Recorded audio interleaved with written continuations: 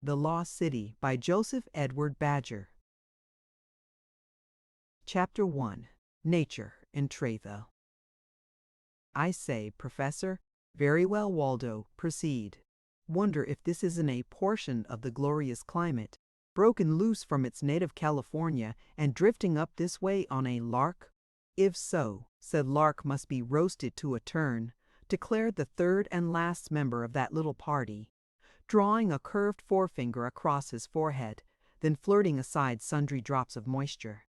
I can't recall such another muggy afternoon, and if we were only back in what the scientists term the cyclone belt, we would be all at sea, quickly interposed the professor, the fingers of one hand vigorously stirring his gray pompadour, while the other was lifted in a deprecatory manner. At sea, literally as well as metaphorically, my dear Bruno. For, correctly speaking, the ocean alone can give birth to the cyclone.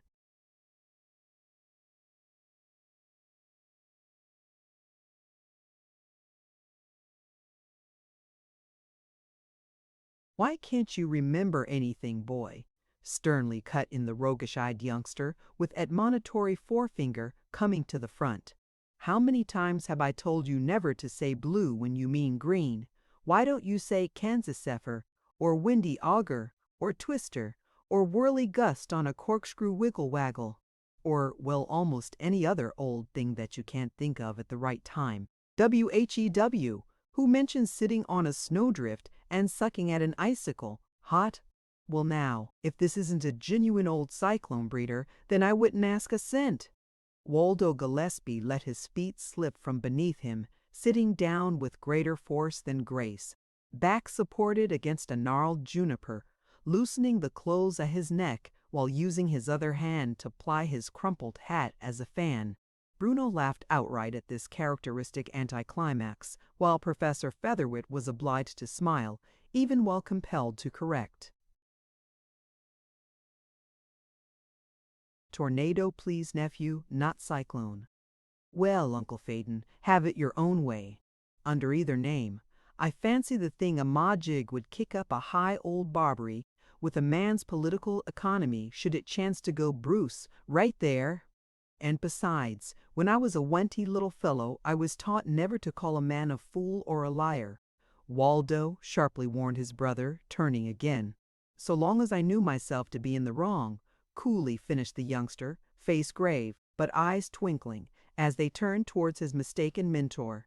What is it, my dear Bruno? There is one thing neither cyclone nor tornado could ever deprive you of, kid, and that is my beauty, wit, and good sense. Thanks awfully. Nor you, my dear Bruno.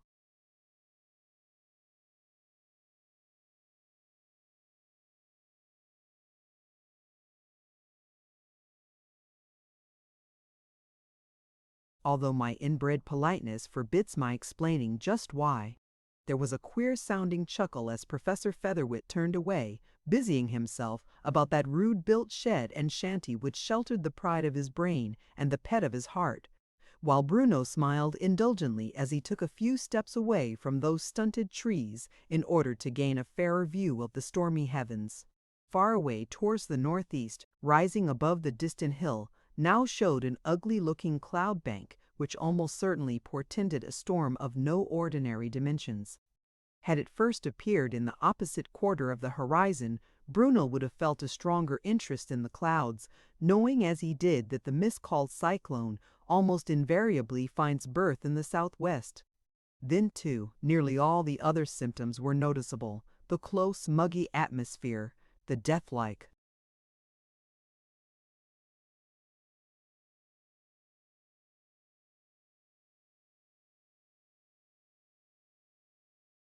stillness, the lack of oxygen in the air causing one to breathe more rapidly, yet with far less satisfying results than usual. Even as Bruno gazed, those heavy cloud banks changed, both in shape and in color, taking on a peculiar greenish luster which only too accurately forebodes hail of no ordinary force. His cry to this effect brought the professor forth from the shed-like shanty, while Waldo roused up sufficiently to speak. To say nothing of yonder formation, way out over the salty drink, my worthy friends, who intimated that a cyclone was born at sea. Professor Featherwit frowned a bit as his keen little rat-like eyes turned towards that quarter of the heavens, but the frown was not for Waldo nor for his slightly irreverent speech.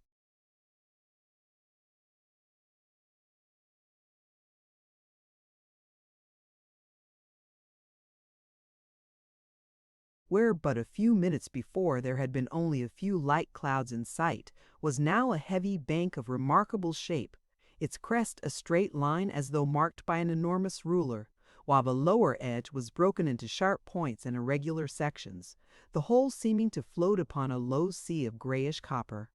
"Well, well, that looks ugly. Decidedly ugly, I must confess," the wiry little professor spoke after that keen scrutiny. "Really now," drawled Waldo, who was nothing if not contrary on the surface. "Barring a certain little topsy-turviness, which is something out of the ordinary, I'd call that a charming bit of great guns and little cannonballs." For just then there came a shrieking blast of wind from out the northeast, bringing upon its wings a brief shower of hail, intermingled with great drops of rain which pelted all things with scarcely less force than did those frozen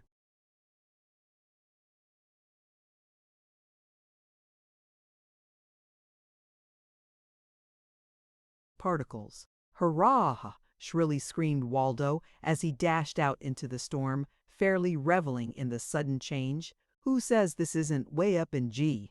Who says out of the way, Bruno? Shut that trap door in your face, so another fellow may get at least a share of the good things coming straight down from ow wow." Through the now driving rain came flashing larger particles, and one of more than ordinary size rebounded from that curly pate, sending its owner hurriedly to shelter beneath the scrubby trees, one hand ruefully rubbing the injured part. Faster fell the drops, both of rain and of ice, clattering against the shanty and its adjoining shed, with an uproar audible even above the sullenly rolling peals of heavy thunder. The rain descended in perfect sheets for a few minutes while the hailstones fell. Thicker and faster, growing in size as the storm raged, already beginning to lend those red sands a pearly tinge with her dancing particles. Now and then an aerial monster would fall, to draw a wondering cry from the brothers, and on more than one occasion Waldo risked a cracked crown by dashing forth from shelter to snatch up a remarkable specimen. Talk about your California fruit. What's the matter with good old Washington territory? He cried, tightly clenching one fist and holding a hailstone alongside by way of comparison. "Look at that, will you? Isn't it a beauty? See the different shaded rings of white and clear ice. See, brother, it is as large as my fist." But for once Professor Phaeton Featherwit was fairly deaf to the claims of this, in some respects, his favorite nephew, having scuttled back beneath the shed, where he was busily stowing away sundry articles of importance into a queerly shaped machine, which those rough planks fairly shielded from the driving storm.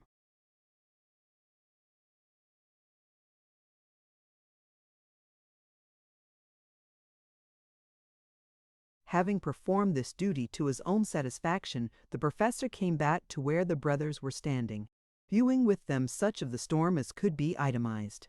That was but little, thanks to the driving rain, which cut one's vision short at but a few rods, while the deafening peals of thunder prevented any connected conversation during those first few minutes. "Good thing we've got a shelter," cried Waldo, involuntarily shrinking as the plank roof was hammered by several mammoth stones of ice. One of those chunks of ice would crack a fellow's skull just as easy.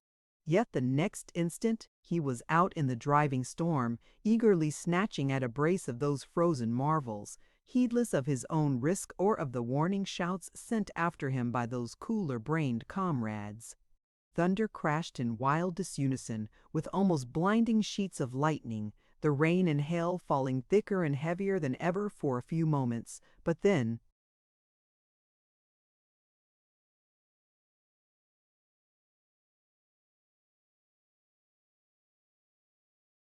as suddenly as it had come, the storm passed on, leaving but a few scattered drops to fetch up the rear.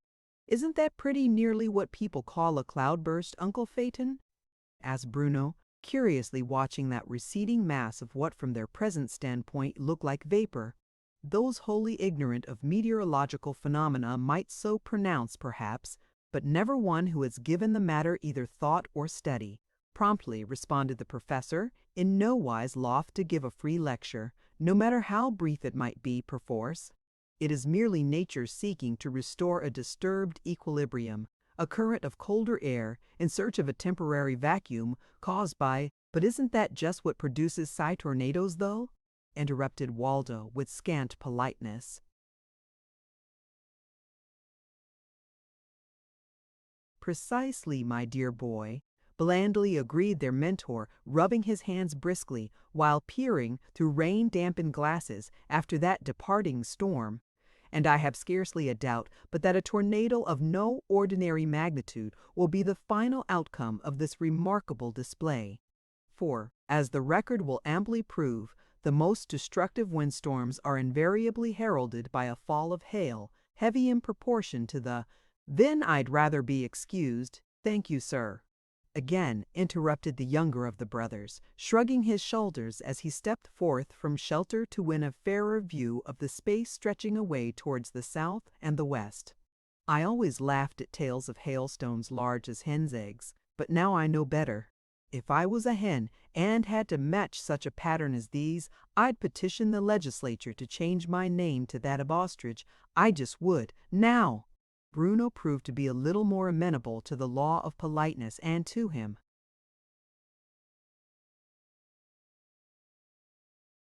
Professor Featherwit confined his sapient remarks for the time being, giving no slight amount of valuable information and in these strange phenomena of nature in travail. He spoke of the different varieties of landstorms, showing how a tornado varied from a hurricane or a gale, then again brought to the front the vital difference between a cyclone as such and the miscalled twister, which has wrought such dire destruction throughout a large portion of our own land during more recent years. While that little lecture would make interesting reading for those who take an interest in such matters, it need scarcely be reproduced in this connection, more particularly as, just when the professor was getting fairly warmed up to his work, an interruption came in the shape of a sharp, eager shout from the lips of Waldo Gillespie. Look yonder, what a funny-looking cloud that is!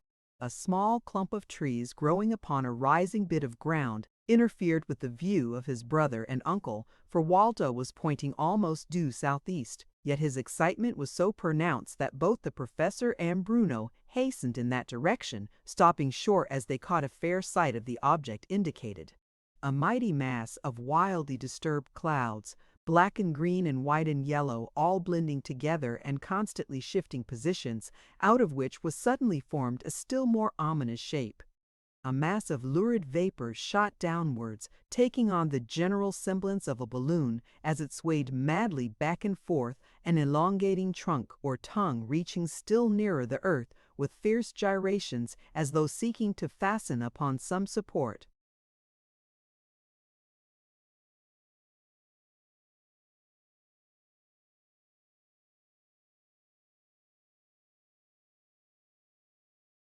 Not one of that trio had ever before gazed upon just such another creation, yet one and all recognized the truth.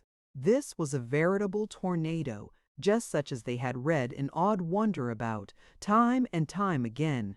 Neither one of the brothers Gillespie were cravens in any sense of the word, but now their cheeks grew paler, and they seemed to shrink from yonder airy monster, even while watching it grow into shape and awful power.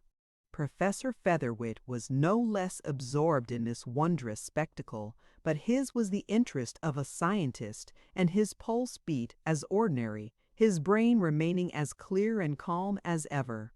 "I hardly believe we have anything to fear from this tornado, my lads," he said, taking note of their uneasiness. "According to both rule and precedent, yonder tornado will pass to the east of our present position, and we will be as safe right here as though we were 1,000 miles away." But do they always move towards the northeast, Uncle Phaeton? As a rule, yes. But there are exceptions, of course.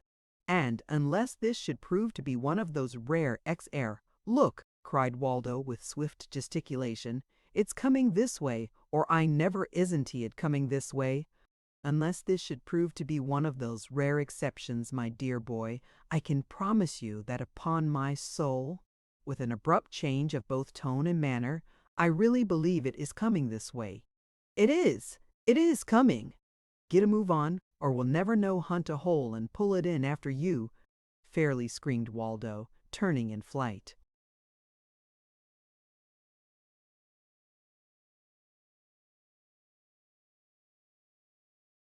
Chapter 2. Professor Featherwit Taking Nose. To the house, cried the professor, raising his voice to overcome yonder sullen roar, which was now beginning to come their way. Trust all to the aeromotor, and 'twill be well with us. The wiry little man of science himself fell to work with an energy which told how serious he regarded the emergency, and, acting under his lead, the brothers manfully played their part. Just as had been done many times before this day, a queer-looking machine was shoved out from the shed, gliding along the wooden ways prepared for that express purpose, while Professor Featherwit hurried aboard a few articles which past experience warned him might prove of service in the hours to come, then sharply cried to his nephews, "Get aboard, lads!" Time enough, yet none to spare in idle motions. See, the storm is drifting our way in deadly earnest.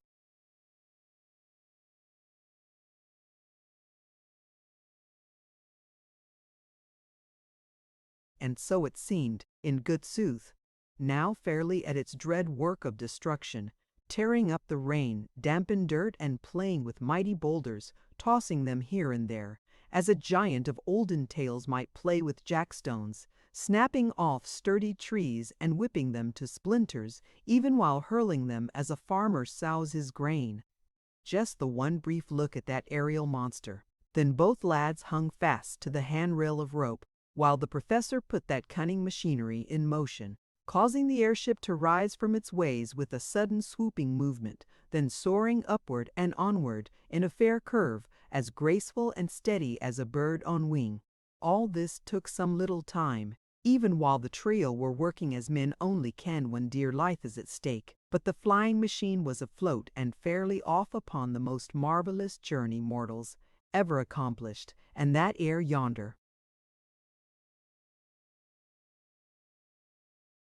Death balloon could cover half the distance between. Grand, glorious, magnificent, fairly exploded the professor when he could risk a more comprehensive look, right hand tightly gripping the polished lever through which he controlled that admirable mechanism.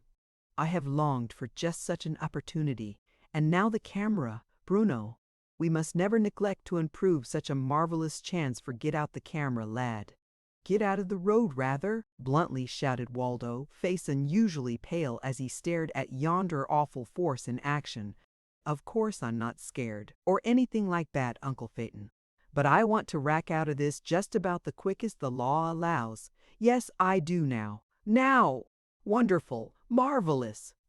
Incredible! That rara avis, an exception to all exceptions, declared the professor, more deeply stirred than either of his nephews had ever seen him before. A genuine tornado which has no eastern.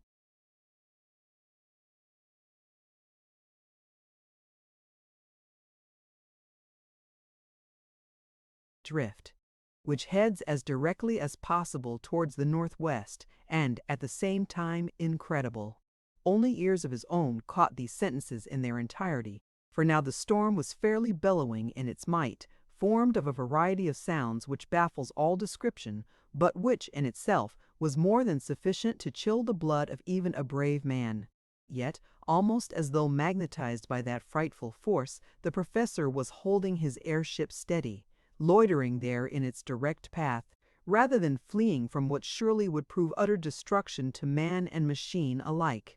For a few moments Bruno withstood the temptation, but then leaned far enough to grasp both hand and tiller, forcing them in the requisite direction, causing the aeromotor to swing easily around and dart away almost at right angles to the track of the tornado.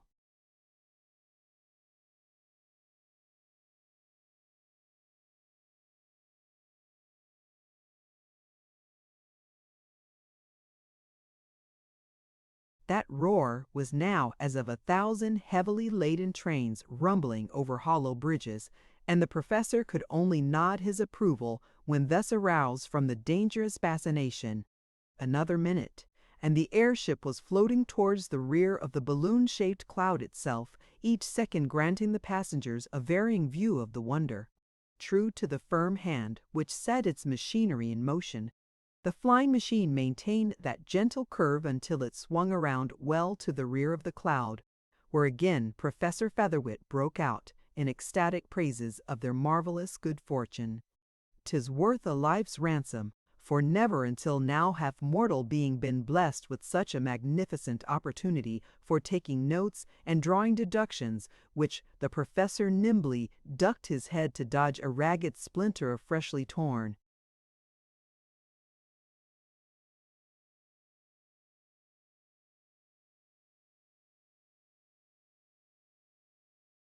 wood which came whistling past, cast far away from the tornado proper by those erratic winds. And at the same instant the machine itself recoiled, shivering and creaking in all its cunning joints under a gust of wind which seemed composed of both ice and fire. "Oh, I say!" gasped Waldo, when he could rally from the sudden blow. "Turn the old thing the other way, Uncle Phaeton, and let's go look for it. Well, almost anything's better than this old cyclone." Tornado Lad swiftly corrected the man of precision, leaning far forward and gazing embroiled upon the vision which fairly thrilled his heart to its very center. Never again may we have such another opportunity for making. They were now directly in the rear of the storm, and as the airship headed across that track of destruction, it gave a drunken stagger, casting down its inmates, from whose parching lips burst cries of varying import. "Air, unchoking!" gasped Bruno, tearing open his shirt collar with a spasmodic motion. "Hold me fast!" echoed Waldo, clinging desperately to the lifeline. "It's drawing me into the Even the professor gave certain symptoms of alarm for that moment, but then the danger seemed past as the ship darted fairly across the storm trail, hovering to the east of that aerial phantom. There was no difficulty in filling their lungs now, and once more Professor Featherwit headed the flying machine directly for the balloon-shaped cloud, modulating its pace so as to maintain their relative position fairly well. "Take note how it progresses, by fits and starts, as it were," observed Featherwit, now in his glory, eyes asparkle and muscles a-quiver, hair bristling as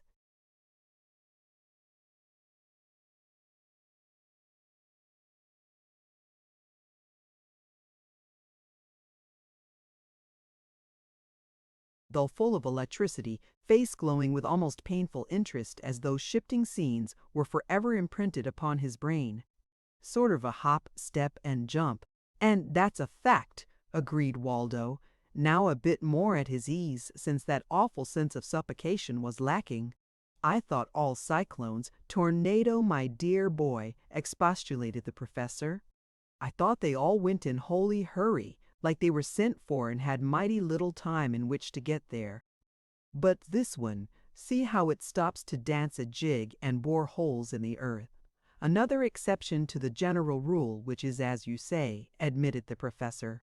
"Different tornadoes have been timed as moving from 12 to 70 miles an hour, one passing a given point in half a score of seconds, at another time being registered as fully half an hour in clearing a single section. Take the destructive storm at Mount Carmel, Illinois, in June of '77. That may progress at the rate of 34 miles an hour, yet its force was so mighty that it tore away the spire, vane, and heavy gilded ball of the Methodist Church and kept it in air over a distance of 15 miles. Still later was the Texas tornado, doing its awful work at the rate of more than 60 miles an hour, while that which swept through Frankfort, Kansas on May 17, 896, was fully a half hour in crossing a half-mile stretch of bottom land adjoining the Vermilion River, pausing in its dizzy waltz upon a single spot for long minutes at a time.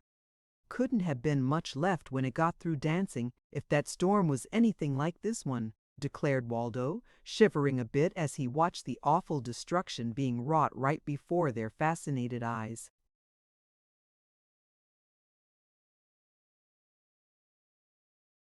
trees were twisted off and doubled up like blades of dry grass. Mighty rocks were torn apart from the rugged hills, and huge boulders were tossed into air as though composed of paper. And over all ascended the horrid roar of ruin beyond description, while from that misshapen balloon cloud, with its flattened top, the electric fluid shone and flashed, now in great sheets as of flame, then in vicious spurts and darts as though innumerable snakes of fire had been turned loose by the winds.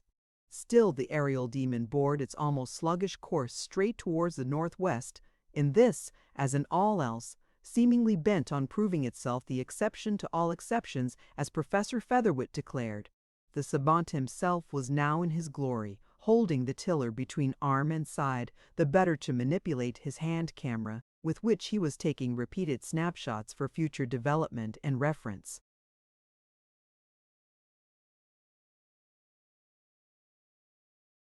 Truly, as he more than once declared, mortal man never had, nor mortal man ever would have, such a glorious opportunity for recording the varying phases of nature in travail as was now vouchsafed themselves. "Just think of it, lads," he cried, almost beside himself with enthusiasm. "This alone will be sufficient to carry our names ringing through all time down the corridors of undying fame. This alone would be more than enough to look pleasant, please." In spite of that awful vision so perilously close before them, and the natural uncertainty which attended such a reckless venture, Waldo could not repress a chuckle at that comical conclusion, so frequently used towards himself when their uncle was coaxing them to pose before his pet camera. "Is it surely this is not safe, Uncle Phaeton?" ventured Bruno, as another retrograde gust of air smote their apparently frail conveyance with sudden force. "Let's call it a day's work and knock off," chimed in Waldo. "If the blamed thing should take a notion to balk and rear back on its haunches, where'd we come out at?" Professor Featherwit made an impatient gesture by way of answer. Speech just then would have been worse than useless, for that tremendous roaring, crashing, thundering of all sounds seemed to fall back and envelop the airship as with a pall. A shower of sand and fine debris poured over and around them, filling ears and mouths, and blinding eyes for the moment, forcing the brothers closer to the floor of the aerostat, and even compelling the eager professor to remit his taking of notes for future generations. Then thin and reed-like, yet serving to pierce that temporary obscurity and horrible jangle of outer sounds, came the voice of their relative.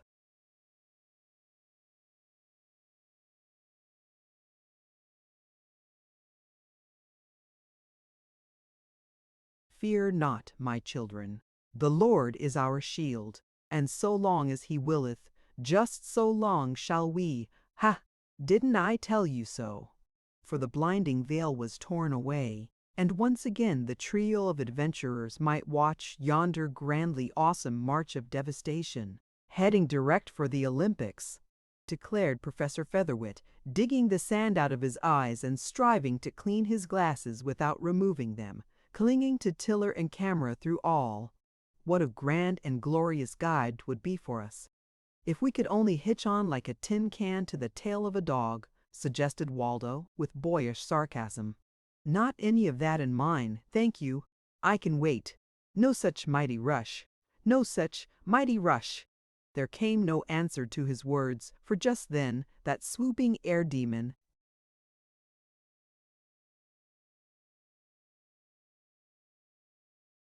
turned to vivid fire, lightning playing back and forth, from side to side in every conceivable direction, until in spite of the broad daylight its glory pained those watching eyes. "Did you ever witness the like?" awesomely cried Bruno, gazing like one fascinated. "Who could or would ever believe all that, even if tongue were able to portray its wondrous beauty? What a place that would be for popping corn!" contributed Waldo, practical or nothing, even under such peculiar circumstances. "If I had to play puppy, though, I'd want a precious long handle to the concern."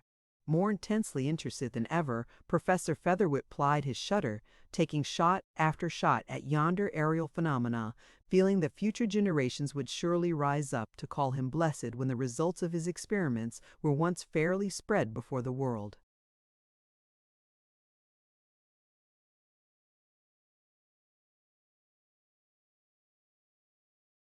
And hence it came to pass that still more thrilling experiences came unto these daring navigators of space, and that almost before one or the other of them could fairly realize that greater danger really menaced both their airship and their lives.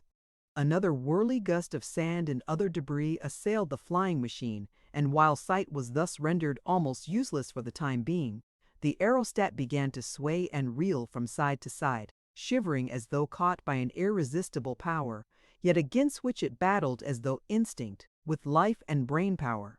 Once again the adventurers found it difficult to breathe, while an unseen power seemed pressing them to that floor as though, thank heaven, just as before, that cloud was swept away, and again air came to fill those painfully oppressed lungs. Once again the trio cleared their eyes and stared.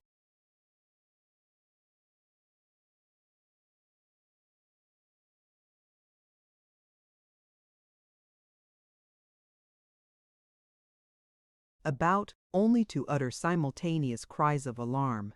For, brief though that period of blindness had been, 'twas amply sufficient to carry the aeromotor perilously near yonder storm center, and though Professor Featherwit gripped hard his tiller, trying all he knew to turn the airship for a safer quarter, 'twas all in vain. "Haste, make haste, Uncle Phaeton," hoarsely panted Bruno, leaning to aid the professor.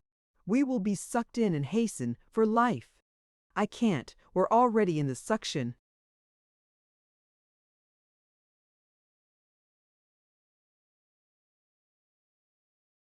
Chapter 3. Riding the Tornado. Whether it was that the airship itself had increased its speed during those few moments of dense obscurity, or whether the madly whirling winds had taken a retrograde movement at that precise time, could only be a matter of conjecture, but the ominous fact remained. The aerostat was fairly over the danger line and, despite all efforts being made to the contrary, was being drawn directly towards that howling, crashing, thundering mass of destructive energy. Already the inmates felt themselves being sucked from the flying machine and instinctively tightened their grip upon handrail and floor, gasping and oppressed, breath failing, and ribs apparently being crushed in by that horrible pressure.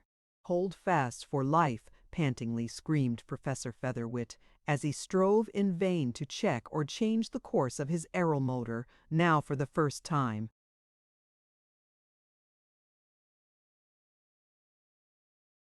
Beyond control of that master hand. A few seconds of soul-trying suspense, during which the flying machine shivered from stem to stern, almost like a human creature in its death agony, creaking and groaning, with shrill sounds coming from those expanded, curved wings, as the suction increased. Then a merciful darkness fell over those sorely imperiled beings, and the vessel itself seemed about to be overwhelmed by an avalanche of sand and dirt and mixed debris. Then came a dizzy, rocking lurch, followed by a shock which nearly cast uncle and nephews from their frantic holds, and the airship appeared to be whirled end for end, cast hither and yon, wrenched and twisted as though all must go to ruin together. A blast as of superheated air smote upon them one moment, while in the next they were whirled through an icy atmosphere, then tossed dizzily to and fro, as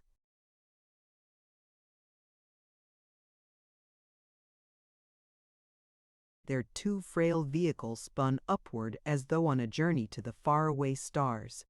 A shrieking blast of wind served to briefly clear away the choking dust, affording the trio a fleeting glimpse of their immediate surroundings, hurtling sticks and stones, splintered tops of trees, shrubs with wildly lashing roots freshly torn from the bed of years, all madly spinning through a blinding, scorching, freezing mass of crazily battling winds, the different currents twining and weaving in and out as so many hideous serpents at play. A moment thus, then, that horrid uproar grew still more deafening, and the airship was whirled high and higher, in a dizzy dance, those luckless creatures clinging fast to whatever their frenzied hands might clutch, feeling that this was the end of all. further sight was denied them. They were powerless to move a limb, save as jerked painfully by those shrieking currents. Breath was taken away, and an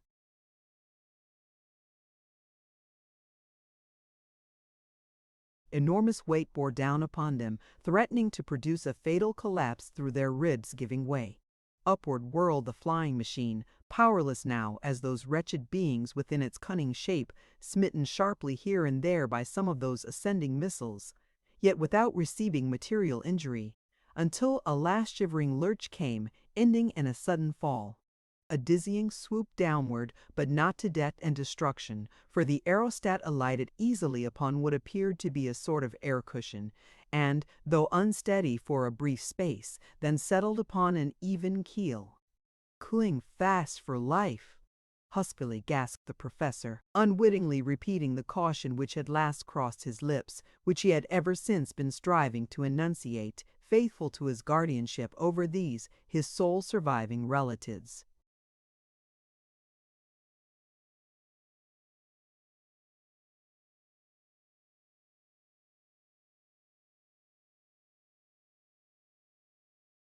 "I don't. Where are we?" Waldo lifted his head to peer with half-blind eyes about them, in which action he was imitated by both brother and uncle. But, for a brief space, they were none the wiser. All around the aeromotor rose a wall of whirling winds, seemingly impenetrable, apparently within reach of an extended arm, changing color with each fraction of a second. Hideously beautiful, yet never twice the same in blend or mixture.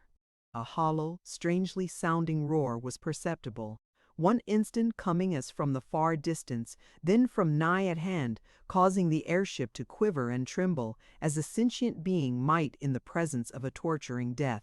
"Look upward," panted Bruno a few seconds later, his face as pale as that of A.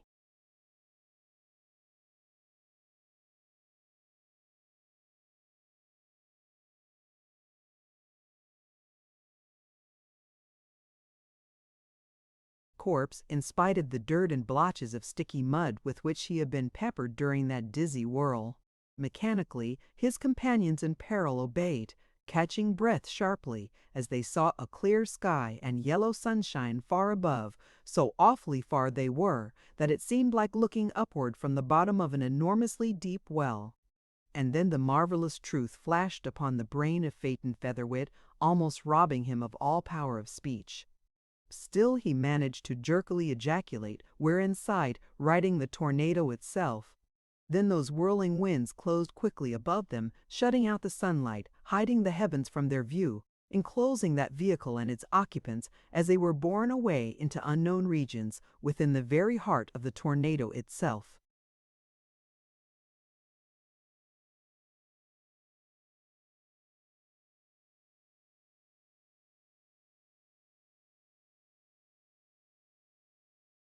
Yet, incredible as it surely seems, no actual harm came to the trio or to their flying machine as it swayed gently upon its airy cushion, although from every side came the horrid roar of destruction, while ever and anon they could glimpse a wrestling tree or torn mass of shrubbery whizzing upward and outward, to be flung far away beyond the vortex of electrical winds.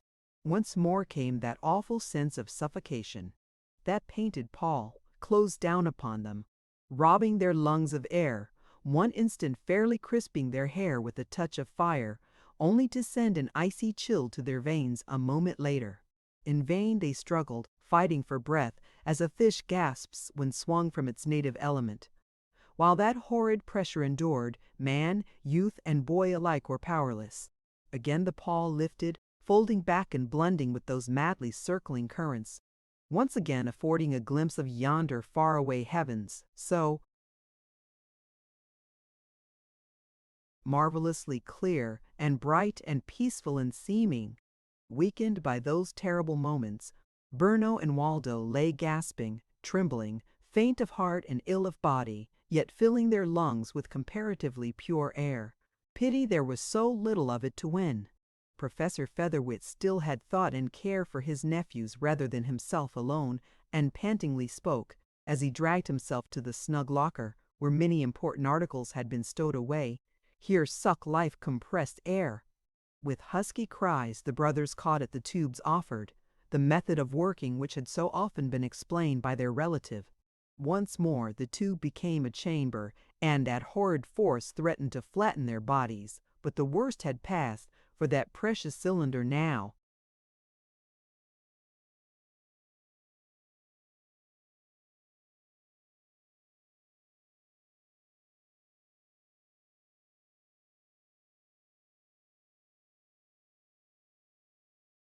gave them air to inhale, and they were enabled to wait for the lifting of the cloud once more.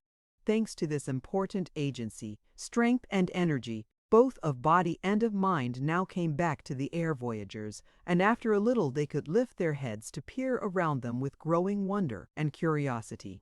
There was little room left for doubting the wondrous truth, and yet belief was past their powers during those first few minutes. All around them whirled and sped those maddened winds, curling and twisting, rising and falling, mixing in and out, as though some unknown power might be weaving the web of destiny. Now dull, now brilliant, never twice the same, but ever changing in color as in shape, while stripes and zigzags of lightning played here and there with terrifying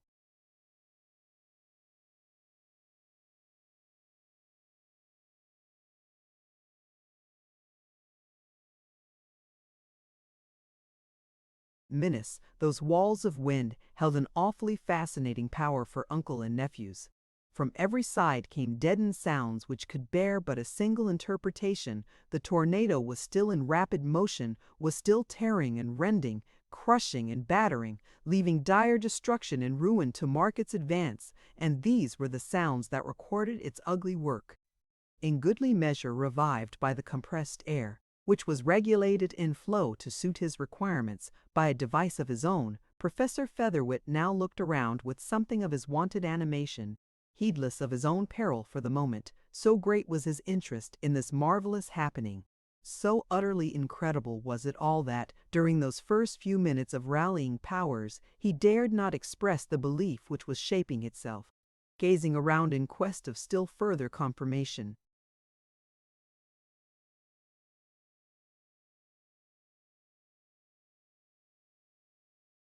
He took note of the windy walls about their vessel, rising upward for many yards, irregular in shape and curvature here and there, but retaining the general semblance of a tube with flaring top.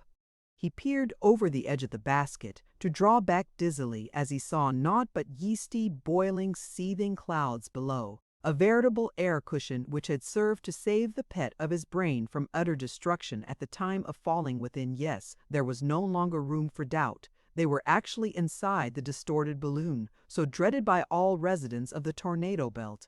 "What is it, uncle?" huskily asked Bruno, likewise rallying under that beneficial influence. "Where are we now?" "Where I'm wishing mighty hard we wasn't, anyhow," contributed Waldo, with something of his usual energy, although, judging from his face and eyes, the youngster had suffered more severely than either of his comrades in peril.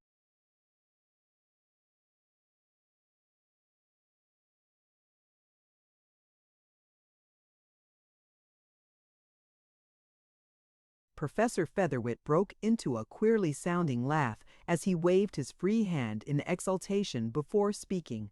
"Where no living being ever was before us, my lads, riding the tornado like a ugh." The airship gave an awkward lurch just then, and down went the little professor to thump his head heavily against one corner of the locker, swaying drunkenly from side to side, then tossing up and down, turning in unison with those fiercely whirling clouds. The aeromotor seemed at the point of wreck and ruin. Desperately the trio clung to the lifelines, clenching teeth upon the life-giving tubes, as that terrible pressure increased so much that it seemed impossible for the human frame to longer resist.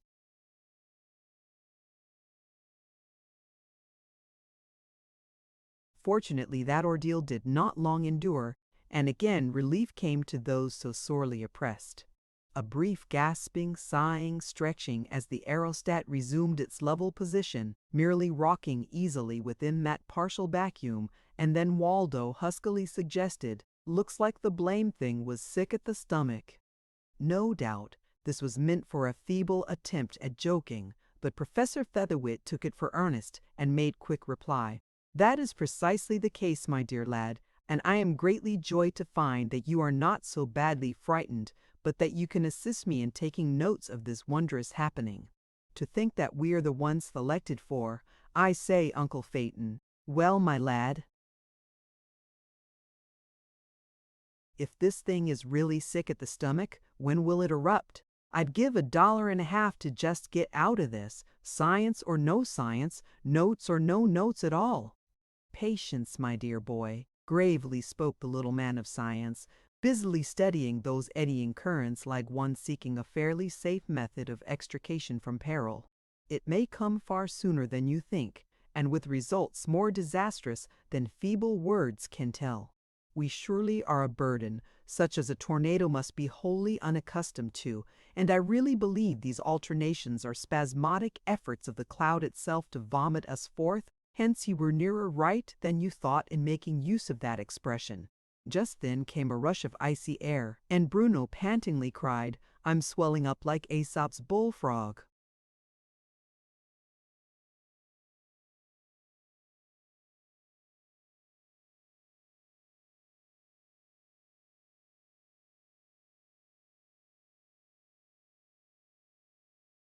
Chapter 4. The Professor's Little Experiment. Again, those involuntary riders of the tornado were tossed violently to and fro in their seemingly frail ship, while the balloon itself appeared threatened with instant dissolution, those eddying currents growing broken and far less regular in action, while the fierce tumult grew in sound and volume 1,000-fold.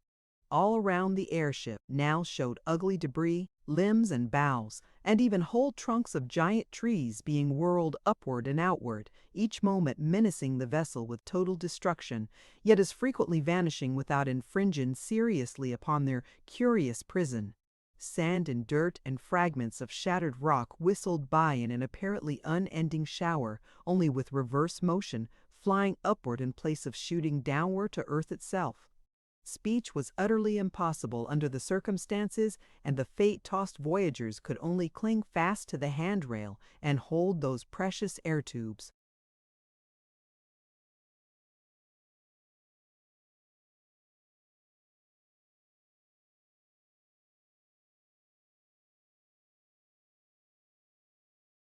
In readiness for the worst.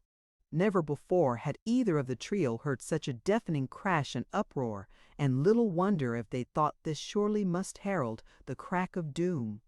The tornado seemed to reel backward, as though repulsed by an immovable obstacle, and then, while the din was a bit less deafening, Professor Featherwit contrived to make himself heard, through screaming at the top of his voice. The mountain range, I fancy. It's a battle to the— That sentence was perforce left incomplete, since the storm demon gave another mad plunge to renew the battle, bringing on a repetition of that drunken swaying so upsetting to both mind and body.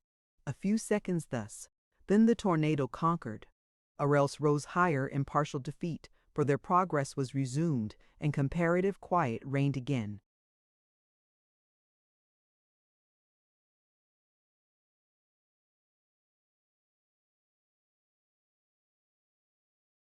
The higher clouds curved backward, affording a wider view of the heavens far above, and, as all eyes turned instinctively in that direction, Bruno involuntarily exclaimed, "Still daylight!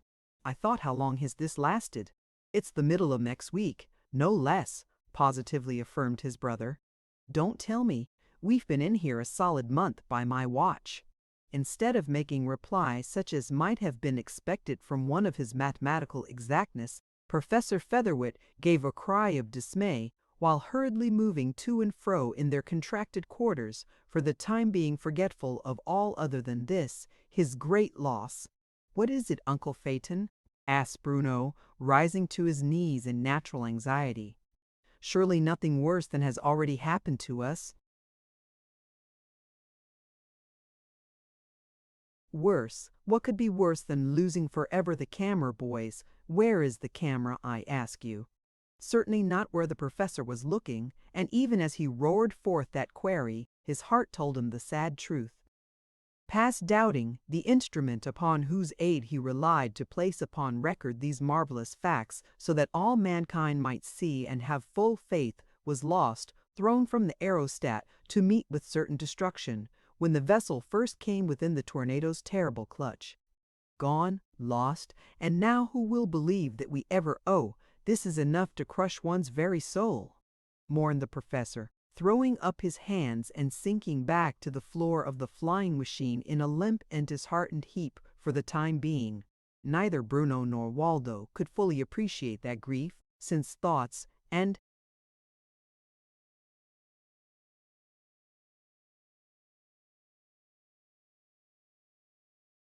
care for self were still the ruling passion with both. But once more they were called upon to do battle with the swaying of the winds, and once again were they saved only through that life-giving cylinder of compressed air. Presently, the heart-broken professor rallied, as was his nature, and, with a visible effort putting his great loss behind him, endeavored to cheer up his comrades in peril. So far we have passed through all danger without receiving material injury, to ourselves, I mean, and surely it is not too much to hope for eventual escape, he said earnestly, pressing the hands of his nephews by way of additional encouragement. Yes, hesitated Bruno with an involuntary shiver, as he glanced around them upon those furiously boiling clouds, then cast an eye upward towards yonder clear sky. Yes, but in what manner?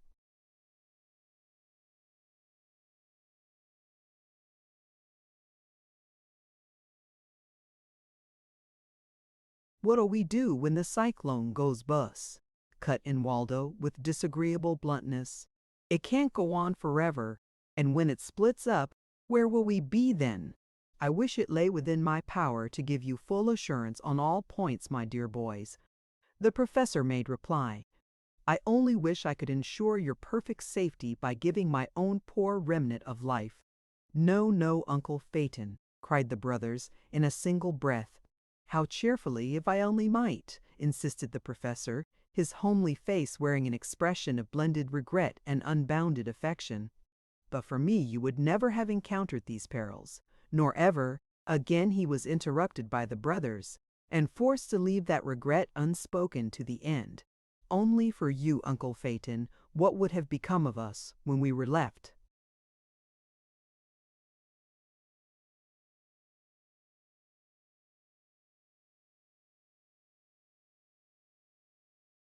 Without parents, home, fortune?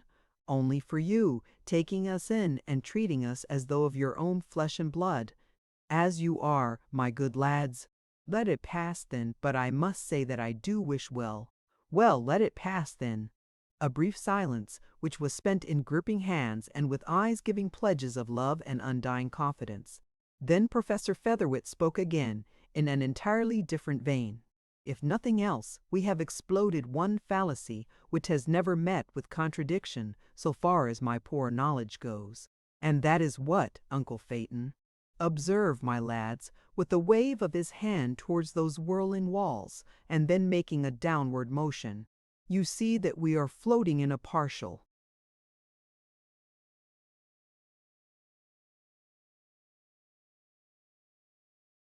vacuum, yet where there is air sufficient to preserve life under difficulties, and by looking downward careful that you don't fall overboard through dizziness though. Looks as though we were floating just above a bed of ugly wind, declared Waldo, after taking a look below. Precisely.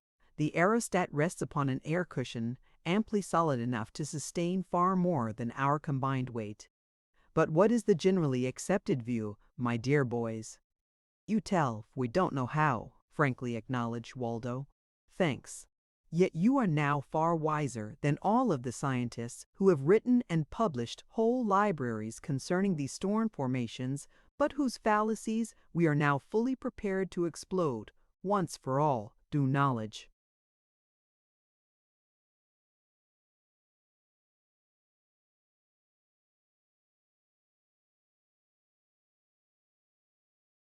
One by personal investigation.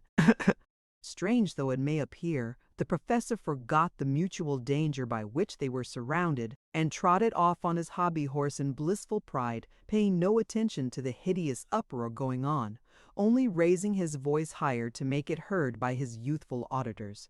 The common belief is that while these tornadoes are hollow, even through the trunk or tongue down to its contact with the earth, that hollow is caused by a constant suction through which a steady stream of debris is flowing, to be sown broadcast for miles around after emerging from the open top of the so-called balloon. "But it isn't at all like that," eagerly cried Waldo, pointing to where the fragments were flowing upward through those walls themselves, yet far enough from that hollow interior to be but indistinctly seen save on rare occasions.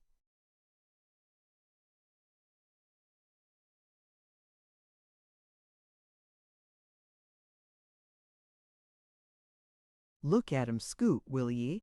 Oh, if we could only climb up like that!"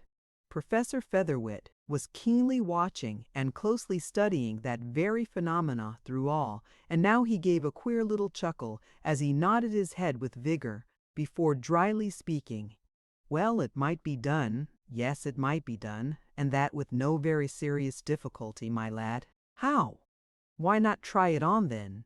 To meet with instant death outside?" sharply queried Bruno. "It would be suicidal to make the attempt, even if we could, which I doubt." Waldo gave a sudden cry, pointing upward where, far above that destructive storm, could be seen a brace of buzzards floating on motionless wings, wholly undisturbed by the tumult below.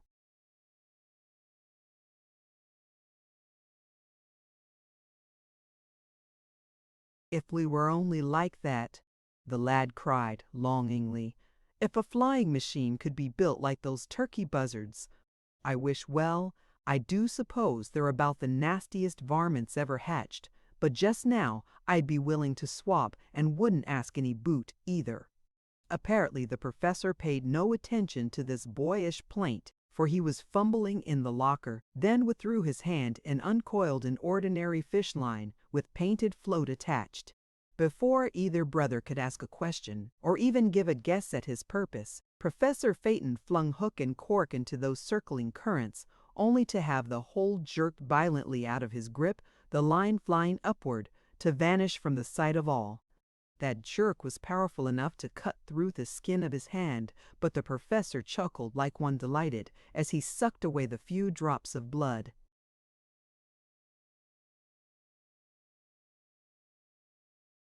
Before adding, "I knew it, it can be done, and if the worst should come to pass, why should it not be done?" Before an answer could be vouchsafed by either of the brothers, the pall swooped down upon them once more, and again the supply of natural air was shut off, while their vessel was rocked and swayed crazily, just as though the delayed end was at last upon them. For several minutes this torture endured, each second of which appeared to be an hour to those imperiled beings, who surely must have perished, as they lay pinned fast to the floor of the aerostat by that pitiless weight, only for the precious air tubes in connection with that cylinder of compressed air. After a seeming age of torment, the awful pressure was relaxed, leaving the trio gasping and shivering as they lay side by side, barely conscious that life lingered, for the moment unable to lift hand or head to aid either self or another. In spite of his far greater age, Professor Featherwit was first to rally, and his voice was about the first thing distinguished by the brothers, as their powers began to rally. "Shall we take our chances, dear boys?" the professor was saying in earnest tones. "I believe there is a method of escaping from this hell chamber, although of what may lie beyond it can't well be worse than this," huskily gasped Bruno. "Anything, everything just to get out of here," supplemented Waldo, for once all spirits subdued. "It may be death for us all, even if we do get outside," gravely warned the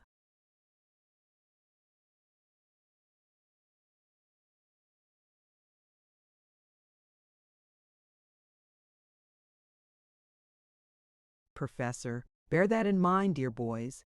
It may be that not one of us will escape with life after how much better to remain here," interrupted Bruno. "I felt death would be a mercy then, and I'd risk anything, everything rather than go through such another ordeal. I say, escape. Me too, all over, vigorously decided Waldo, lifting himself to both knees as he added, "Tell us what to do, and here I am on deck, Uncle."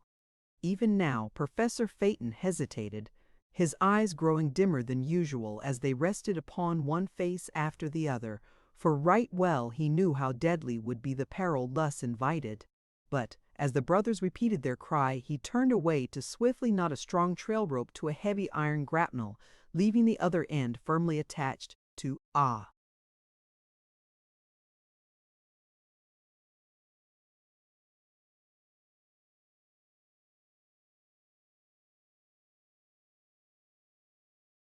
stanchion built for that express purpose. Hold fast if you value life at all, dear boys, he warned, then added, Heaven be kind to you, even if my life pays the forfeit now. Without further delay, he cast the heavy grapnel into that mass of boiling vapor, then fell flat as an awful jerk was given the aerostat. Chapter 5. The Professor's Unknown Land. There was neither time nor opportunity for taking notes, for that long rope straightened out in the fraction of a second, throwing all prostrate as the flying machine was jerked upward with awful force. All around them raged and roared the mighty winds, while missiles of almost every description pelted and pounded both machine and inmates during those few seconds of extraordinary peril.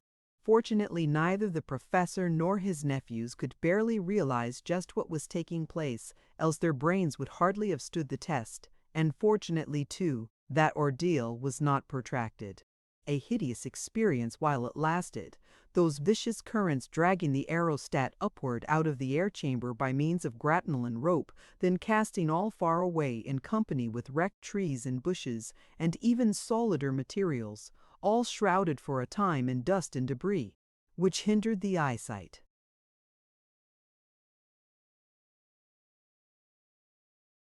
of both uncle and nephews. Through it all, the brothers were dimly aware of one fact. Uncle Phaeton was shrilly bidding them cling fast and have courage. All at once they felt as though vomited forth from a volcano which alternately breathed fire and ice, the clear light of evening bursting upon their aching, smarting eyes with actual pain, while that horrid roar of warring elements seemed to pass away in the distance, leaving them where and how. We're falling to merciful heavens. Hold fast all, screamed the professor, desperately striving to regain full command of their airship. The tiller is jammed, but to all seeming, the aerostat had sustained some fatal damage during that brief eruption caused by the professor's little experiment, for it was pitching.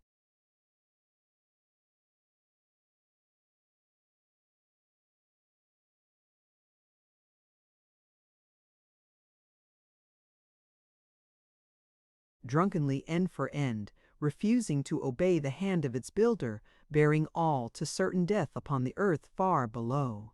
Half stupefied with fear, the brothers clung fast to the lifeline and glared downward, noting, in spite of themselves, how swiftly yonder dark treetops and gray crags were shooting heavenward to meet them and claim the sacrifice. With fierce energy, Professor Featherwit jerked and wrenched at the steering gear, uttering words such as had long been foreign to his lips. But then, just when destruction appeared inevitable, a wild cry burst from his lungs as a broken bit of native wood came away in his left hand, leaving the lever free as of old. And then, with a dizzying swoop and rapid recovery, the gallant airship came back to an even keel, sailing along with old-time grace and ease, barely in time to avoid worse mishap as the crest of a tall tree was brushed in their passage. Saved, saved, my lads, screamed the professor, as his heart-pet soared upward once more until well past the danger line. Safe and sound through all, praises be unto the Lord, our Father. Neither brother spoke just then, for they lay there in half stupor, barely able to realize the wondrous truth, that their lives had surely been spared them, even as by a miracle. That swooping turn now brought their faces towards the tornado, which was at least a couple of miles distant, rapidly making that distance greater even while continuing its work of destruction. And we were in it, huskily muttered Bruno, his lids closing with a shiver as he averted his face, unwilling to see more. Heap sight, worse than being in the soup too, if anybody asks you, declared Waldo, beginning to rally both in strength and in spirit. But what's the matter with the old ship, Uncle Phaeton? For the aerostat was indulging itself in sundry distressing gyrations, pretty much as a boy's kite swoops from side to side when lacking in tail ballast, while the professor seemed unable to keep the machine under complete control. Nothing serious, only hold fast. All, I believe 'twould be as well to make our descent for fear something steady. Just ahead there appeared a more than usually open space in the forest, and quite as much by good luck as through actual skill, Professor Featherwit succeeded in making a landing with no more serious mishap than sundry bruises and a little extra teeth jarring. As quickly as possible, both Bruno and Waldo pitched themselves out of the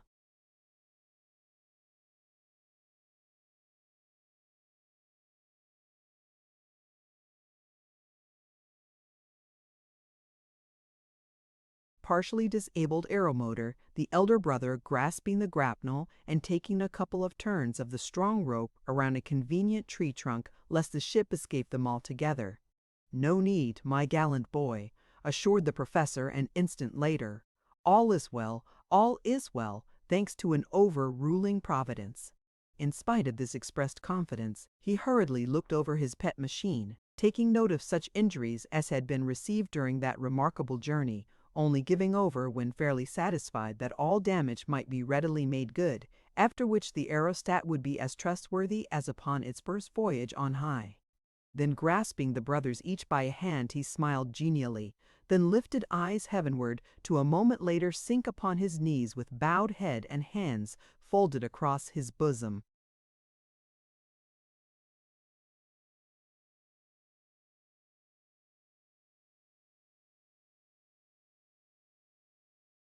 Bruno and Waldo imitated his action, and, though no audible words were spoken, never were more heartfelt prayers sent upward, never more grateful thanks given unto the Most High.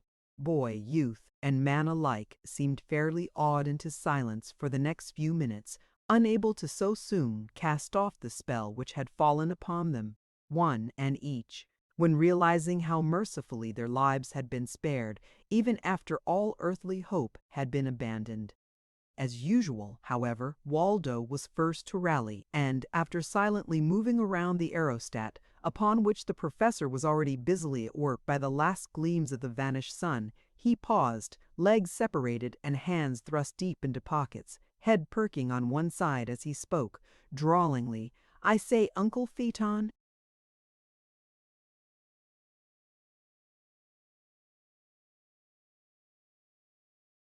"What is it, Waldo?" "It'll never do to breathe even a hint of all this, will it?" "Why so, pray?" "Whoever heard it would swear we were bald-headed liars, right from Storytown." "And yet, did it really happen, or have I been dreaming all the way through?" Professor Featherwit gave a brief, dry chuckle at this, rising erect to cast a deliberate glance around their present location, then speaking, "Without I am greatly mistaken, my dear boy, you will have still other marvelous happenings to relate ere we return to what is, rightfully or wrongfully, called civilization." "Is that so? Then you really reckon, for one thing, my lad, we are now fairly entered upon a terra incognita, so far as our own race is concerned. In other words, behold, the Olympics." Both Bruno and Waldo cast their eyes around, but only a circumscribed view was theirs. The shades of evening were settling fast, and on all sides they could see but mighty trees, rugged rocks, a mountain stream from whose pebbly bed came a soothing murmur. "Nothing so mighty much to brag of, anyway," irreverently quoth Waldo, after that short-lived scrutiny. "It wouldn't fetch $1 an acre at auction, and for my part, wonder when the gong will sound for supper." That blunt hint was effective, and, letting the subject drop for the time being, even the professor joined in the hurry for an evening meal, to which one and all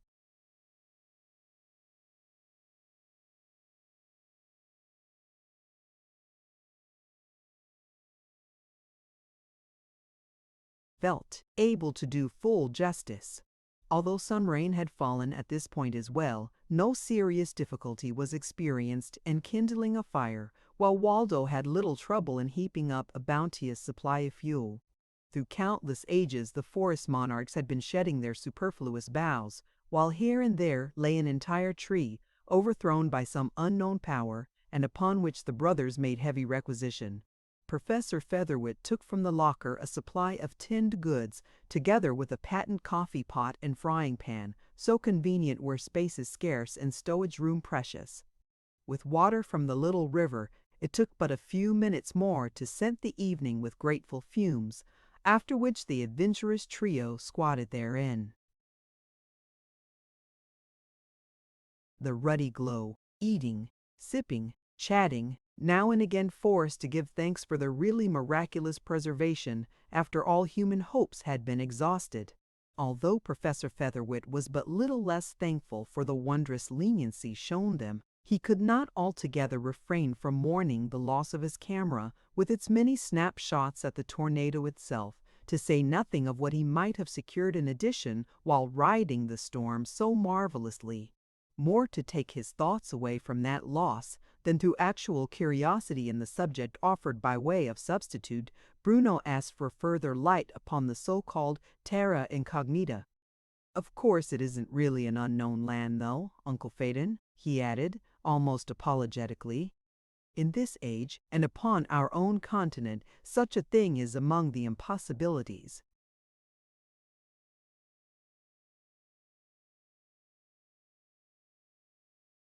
"Indeed. And pray, how long since has it been that you would, with at least equal positivity, have declared it impossible to enter a tornado while in wildest career, yet emerge from it with life and limb intact?" "Yes, uncle, but this is different by far." "In one sense, yes. In another, no," affirmed the professor with emphatic nod, brushing the tips of his fingers together as he moved back to assume a more comfortable position inside the airship, then quickly preparing a pipe and tobacco for his regular after-meal smoke. A brief silence, then the professor spoke. Clearly, distinctly, Washington has her great unknown land, quite as much as has the interior of darkest Africa, my boys, besides enjoying this peculiar advantage, while adventurous white men have traversed those benighted regions in every remit.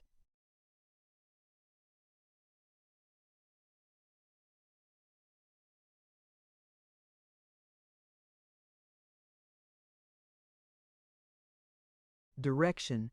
Even though little permanent good may have been accomplished, this terra incognita remains virgin in that particular sense of the word. You mean, uncle, that here in the Olympic region you see what is literally an unknown, unexplored scope of country, as foreign to the foot of mankind as it was countless ages gone by. So far as history reads, neither white man nor red has ever ventured fairly within these limits. A mountainous waste which rises from the level country within 10 or 15 miles of the Straits of San Juan de Fuca in the north, the Pacific Ocean in the west, Hood's Canal in the east, and the barren sandhills lying to the far south. This irregular range is known upon the map as the Olympics, and, rising to the height of from 6,000 to 8,000 feet, shut in a vast unexplored area.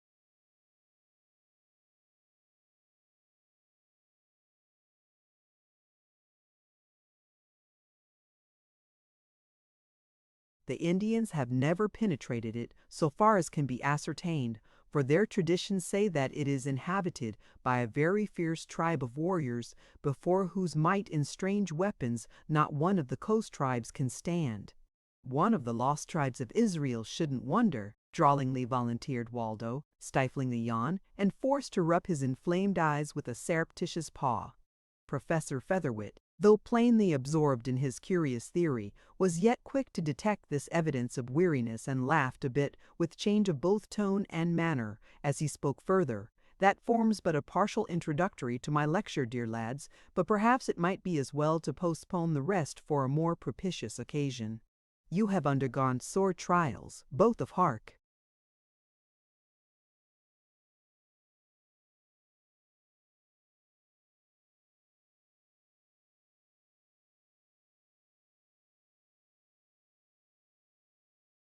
Some sound came to his keen ears, which the brothers failed to catch, but as they bent their heads in listening, another noise came, which proved startling enough. In all conscience, a shrill, maniacal screech, which sent cold chills running races up each spine.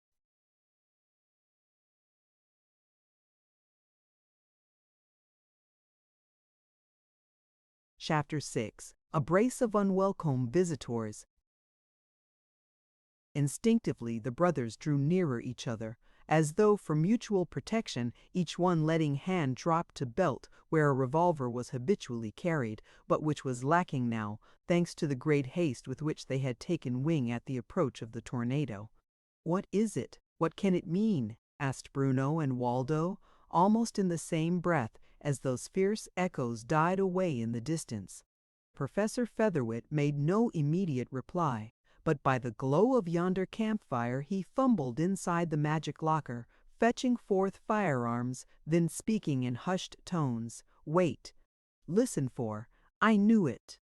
From the opposite quarter came what might easily have been an echo of that first wild screech, only louder, longer, more savage, if such a thing be possible.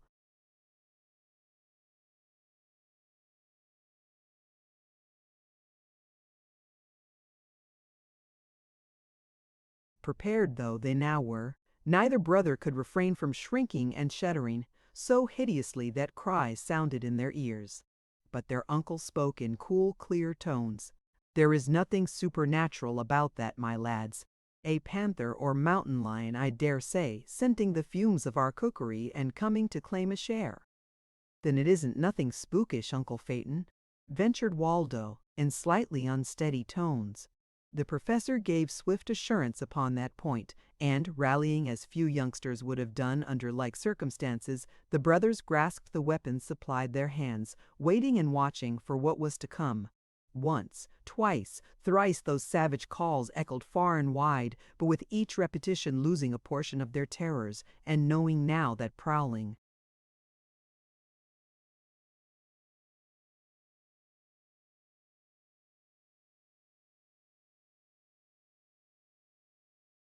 beasts surely were drawing nigh the campfire. The flying machine was abandoned by the trio, all drawing closer to the fire, which might prove no slight protection against attack. Then followed a period of utter silence, during which their eyes roved restlessly around, striving to sight the four-footed enemy ere an actual attack could be made. Professor Featherwit was first to glimpse a pair of greenish eyes in silent motion, and, giving a low hiss of warning to his nephews, that same sound serving to check further progress on the part of the wild beast, his short rifle came to a level, then emitted a peculiar sound. Only the keenest of ears could have noted that, for only the fraction of an instant later followed a sharp explosion, the darkness beyond being briefly lit up by a yellowish glare.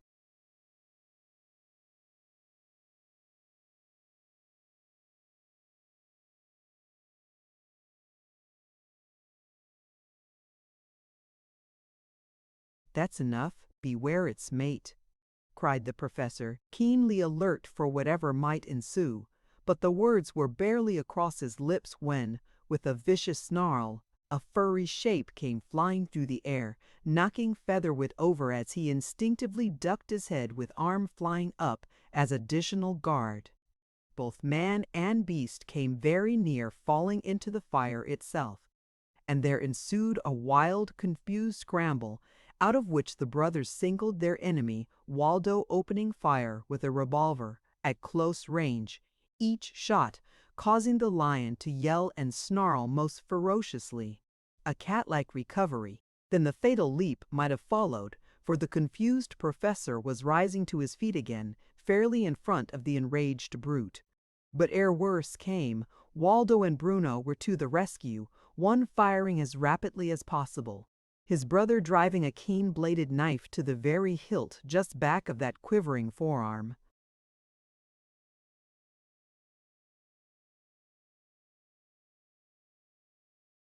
One mad wrestle in which both lads were overthrown, then the gaunt and muscular brute stretched its length in a shivering throw, dead even while it strove to slay. Just as the professor hurried to the front, beseeching his boys to keep out of peril if they loved him, at which Waldo laughed outright, although never had he felt a warmer love for the same odd-speaking, queer-acting personage than right at that moment. "I'm all right. How's it with you, sir? And Bruno?" "Without a scratch to remember it by," promptly asserted the elder brother, likewise regaining his feet and taking hasty account of stock. "No fault of his, though," giving that carcass a kick as he spoke. "My gracious, I caught just one glimpse of them, and I was ready to make affidavit that each fang would measure a foot, while his claws—"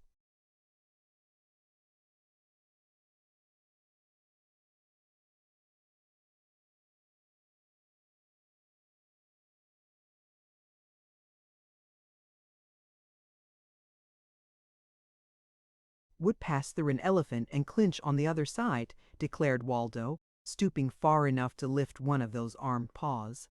"But, I say, Bruno, how awfully they have shrunk since then."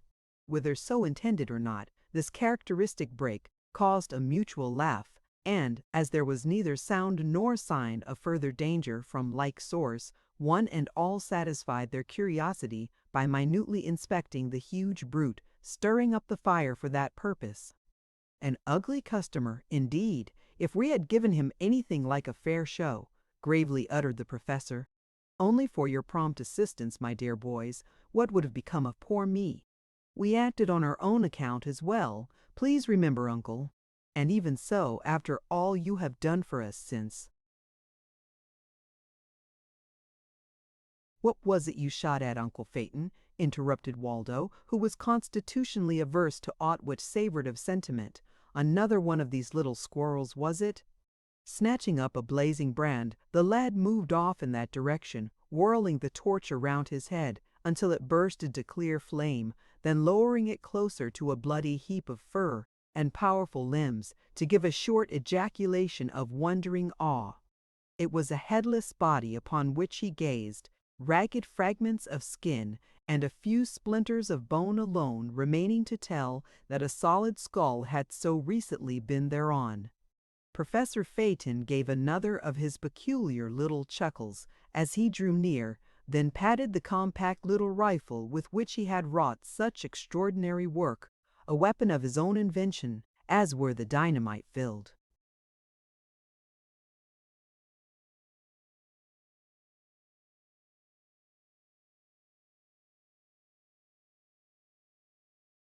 shells to match. "Although I am rather puny myself, boys, with this neat little contrivance, I could fairly well hold my own against man or beast," he modestly averred. "A modern David," gravely added Bruno, while Waldo chimed in with, "What a dandy Jack the giant killer you would have been, Uncle Phaeton, if you had only lived in the good old days." "I wish and yet I don't either. Of course, it might have been jolly old sport right then, but now, where'd I be today?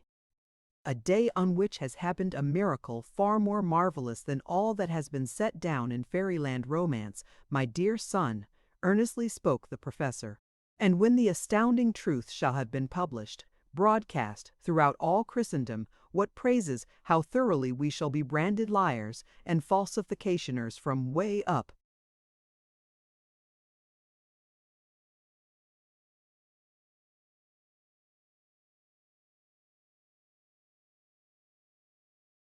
"The crick!" exploded the youngster, making a wry grimace and moving on to view the headless lion from a different standpoint. "He means well, Uncle Phaeton," assured Bruno in lower tones. "He would not knowingly hurt your feelings, sir, but may I speak out?" "Why not? Quickly. Surely I am not one to stand in awe of, lad.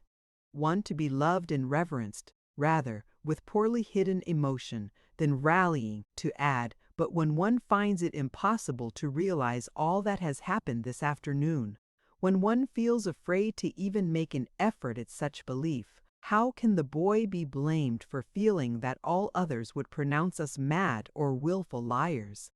Professor Phaeton saw the point and made a wry grimace while roughing up his pompadour and brushing his closely trimmed beard with doubtful hand.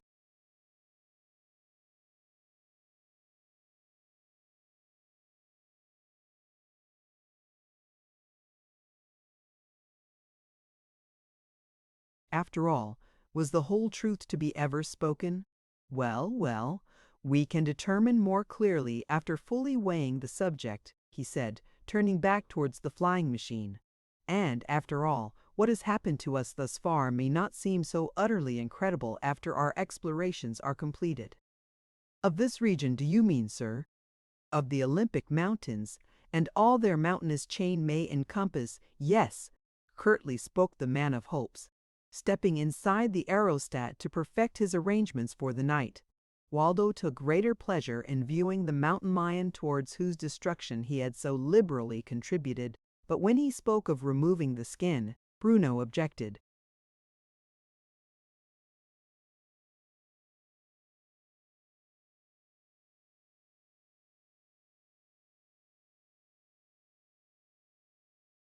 Why take so much trouble for nothing, Waldo?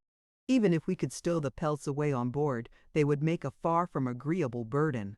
And if what I fancy lies before us is to come true, the more lightly we are weighted, the more likely we are to come safely to, well, call it civilization, just for a change. Then you believe that Uncle Phaeton is really in earnest about exploring this region, Bruno? He most assuredly is. Did you ever know him to speak idly or to be otherwise than in earnest, Waldo? Well, of course Uncle is all right, but sometimes a friendly palm slipped over those lips, cutting short the speech which might perchance have left a sting behind. And yet the worthy professor had no more enthusiastic acolyte than the sane, reckless-speaking youngster, when the truth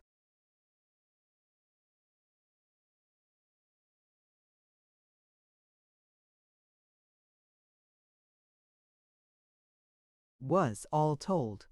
Leaving the animals where they had fallen, for the time being the brothers passed over to where rested the aeromotor, finding the professor busily engaged in rigging up a series of fine wires completely surrounding the flying machine, save for one narrow gate-like arrangement. Beginning to feel as though you could turn in for all night, eh, my boys?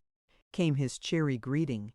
Well, somehow I do feel as though the Sandman had been making his rounds rather earlier than customary, dryly said Waldo, winking rapidly. I believe there must have been a bit more wind astir today than common, although neither of you may have noticed the fact. Professor Featherwit chuckled softly while at work, but neither he nor Bruno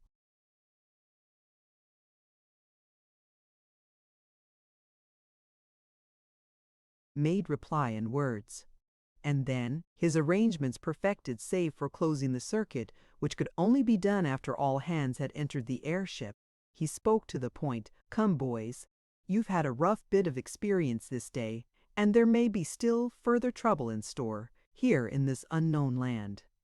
Better make sure of a full night's rest, and thus have a reserve fund to draw upon in case of need.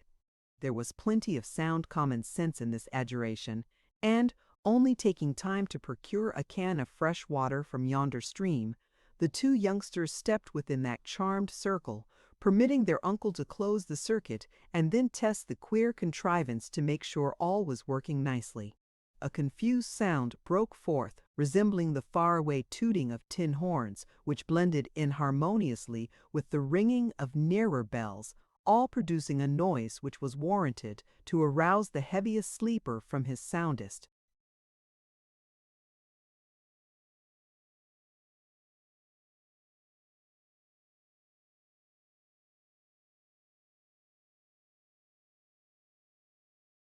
Slumber. That will give fair warning in case any intruder drifts this way, declared the professor chucklingly, then sinking down and wrapping himself up in a close-woven blanket similar to those employed by the boys. Even a ghost or a goblin, do you reckon, Uncle Phaeton? Should such attempt to intrude? Yes, go to sleep, you young rascal. but that proved to be far more readily spoken than lived up to. Not but that the brothers were weary, jaded, and sore of muscle enough to make even the thought of slumber agreeable. But their recent experience had been so thrilling, so nerve-straining, so far apart from the ordinary routine of life, that hours passed ere either lad could fairly lose himself in sleep. Still, when unconsciousness did steal over their weary brains, it proved to be all.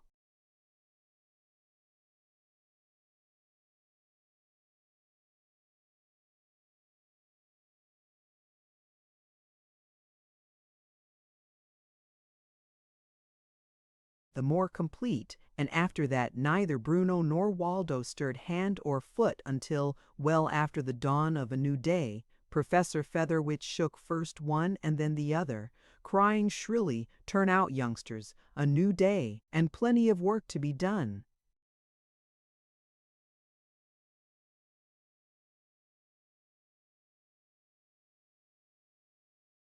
Chapter 7. The Professor's Great Anticipations. A stretch and a yawn, which in Waldo's case ended in a prolonged howl, which would not have disgraced either of their four-footed visitors of the past evening.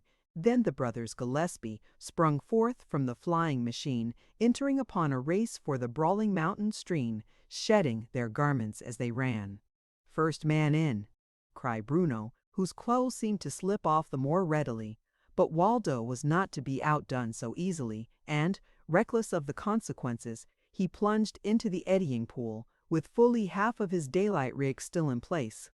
The water proved to be considerably deeper than either brother had anticipated, and Waldo vanished from sight for a few seconds, then reappearing with lusty puff and splutter, shaking the pearly drops from his close-clipped curls, while ranting, "Another vile fabrication nailed to the standard of truth, and clinched by the hammer of ouch!" A wild flounder. Then the youngster fairly doubled himself up, acting so strangely that Bruno gave a little cry of alarm.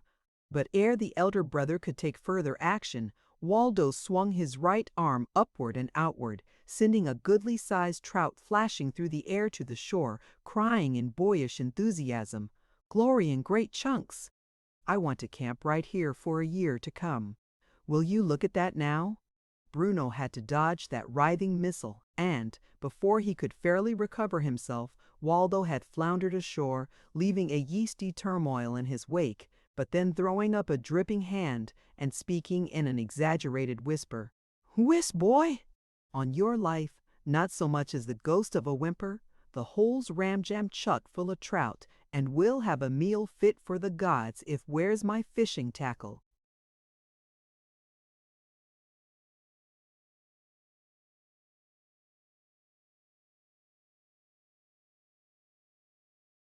Bruno picked up the trout, so queerly brought to light, really surprised, but feigning still further as he made his examination. "It really is a trout. And how long have you carried this about in your clothes, Waldo Gillespie?" "Not long enough for you to build a decent joke over it, brother mine. Just happened so. Tried to ram its nose in one of my pockets, and of course I had to take him in out of the wet. Pool's just full of them too, and I wouldn't wonder if— Oh, quit your talking and do something, can't you, boy?" Vigorously though he spoke, Waldo wound up with a shiver and sharp chatter of teeth as the fresh morning air struck through his dripping garments. He gave a coltish prance as he turned to seek his fishing tackle, but, unfortunately for his hopes of speedy sport, the professor was nigh enough to both see and hear, and at once took charge of the reckless youngster.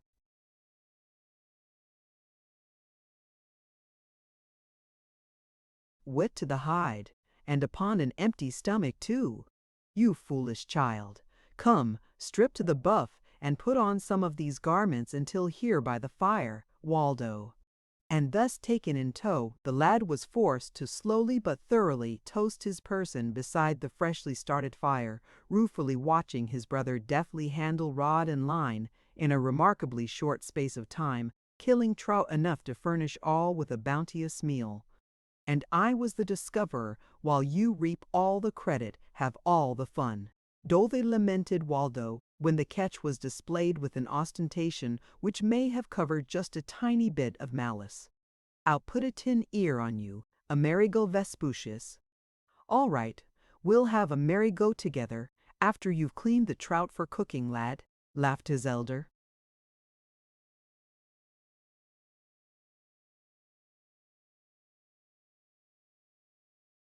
Waldo gazed reproachfully into that bright face for a brief space, then bowed head in joined hands to sob in heartfelt fashion, his sturdy frame shaking with poorly suppressed grief or mirth. Bruno passed an arm caressingly over those shoulders, murmuring words of comfort, earnestly promising to never sin again in like manner, provided he could find forgiveness now. And then, with deft touch, that same hand held his garment far enough for its mate to let slip a wriggling trout adown his brother's back. Waldo howled and jumped wildly as the cold morsel slipped along his spine, and ducking out of reach, the elder jester called back, "Land him, boy, and you've caught another fish." Although laughing heartily himself, Professor Featherwit deemed it a part of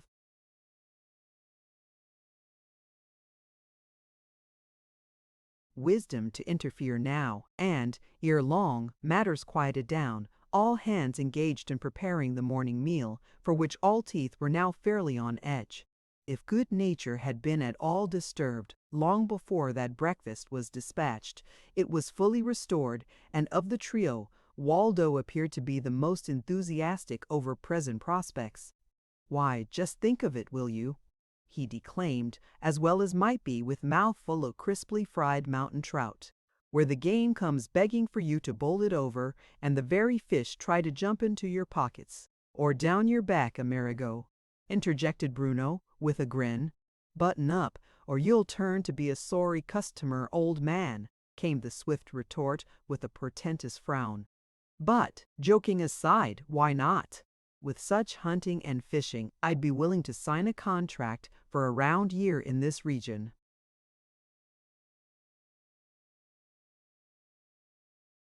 To say nothing of exploration, and such discoveries as naturally attend upon, then you really mean it all, Uncle Phaeton? Leaning back far enough to pluck a handful of green leaves, which barely well served the purpose of a napkin, Professor Featherwit brought forth pipe and pouch, maintaining silence until the fragrant tobacco was well alight. Then he gave a vigorous nod of his head to utter, "It has been the dearest dream of my life for more years gone by than you would readily credit, my lads, or, in fact, than I would be wholly willing to confess. And it was with an eye single to this very adventure that I labored to devise and perfect yonder machine. A marvel in itself, Uncle Phaeton. Only for that, where would we have been yesterday?" seriously spoke the elder Gillespie.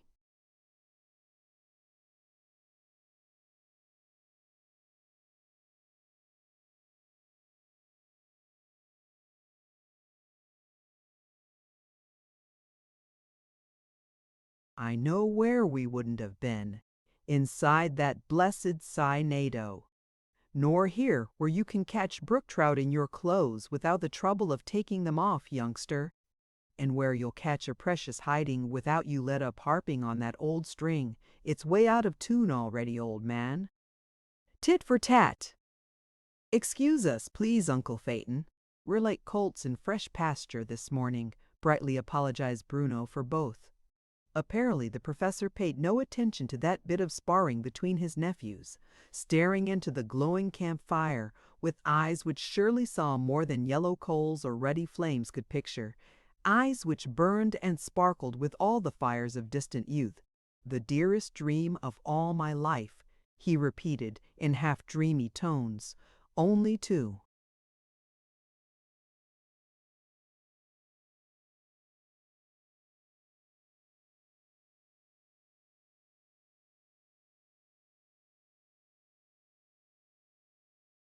Rouse himself with a start and shoulder shake, an instant later, forcing a bright smile as he glanced from face to face.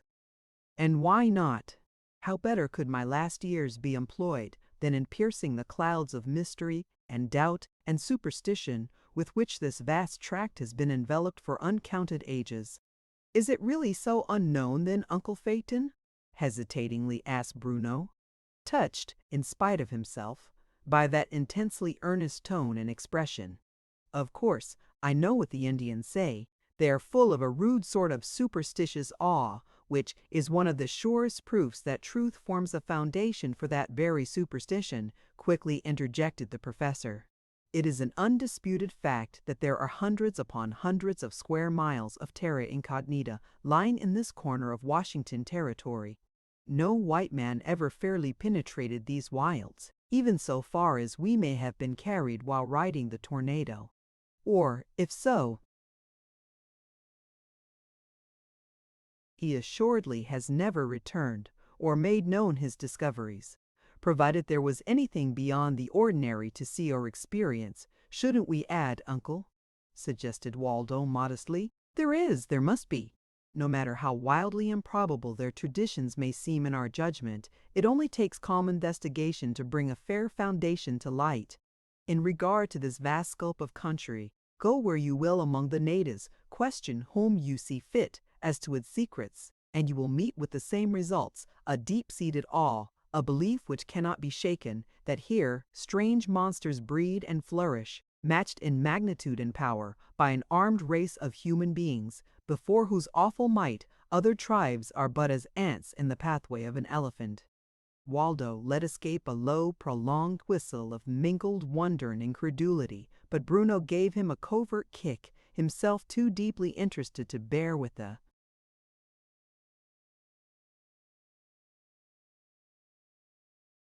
careless interruption just then. Of course there may be something of exaggeration in all this, admitted the enthusiastic professor. Undoubtedly there is at least a fair spice of that. But, even so, enough remains to both waken and hold our keenest interest. Listen and take heed, my good lads. You have often enough of late days noticed these mountains, and if you remark their altitude, the vast scope of country they dominate, the position they fill, you must likewise realize one other fact, that an immense quantity of snow in winter, rain in spring and autumn, surely must fall throughout the Olympics. Understand? Certainly. Why not, Uncle Phaeton? Then tell me this, where does all the moisture go to? What becomes of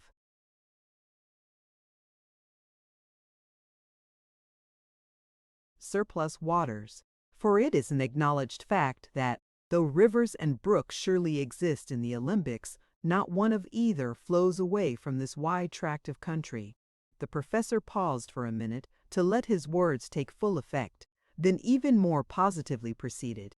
You may say, what I have had others offer by way of solution, that all is drained into a mighty inland sea or enormous lake.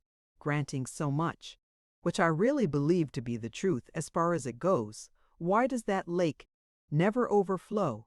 Of all that surely must drain into its basin, be that enormously wide and deep as it may, how much could ordinary evaporation dispose of? Only an infinitesimal portion, scarcely worth mentioning in such connection. Then, what becomes of the surplusage? Another pause, during which neither Gillespie ventured a solution. Then the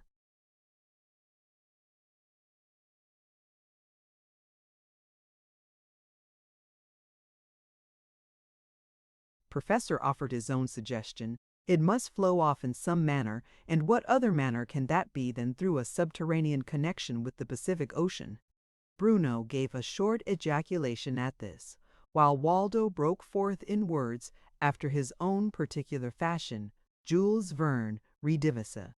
Why can't W.E. take a trip through the center of the earth, or any other little old thing like that? With a tank of compressed air as a life preserver? Laughed Bruno in turn. That might serve, but, unfortunately, we have only the one, and we are 3 in number, boy. Only 2 now, I'm squelched, sighed the jester faintly.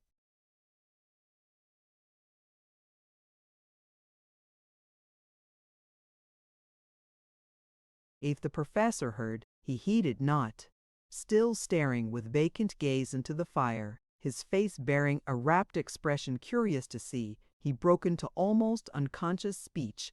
An enormous inland sea.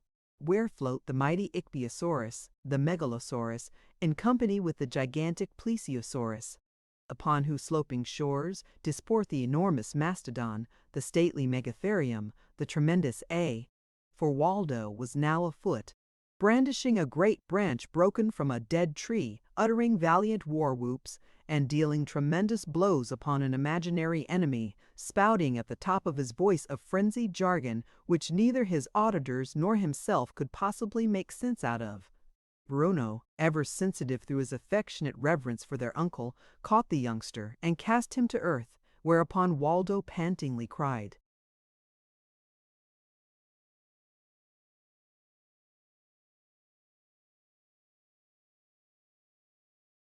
"Go on, please, Uncle Phaeton. It's next thing to a museum and menagerie combined, just to hear 'Will you hush, boy?'"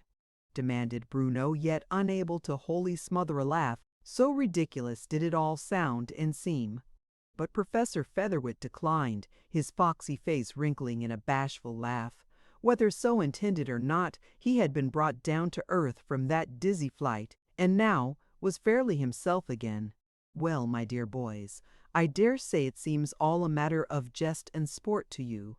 Yet, after our riding in the center of a tornado for uncounted miles, coming forth with hardly a scratch or a bruise to show for it all, who dare say such things may not be, even yet? But those strange creatures are gone, the last one perished thousands upon."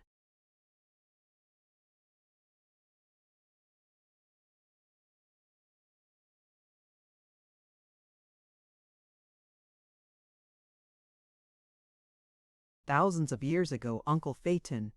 So it is said, and so follows the almost universal belief.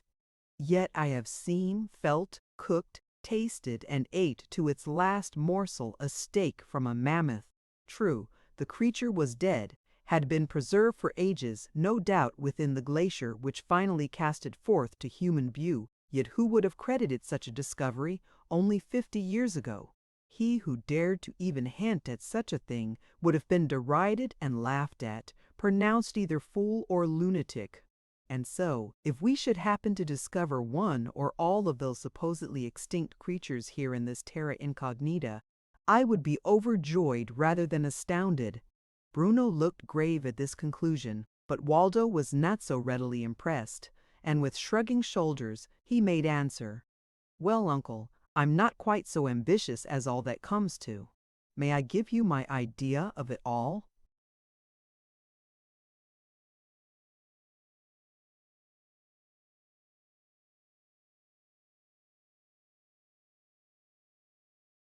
Chapter 8. A Duel to the Death. Professor Featherwit nodded assent, and after a brief chuckle, Waldo resumed, "You can take all those big fellows with the jaw-breaking names. But as for me, smaller game will do. Maybe a fellow couldn't fill his bag quite so full, nor quite so suddenly, but there would be a great deal more sport, and a mighty sight less danger, I take it."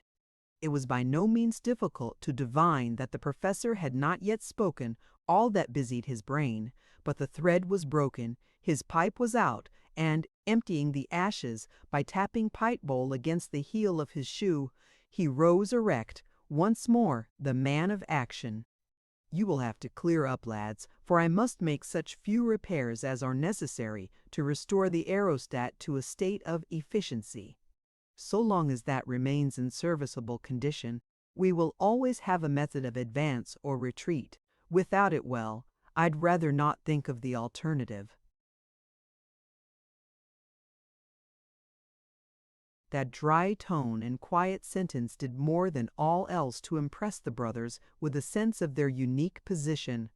Back came the remembrance of all they had gathered concerning this strange scope of country, since first settling down fairly within the shadows of the Olympics, there to put that strange machine together, preparing for what was to prove a wonder tour through many marvelous happenings. Times beyond counting they had been assured by the natives that no mortal could fairly penetrate that vast wilderness. Natural obstacles were too great for any man to surmount, without saying aught of what lay beyond. Of the enormous animals, such as the civilized world never knew or fought with, of the terrible natives, taller than the pines, larger than the hills, more powerful by far than the gods themselves, eager to slay and to devour, so eager that at times living flesh and blood was more grateful than all to their depraved tastes. "Do you really reckon there is anything in it all, Bruno?" asked the younger brother in lowered tones, glancing across to where their uncle was busily engaged in those comparatively trifling repairs. "It hardly seems possible, and yet would the members of 4 different tribes tell a story so nearly alike without they had at least a foundation of truth to go upon?" "That's right. And yet the inland sea sounds natural enough. We know, too, that there are such things as underground rivers outside of Jules Verne's yarns. But those animals, or reptiles, which?" "Both, I believe," answered Bruno with a subdued laugh. "That's all right, old man. I never was worth a continental when it came to such things. I prefer to live in the present, and so well now. Will you just look at that?"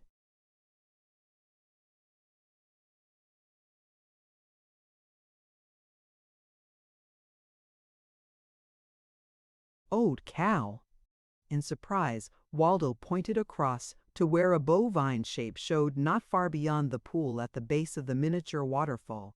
But his brother had a fairer view and, instantly divining the truth, grasped an arm and hastily whispered, "Hush, boy, can't you see? It's a buffalo, a hill buffalo, and, quick, the guns are in the machine. Down, Bruno, and maybe we can get a shot." And his eager whisper was cut short, though not by grip of arm or act by his brother. A rumbling roar broke forth from the further side of that mountain stream, and as the dense bushes beyond were violently agitated, the hill buffalo wheeled that way with marvelous rapidity.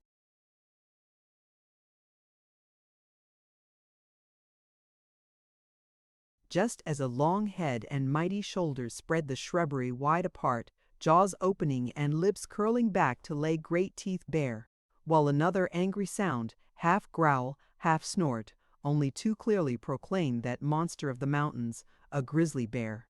"Smoke'll sacrifice," gasped Waldo, as the grizzly suddenly upreared its mighty bulk, head wagging, paws waving in queer fashion, lolling tongue lending the semblance of drollery rather than viciousness. "This way. To your guns, boys," cautiously called out the professor, whose notice had likewise been caught by those unusual sounds, and who had already armed himself with his pet dynamite gun. "Careful! He'll make a break for us at first sight, unless down close, and crawl for it, brother."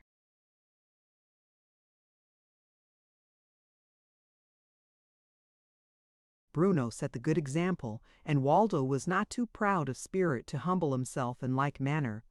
Although this was their first glimpse of Old Eph in his native wilds, both brothers entertained a very respectful opinion of his prowess. Under different circumstances, their expectations might have been more fully met, but just now the grizzly seemed wholly occupied with the buffalo bull, whose sturdy bulk and armed front so resolutely opposed his further progress towards that common goal, the pool of water. The boys quickly reached the flying machine and gripped the Winchester rifles which Professor Featherwit had drawn forth from the locker at first sight of the dangerous game. Thus armed, they felt ready for whatever might come, and stood watching yonder rivals with growing interest. "Will you look at that now?" excitedly breathed Waldo, eyes aglow, as he saw the bull cock its tail on high and tear up the soft soil with one fierce sweep of its.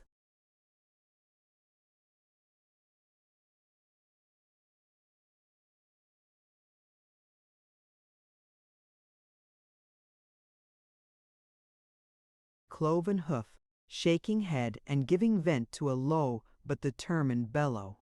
"It means a fight unto the death, I think," whispered the professor. "It's dollars to doughnuts on the bear," predicted Waldo. "Scat, you bull-headed idiot! Don't you know that you're not deuce high to his ace? Can't you see that he can chew you up like— Are you mighty sure of all that, boy?" laughingly cut in Bruno, for at that moment the buffalo made a sudden charge at his upright adversary, knocking the grizzly backward in spite of its viciously flying paws. "Great Peter on a bender, if I ever know, I never." Even the professor was growing excited, holding the dynamite gun under one arm while gently tapping palms together as an encore.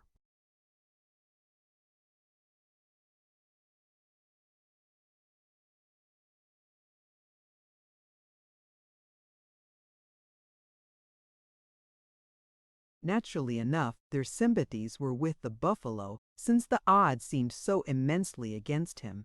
But their delight was short-lived, for instead of following up the advantage so bravely won, the bull fell back to paw and bellow and shake his shaggy front.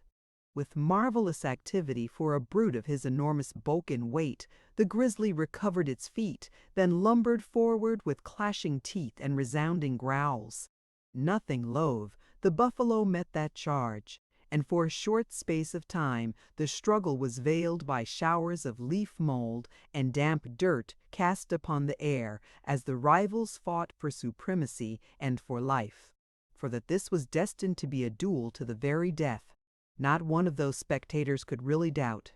That encounter may have been purely accidental, but the creatures fought like enemies of long standing.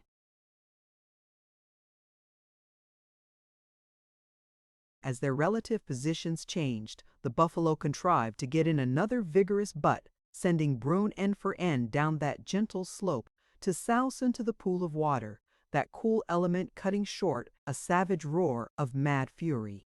Then the trio of spectators could take notes, and with something of sorrow they saw that the buffalo had already suffered severely, bleeding from numerous great gashes torn by the grizzly's long talons, while one bloody eye dangled below its socket, held only by a thread of sinew. Nor had Bruin escaped without hurt, as all could see when he floundered out of the water, bent upon renewing the duel.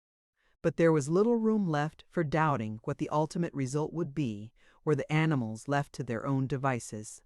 Like all bold, free-hearted lads, Waldo ever sympathized with the weaker, and now, unable to hold his feelings in check, he gave a short cry, leveling his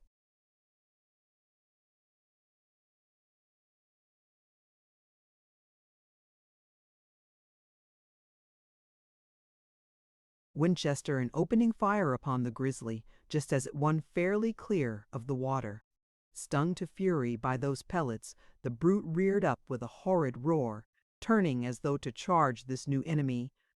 But ere he could do more, the professor's gun spoke, and as the dynamite shell exploded, Bruin fell back a writhing mass, his head literally smashed to pieces. Heedless of all else, the wounded buffalo charged with lusty bellow, goring that quivering mass with unabated fury, though its life was clearly leaking out through those ghastly cuts and slashes. A brief pause, then Professor Featherwit swiftly reloaded his gun, sending another shell across the stream, this time more as a boon than as punishment. Smitten fairly in the forehead, the bull dropped as though beneath a bolt of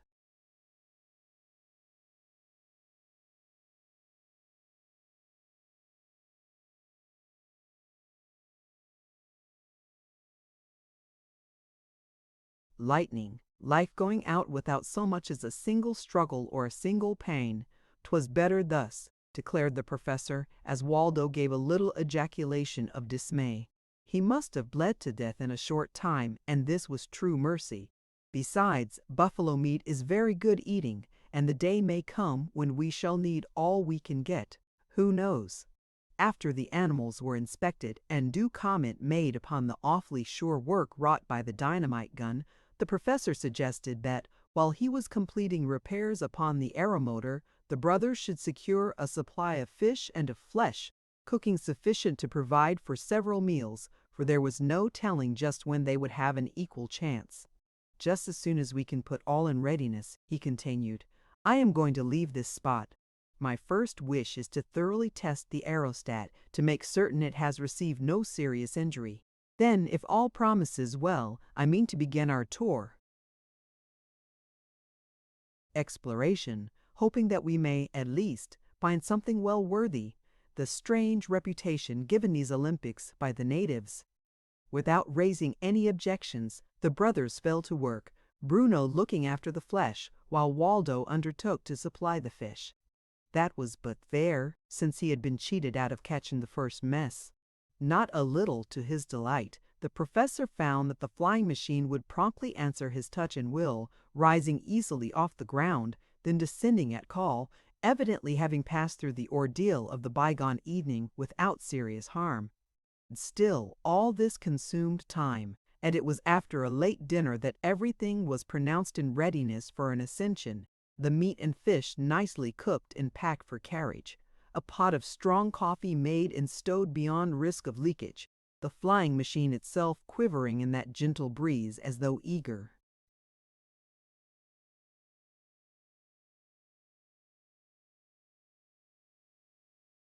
to find itself once more afloat far above the earth and its obstructions to easy navigation. Waldo expressed some grief at leaving a spot where game came in such plenitude to find the hunter, and trout simply longed to be caught. But upon being assured of other opportunities, perhaps even more delightful, he sighed and gave consent to mount into space. Only don't ask me to tackle any of those big dictionary fellows, such as you talked about this morning, Uncle Phaeton, for I simply can't.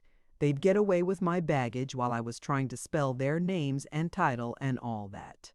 Without any difficulty, the aeromotor was sent out of and above the forest, heading towards the northwest, that is, direct for the heart of the Olympics, of whose marvels Professor Featherwit held such exalted hopes and expectations. Grim and forbidding those mountains looked as the airship sailed swiftly over them, opening up a wider view when the bare rugged crest was once left fairly to the rear. Save for those bald crowns, all below appeared a solid carpet of tree-tops, now lower, there higher, yet ever the same, seemingly impenetrable to man should such an effort be made. Once fairly within the charmed circle, leaving the rocky ridge behind, Professor Featherwit slackened speed, permitting the ship to drift onward at a moderate pace, one hand touching the steering gear while its fellow held a pair of field glasses to his eager eyes. All at once he gave a half-stifled cry, partly rising in his excitement, then crying aloud in thrilling tones, "The sea, an inland sea!"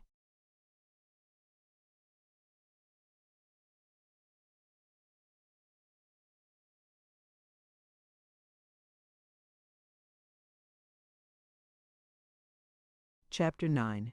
Grappling a Coor Fish. At nearly the same moment both Bruno and Waldo caught a glimpse of water, shining clear and distinct amidst that somber setting. But, as yet, a tree-crested elevation interfered with the prospect, and it was not until after the course of the airship had been materially changed, and some little time had elapsed, that aught definite could be determined as to the actual spread of that body of water. This proved to be considerable, although it needed but a single look into the professor's face to learn that his eager hopes and exalted anticipations fell far short of realization. "Well, it's a sea all right," generously declared Waldo, giving a vigorous sniff by way of strengthening his words. "I can smell the salt clear from this. A sea, even if it isn't quite so large as others, what one might term a lower-cased say." If nothing else, that generous effort brought its reward in the dry little chuckle which escaped the professor's lips, and a kindly glow showed through his glasses. As he turned towards Waldo with a nod of acknowledgment, "Barring the salty scent, my dear boy, which probably finds birth in your kindly imagination. So, on the whole, perhaps 'twould be just as well to term the lake one of no mean dimensions, at any rate, Uncle Phaeton." "True, Bruno," with a nod of agreement, yet with forehead contracting into a network of troubled lines. "Naturally so, and yet surely this must be merely a portion? Unless yet I fail to see aught which might be interpreted as being promptly responding to each touch of hand upon steering gear, the aeromotor swung smoothly around, sailing on even keel right into the teeth of the gentle wind, by this time near enough to that body of water for the air voyagers to scan its surface, a considerable expanse, all told, yet by no means of such magnitude as Professor Featherwit had anticipated.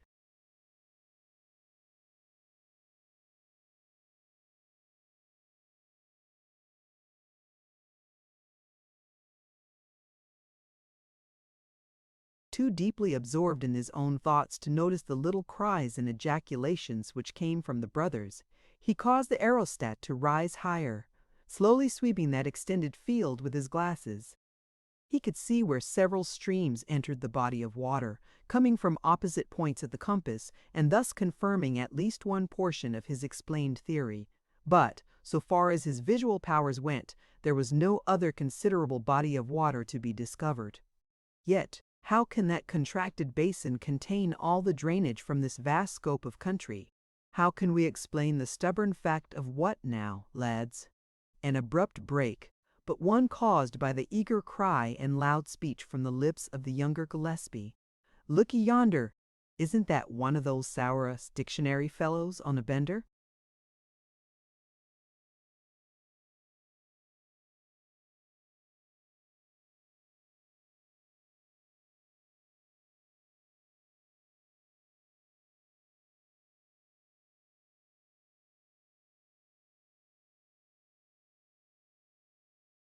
"Isn't that, but I don't. No, it's only a partly decayed tree gone afloat," volunteered Bruno, with a merry laugh as his eager brother drew back in evident chagrin.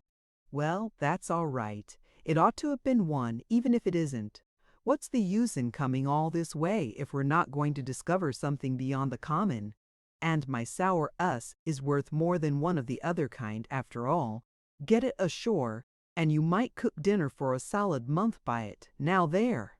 It was easily to be seen that Waldo had been giving free rein to his expectations ever since the professor's little lecture, but his natural chagrin was quickly forgotten in a matter of far greater interest. Professor Featherwit had resumed his scrutiny of yonder body of water, slowly turning his glasses while holding the airship on a true course and even keel. For a brief space nothing interfered with the steady motion of the field glasses, but then something called for a more thorough examination, and little by little the savant leaned farther forward, breath coming more rapidly, face beginning to flush with deepening interest. Bruno took note of all this, and failing to see aught to account for the symptoms with unaided eyes, at length ventured to speak. "What is it, Uncle Phaeton?" Something of interest, or your looks. Professor Featherwit gave a start, then lowered the glasses and reached them towards his nephew, speaking hurriedly. "You try them, Bruno. Your eyes are younger and ought to be keener than mine. Yonder, towards the lower end of the lake, please." Nothing loath, Gillespie complied, quickly finding the correct point upon which the professor's interest had centered, holding the glasses motionless for a brief space, then giving vent to an eager ejaculation. "What is it all about, bless you, boy?" demanded Waldo, unable longer to curb his hot impatience. "Another drifting tree, eh?" "No, but did you see it, Uncle? I saw something what do you see first?" "A great big suck, a monster whirlpool which is hollowed like, I knew it. I felt that must be the true solution of it all," cried Uncle Phaeton, squirming about pretty much as one might into whose veins had been injected quicksilver in place of ordinary blood. "The outlet, where the surplus waters drain off to the Pacific Ocean."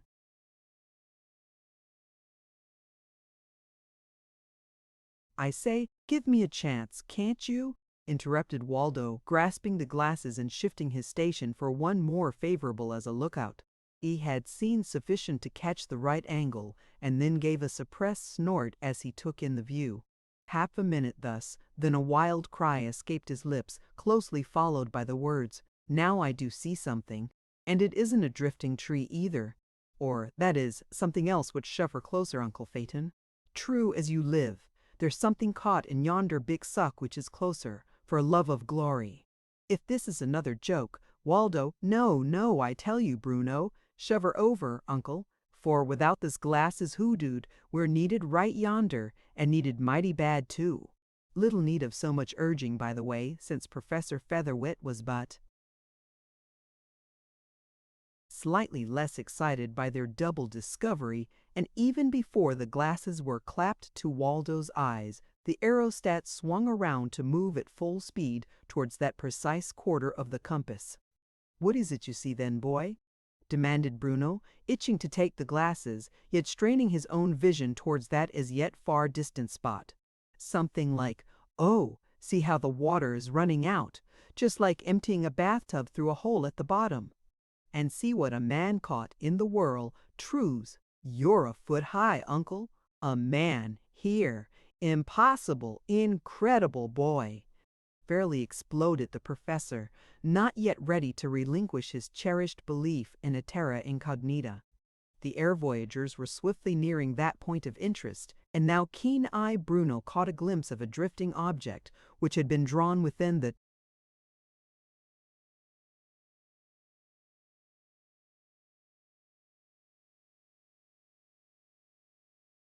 influence of yonder whirlpool, but which was just as certainly a derelict from the forest. "Another floating tree trunk for Waldo," he cried with a short laugh, feeling far from unpleased that the intense strain upon his nerves should be thus lessened. "Try it again, lad, and perhaps try your great-grandmother's cotton nightcap. Don't you suppose I can tell the difference between a tree and a ranting, prancing, cavorting sour us right out of Webster's Unabridged, laddie buck? That's all right, if you can only keep on thinking that way, old man. But if yonder isn't a fellow being in a mighty nasty pickle, then I wouldn't even begin to say so. And you look, Uncle Phaeton, please."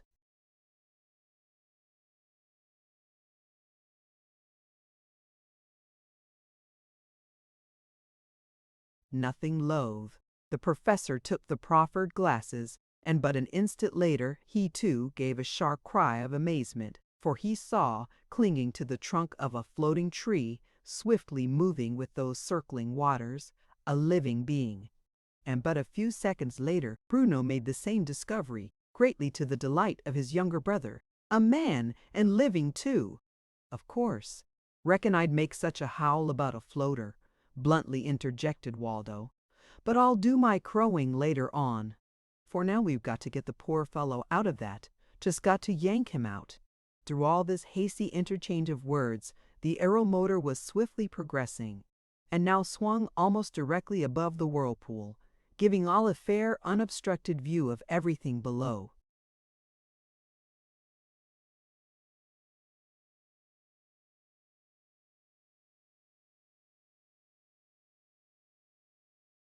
The suction was so great that a sloping basin was formed, more than 100 yards in diameter, while the actual center lay a number of feet lower than the surrounding level.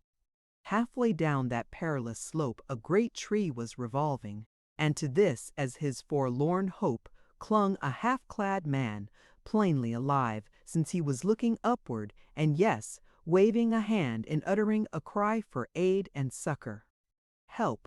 For love of God! Save me! White and American, too!" exploded Waldo, taking action as by brilliant inspiration. "Hang over him, uncle, for I'm going to go fishing for a man." Waldo was tugging at the grapnel and long drag rope. Bruno was quick to divine his intention and lent a deft hand, while the professor manipulated the helm so adroitly as to keep the flying machine hovering directly above yonder.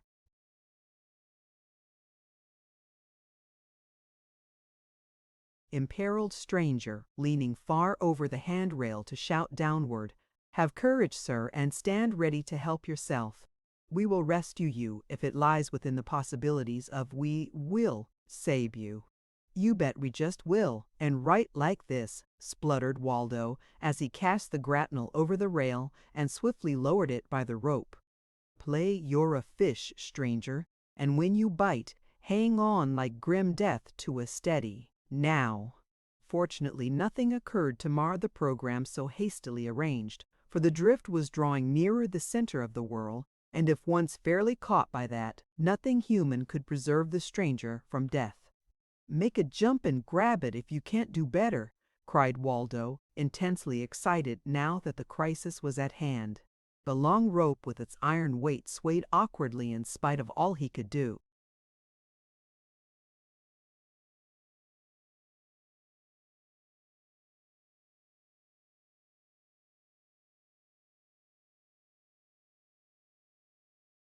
To steady it, and as each one of the three prongs was meant for catching and holding fast to whatever they touched, there was no slight risk of impaling the man, thus giving him the choice of another and still more painful death.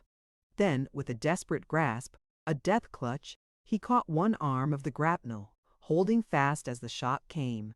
He was carried clear of the tree and partly submerged in the water as his added weight brought the flying machine so much lower.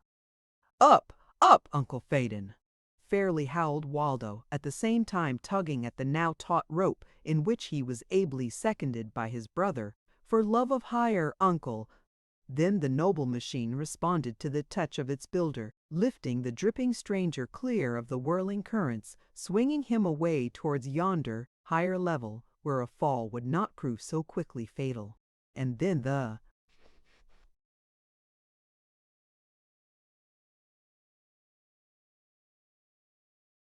eager professor gave a shrill cheer as he saw the man, by a vigorous effort, draw his body upward sufficiently far to throw one leg over an arm of the grapnel itself.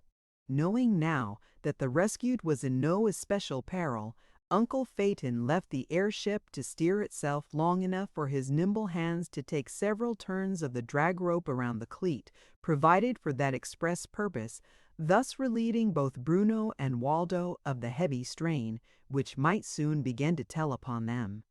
"Hurrah for we, us, and company!" cried Waldo, relieving his lungs of a portion of their pent-up energy, then leaning perilously far over the edge of the machine to encourage the queer fish he had hooked.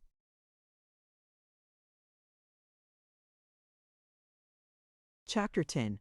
Arxiwed and Resiuirs. Despite their very natural excitement, caused by this peril and its foiling, Professor Featherwit retained nearly all his customary coolness and presence of mind, readily realizing that after such a grim ordeal would almost certainly come a powerful revulsion. His first aim was to swing the stranger far enough away from the whirlpool to give him a fair chance for life in case he should fall, through dizziness or physical collapse, from the end of the drag rope. This took but a few seconds. Comparatively speaking, though, doubtless each moment seemed an age to the rescued stranger. Then the professor slowed his ship, looking around in order to determine upon the wisest route to take. For one thing, it would be severe work to draw the stranger bodily up and into the aerostat. For another, unless he should grow weak or suffer from vertigo, both time and labor would be saved by taking him direct to the shore of this.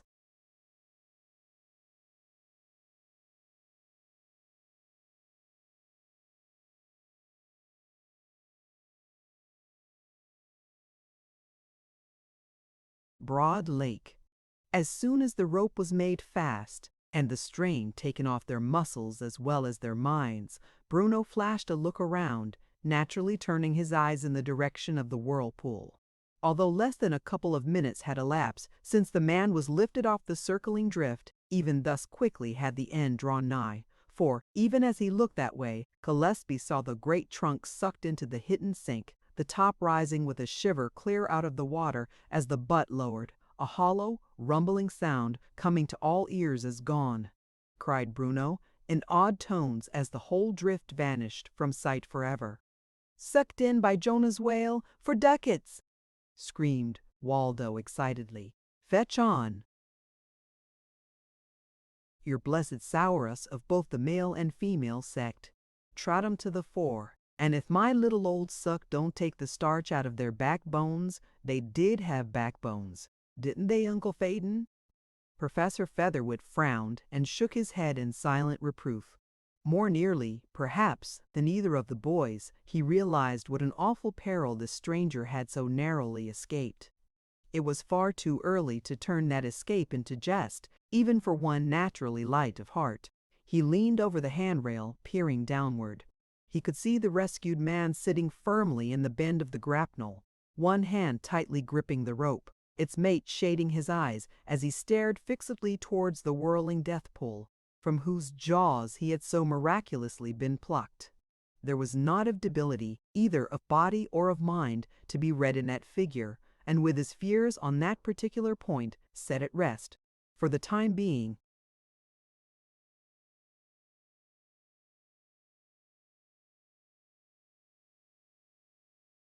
Professor Featherwit called out distinctly, "Is it all well with you, my good friend? Can you hold fast until the shore is reached? Think? Heaven bless you, yes," came the reply, in half-choked tones.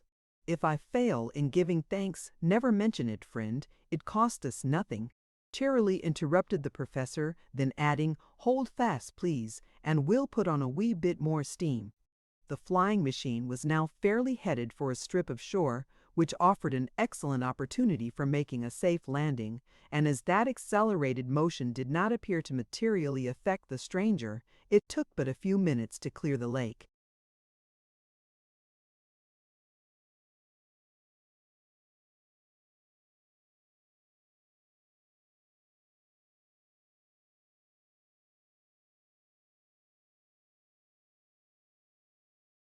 "Stand ready to let go when we come low enough, please," warned the professor, deftly managing his pet machine for that purpose. The stranger easily landed, then watched the flying machine with painfully eager gaze, hands clasped almost as though in prayer. A more remarkable sight than this half-naked shape, burned brown by the sun, poorly protected by light skins, with sinew fastenings, could scarcely be imagined, and there was something close akin to tears in more eyes than one when he came running in chase, arms outstretched, and voice wildly appealing, "Oh, come back! Take me, don't leave me, for love of God and humanity, don't leave me to this living death." Professor Featherwit called back a hasty assurance and brought the airship to a landing with greater haste than was exactly prudent, all things considered, but who could keep cool blood and unmoved heart with yonder piteous object before their eyes?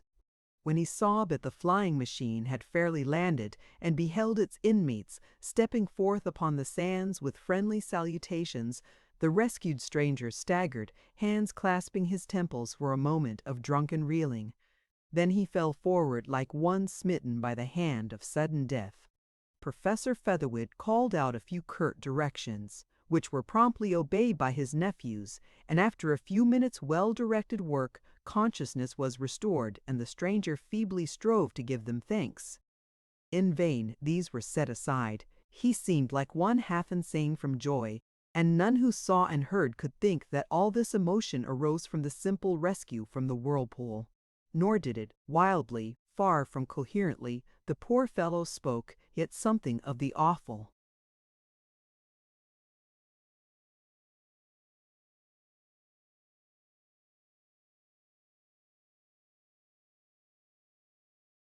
Truth was to be gleaned even from those broken, disjointed sentences. For 10 years in exile in these horrible wilds. For 10 years not a single glimpse of white face or figure. For 10 ages no intelligible voice save his own, and that, through long disuse, had threatened to desert him. 10 years! Echoed Waldo in amazement. "Why didn't you rack out of this, then?" "I know I would. Even if the woods were full of sauras and the like oat hat." "Yes, sir." A low, husky laugh came through those heavily bearded lips, and the stranger flung out his hands in a sweeping gesture, sunken eyes glowing with an almost savage light as he spoke with more coherence. "Why is it, young gentleman? Why did I not leave, do you ask? Look, all about you it stretches, a cell, a death cell, from which escape is impossible. Here I have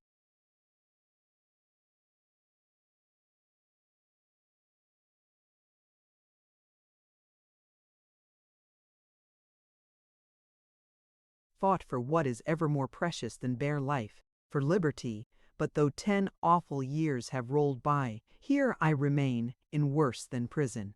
Escape?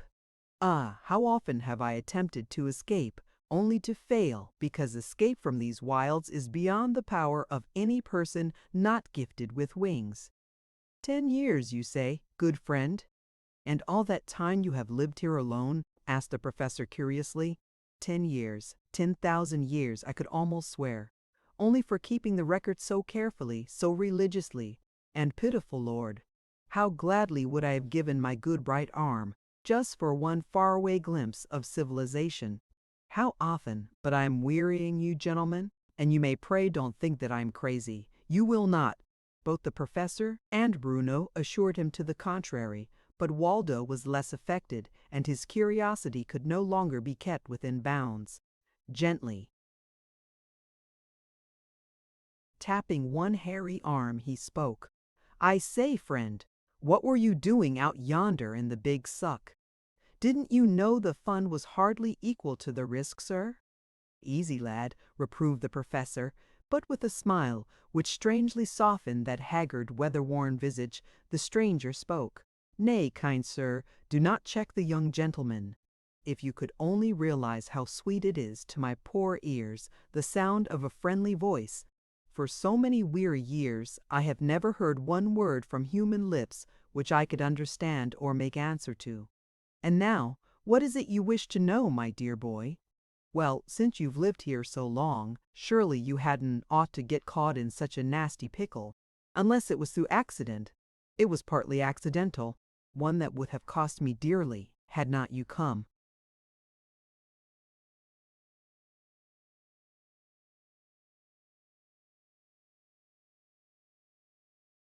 To my aid so opportunely, and yet only for one thing I could scarcely have regretted vanishing forever down that suck.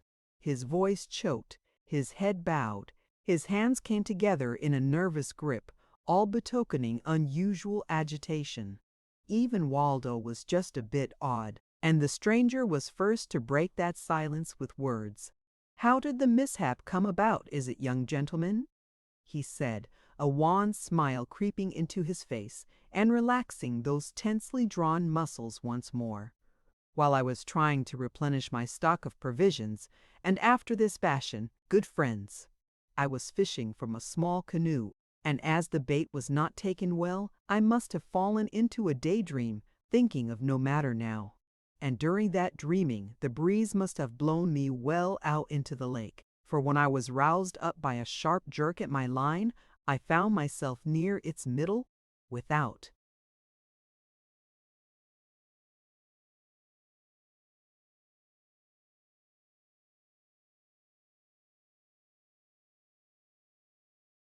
Knowing just how I came there, I have no idea what sort of fish had taken my bait. There are many enormous ones in the lake, but it proved far too powerful for me to manage, and dragged the canoe swiftly through the water, heading directly for the outlet yonder.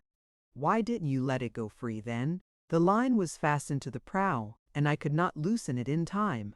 I drew my knife, one of flint but keen enough to serve, only to have it jerked out of my hand and into the water. Then, just as the fish must have plunged into the suck, I abandoned my canoe, jumping overboard." "That's just what I was wondering about," declared Waldo, with a vigorous nod of his head. "Yet we found you there, because I am a wretchedly poor swimmer. I managed to reach a drift which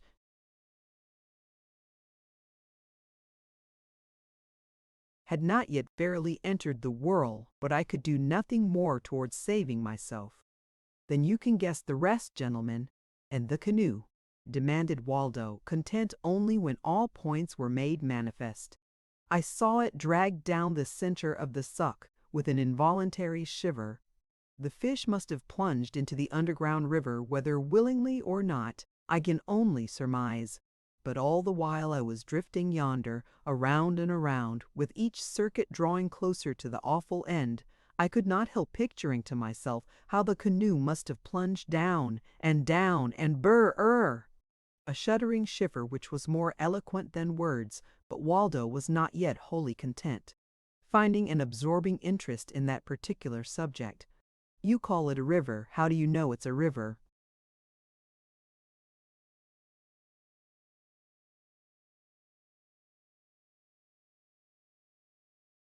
"Of course, I can only guess at the facts, my dear boy," the stranger made reply, smiling once more, and with an almost timid gesture extending one hairy paw to lightly touch and gently stroke the arm nearest him. Bruno turned away abruptly, for that gesture, so simple in itself, yet so full of pathos to one who bore in mind those long years of solitary exile, brought a moisture to his big brown eyes of which, boylike, he felt ashamed. Professor Featherwit likewise took note, and with greater presence of mind came to the rescue, lightly resting a hand upon the stranger's half-bare shoulder while addressing his words to the youngster. A tremulous sigh escaped those bearded lips, and their owner drew closer to the wiry little aeronaut, plainly drawing great comfort from that mere contact. And with like ease, Uncle Phaeton lifted one of those hairy arms to rest it over his own shoulders, speaking briskly the while.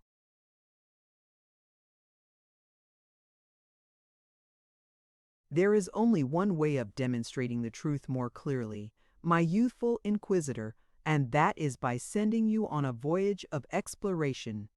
Are you willing to make the attempt, Waldo? Not this evening, some other evening maybe, drawing back a bit with a shake of his curly pate to match. But, I say, Uncle Phaeton, allow me to complete my say first, dear boy, with a bland smile.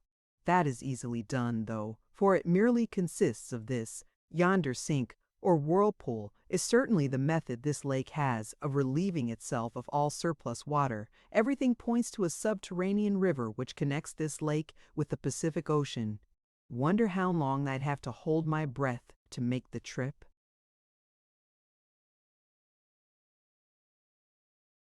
Chapter 11. Another surprise from the professor. The stranger laughed aloud at this, then seemed surprised that aught of mirth could be awakened, where grief and despair had so long reigned supreme. "You will come with me to my den, gentlemen?" he asked, still nervous, and plainly loath to do aught which indicated a return to his recent dreary method of living. "Is the distance great?" asked Professor Featherwit with a glance towards the aeromotor, then flashing his gaze further, as though to guard against possible harm coming to that valuable piece of property. More than ever to be guarded now, since the words spoken by this exile. Better death in yonder mighty whirlpool than a half-score years' imprisonment here. Not so very far, he was assured, while it would be comparatively easy to float the airship above the trees. They're of no extraordinary growth. At the same time this assurance was given, the stranger could not mask his uneasiness of mind, and it was really pitiful to see one so strong in body and limb, so weak otherwise. But Uncle Phaeton was a fairly keen judge of human nature, and possessed no small degree of tact. Divining the real cause of that dread, he took the easiest method of allaying it, speaking briskly as he moved across to the aerostat. "Bear the gentleman company, my lads, while I manage the ship. You will know what signals to make, and I can contrive the rest." Again the recluse laughed, but now it was through pure joy, such as he had not experienced for long years gone by. He was not to be deserted by his rescuers from the whirlpool, and that was comfort enough for the moment. Thanks to that guidance, but little time was cut to waste, Professor Featherwit.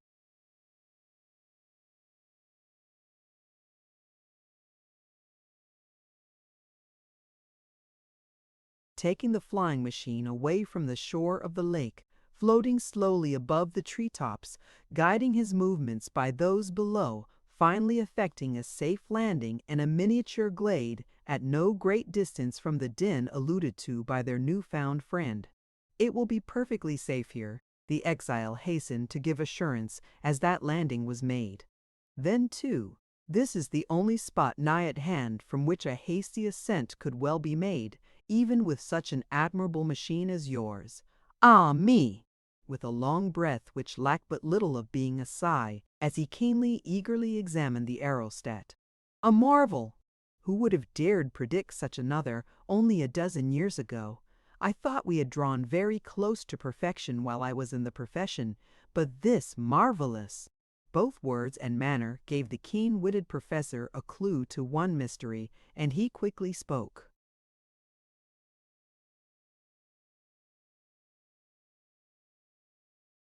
"Then you are familiar with aerostatics, sir?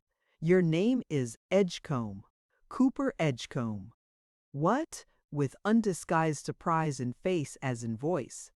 "Professor Edgecombe, the celebrated balloonist who was lost so long ago? Aye, lost here in this thrice accursed wilderness," passionately cried the exile. Then, as though abashed by his own outburst, he turned away, pausing again only when at the entrance to his dreary refuge of many years.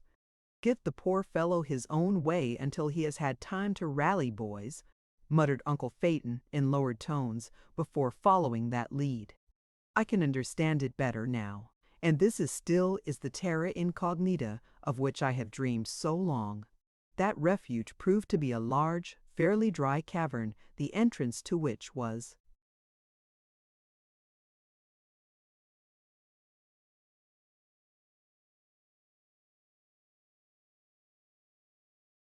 admirably masked by vines and creepers, while the stony soil just there retained no trace of footprints to tell dangerous tales. Mr. Edgecombe vanished, but not for long. Then, showing a light, formed of fat and twisted wick in a hollowed bit of hardwood, he begged his rescuers to enter. No second invitation was needed, for even the professor felt a powerful curiosity to learn what method had been followed by this enforced exile, how he had managed to live for so many weary years. With only that smoky lamp to shed light around the place, critical investigation was a matter of time and painstaking, although a general idea of the cavern was readily formed.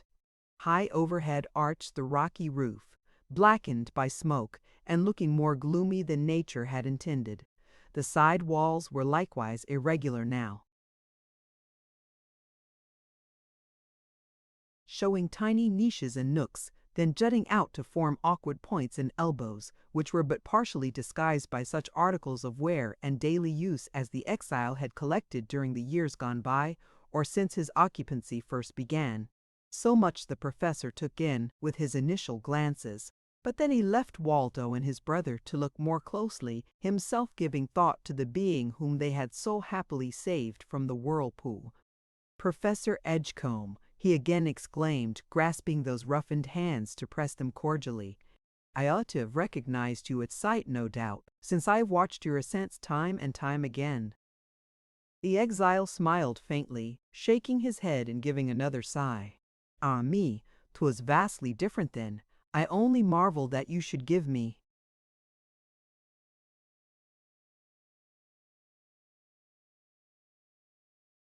credit when I lay claim to that name. So long it is long faded from the public's memory, sir."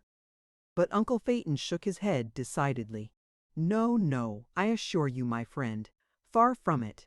Whenever the topic is brought to the front, whenever aerostatics are discussed, your name and fame are sure to play a prominent part.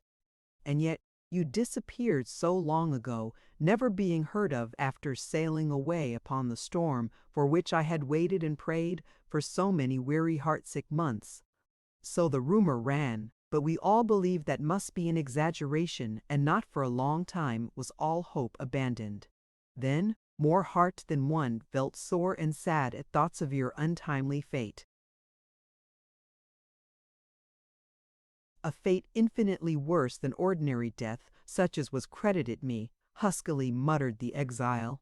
"10 years, and ever since I have been here, helpless to extricate myself, doomed to a living death which none other can ever fully realize. Doomed to his voice choked, and he turned away to hide his emotions. Professor Featherwit thoroughly appreciated the interruption which came through Waldo's lips just at that moment. "Oh, I say, Uncle Phaeton, what is it, lad? Don't meddle with what doesn't looking can't hurt, can it? And to think people ever got along with such things as these."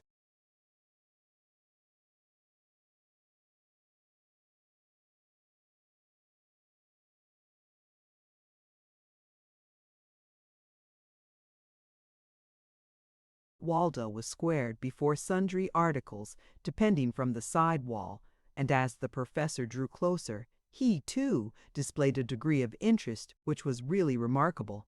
A gaily colored tunic of thickly quilted cotton was hanging beside an oddly shaped war club, the heavier end of which was armed with blades of stone which gleamed and sparkled even in that dim light. And attached to this weapon was another, hardly less curious, a knife formed of copper, with heft and blade all from one piece of metal. "Here is the rest of the outfit," said Edgecombe, holding forth a bow and several feathered arrows with obsidian heads. Professor Featherwit gave a low, eager cry as he handled the various articles, both face and manner betraying intense delight, which found partial vent in words a little later.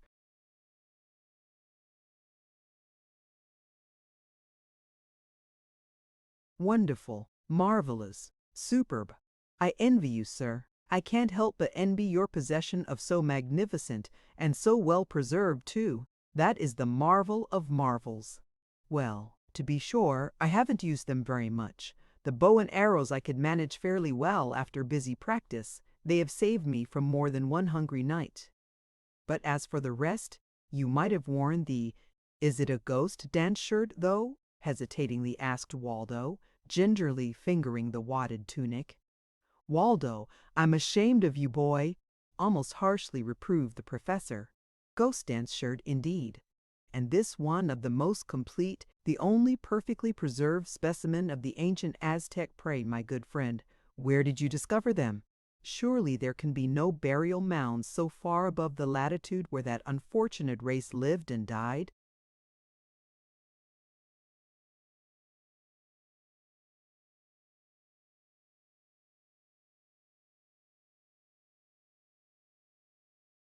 Mr. Edgecombe shook his head with a puzzled look, then made reply, "No, sir. I took these all from an Indian I was forced to kill in order to save my own life." "I never thought you are ill, sir." "Bless my soul!" ejaculated the professor, falling back a pace or two, then sitting down with greater force than grace, all the while gazing upon those weapons like one in a daze. "Found them Indian, killed him in order to bless my soul." Then, with marvelous activity for one of his age, the professor recovered his footing, mumbling something about tripping a heel, then resumed his examination of the curiosities as though he had care for naught beside. Cooper Edgecombe turned away, and the professor improved the opportunity by muttering to the brothers, "Careful, lads, give the poor fellow his own way in all things, for he is he."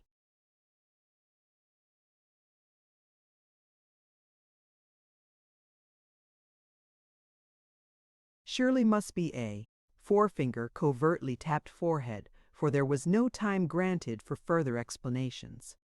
Edgecombe turned again, speaking in hard, even strained tones. 15 years ago this month, on the 27th to be exact, a balloon with 2 passengers was carried away on a terrific gale of wind, which blew from the southeast. This happened in Washington Territory. Can you tell me, has anything ever been heard of either balloon or its inmates? Professor Featherwit shook his head in negation before saying, "Not to my knowledge, though doubtless the prince of the day." Cooper Edgecombe shook both head and hand with strange impatience. "No, no, I know they were never heard from up to 10 years ago, but since—"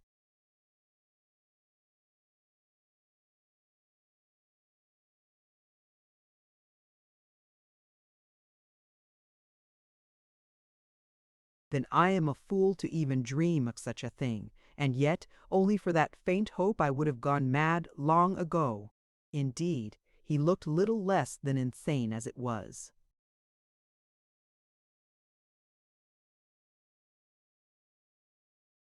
Chapter 12. The Story of a Bruggen Life. This was the idea that occurred to both uncle and nephews, but they had seen and heard enough to excuse all that, and Professor Featherwit spoke again, in mildly curious tones. "Sorry I am unable to give you better tidings, my good friend, but so far as my knowledge extends, nothing has come to light of recent years."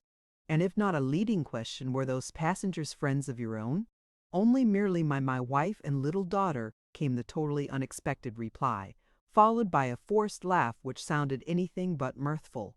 Uncle Phaeton, intensely chagrined, hastened to apologize for his luckless break, but Cooper Edgecombe cut him short, asking that the matter be let drop for the time being. "I will talk. I feel that I must tell you all, or lose what few wits I have left," he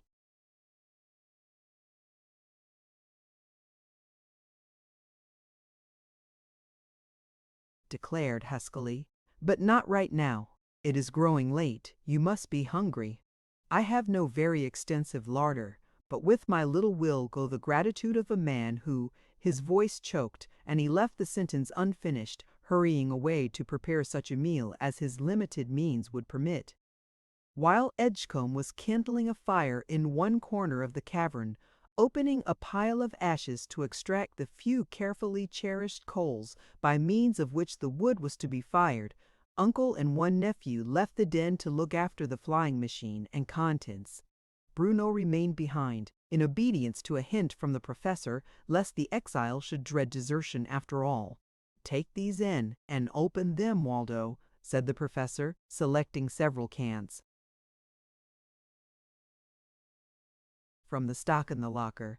"Poor fellow, 'twill be like a foretaste of civilization, just to see and smell, much less taste, the fruit. Even if he has turned loony, Uncle Phaeton? Careful, boy. I hardly think he is just that far gone. But, even if so, what marvel? Think of all he must have suffered during so many long, dreary years, and his wife and child.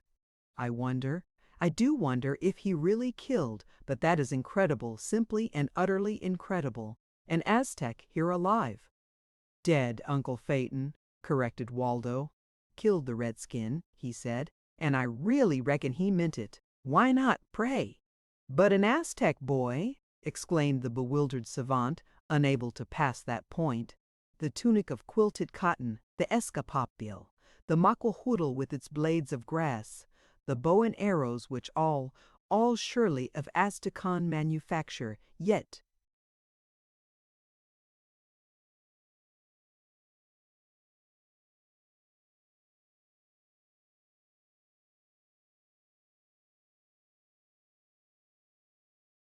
seemingly fresh and serviceable as though in use but a month ago, and the race extinct for centuries.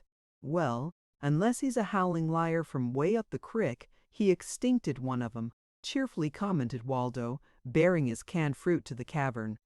Professor Featherwit followed shortly after, finding the exile busy preparing food, looking and acting far more naturally than he had since his rescue from the whirlpool. And then, until the evening meal was announced, Uncle Phaeton hovered near those amazing curiosities, now gazing like one in a waking dream, then gingerly fingering each article in turn, as though hoping to find a solution for his enigma through the sense of touch. Taken all in all, that was far from a pleasant or enjoyable meal. A sense of restraint rested upon each one of that little company, and not one succeeded in fairly breaking it away, though each tried in turn.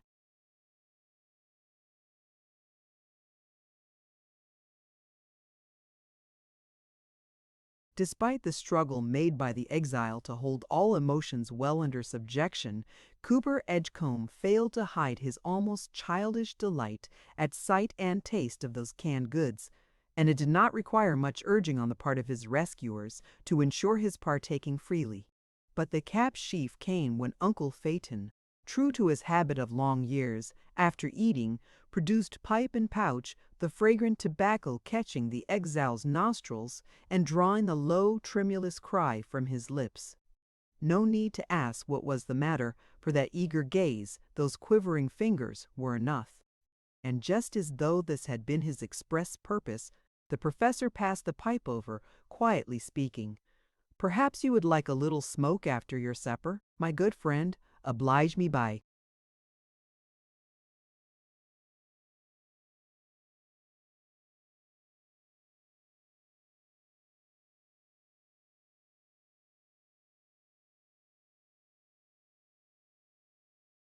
"May I?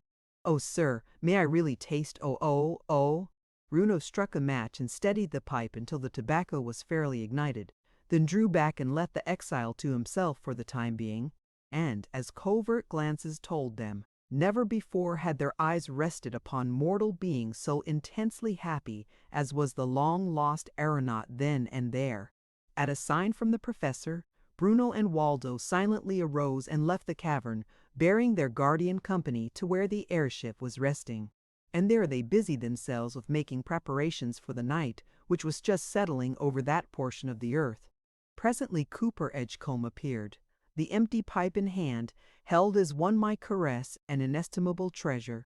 a dreamy, almost blissful expression upon his sun-browned face.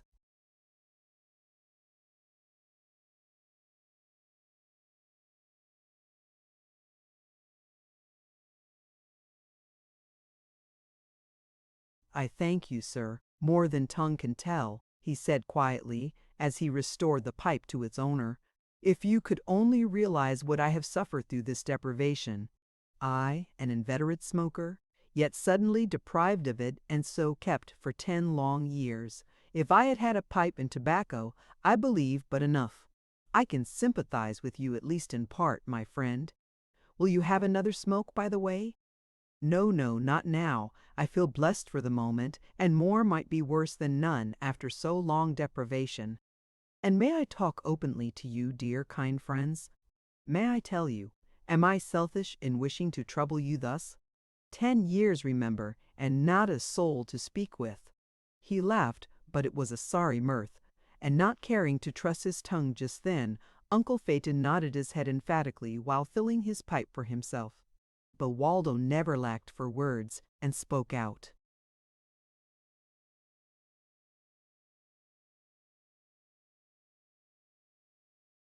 "That's all right, sir. We can listen as long as you can chin-chin. Tell us all about. Well, what's the matter with that big engine?" "Quiet, Waldo. Say what best pleases you, my friend. You can be sure of one thing, sympathetic listeners, if nothing better." With a curious shiver, as though afflicted with a sudden chill, Edgecombe turned partly away, figure drawn rigidly erect, hands tightly clasped behind his back. A brief silence, then he spoke in tones of forced composure. "A balloon was the best, in my day, and I was proud of my profession, although even then I was dreaming of better things, of something akin to this marvelous creation of yours, sir," casting a fleeting glance at the airship, then at the face of its builder, afterward resuming his former attitude. "Let that pass, though. I wanted to tell you how I met with my awful loss, how I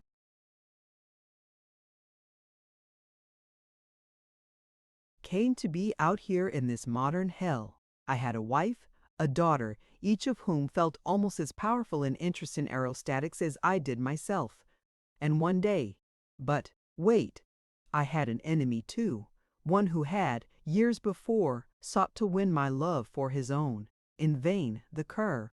And that day we were out here in Washington Territory, living in comparative solitude, that I might the better study out the theory I was slowly shaping in my brain. The day was beautiful but almost oppressively warm, and, as they so frequently wished, I let my dear ones up in the balloon, securely fastening it below. And then, God forgive me, I went back to town for something. I forget just what now. A sudden storm came up. I hurried homeward. Homeward me was wherever my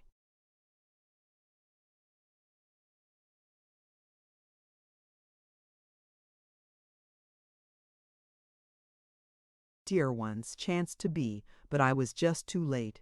That devil of all devils was ahead of me, and I saw him, merciful God. I saw him cut the ropes and let the balloon dart away upon that awful gale. His voice choked, and for a few minutes silence reigned. Knowing how vain must be any attempt to offer consolation, the trio of air voyagers said nothing, and presently Cooper Edgecombe spoke. "I killed the demon. I nearly tore him limb from limb. I would have done just that, only for those who came hurrying after me from town, knowing that I might need help in bringing my balloon to earth in safety. They dragged me away, but 'twas too late to cheat my miserable vengeance. That hound was dead, but my darlings were gone forever." Another pause, then quieter, more coherent speech.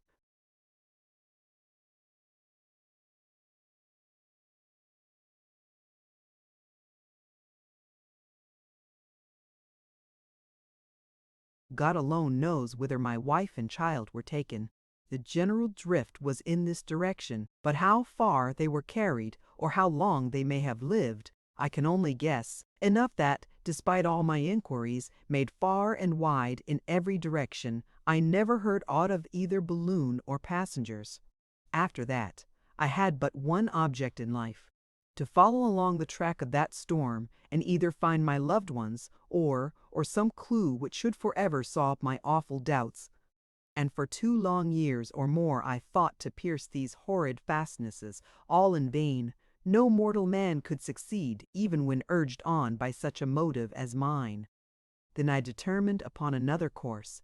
I worked and slaved until I could procure another balloon as nearly like the one I lost as might be constructed. Then I watched and waited for just such another storm as the one upon whose wings my darlings were borne away, meaning to take the same course, and so.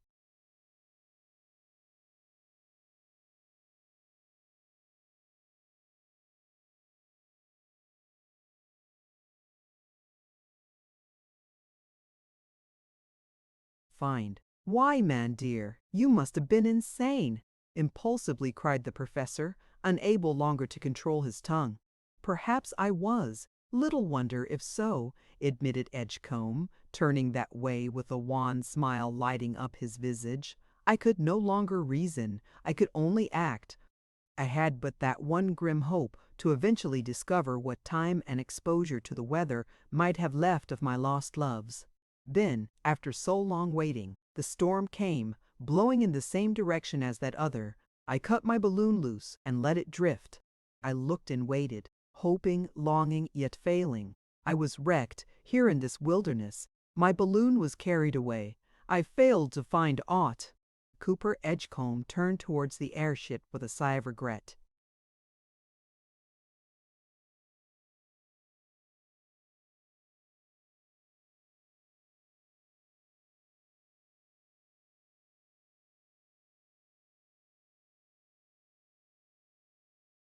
If one had something like this then, I might have found them, even alive. But now too late, eternally too late. Chapter 13. The Lost City of the Aztecs.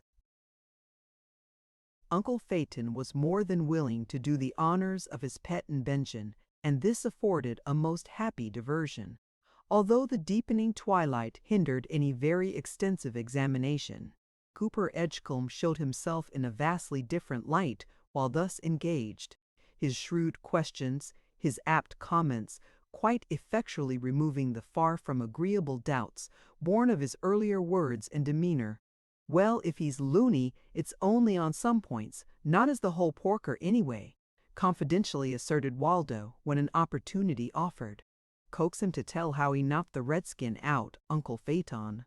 Little need of recalling that perplexing incident to the worthy savant, for, try as he might, Featherwit could not keep from brooding over that wondrous collection of relics pertaining to a long since extinct people. Of course, the last one had perished ages ago. And yet,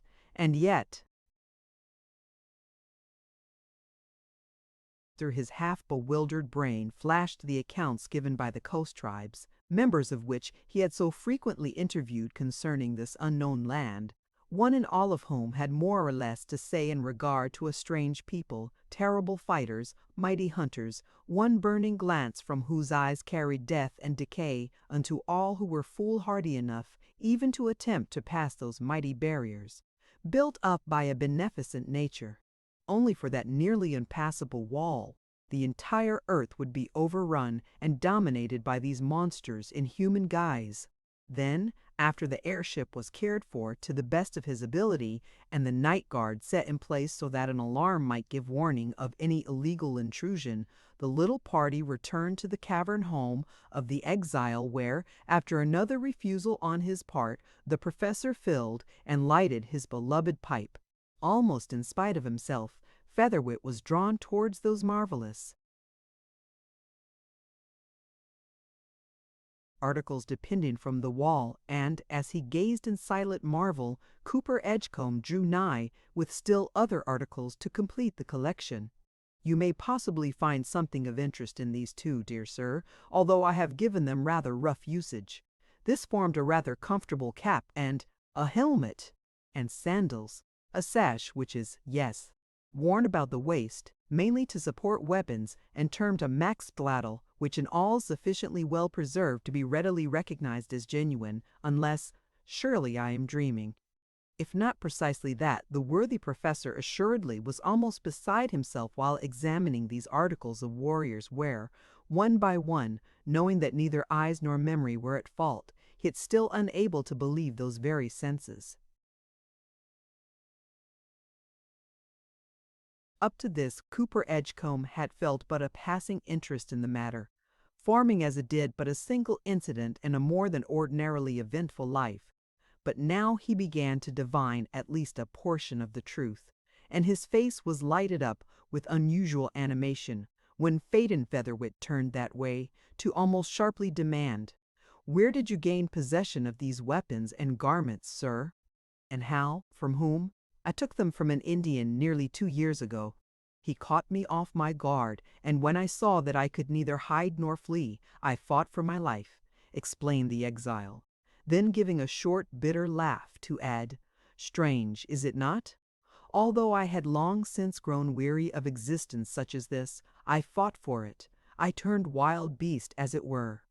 Then after all was over, I took these things, more because I feared his comrades might suspect."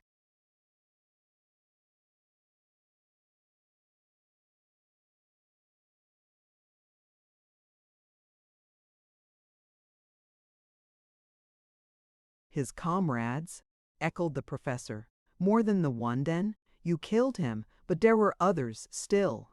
"Many of them, far too many for any one man to withstand," earnestly declared the exile. "I made all haste in bearing the redskin here, obliterating all signs as quickly as possible. Yet for days and nights I cowered here in utter darkness, each minute expecting an attack from too powerful a force for standing against." Uncle Phaeton rubbed his hands briskly, shifting his weight hurriedly from one foot to its mate, then back again, the very personification of eager interest and growing conviction. "More of them? A strong force, armed and garbed as of old, the clothing, the footwear, and, above all else, the weapons, purely Aztecan, and here only 2 short years ago?"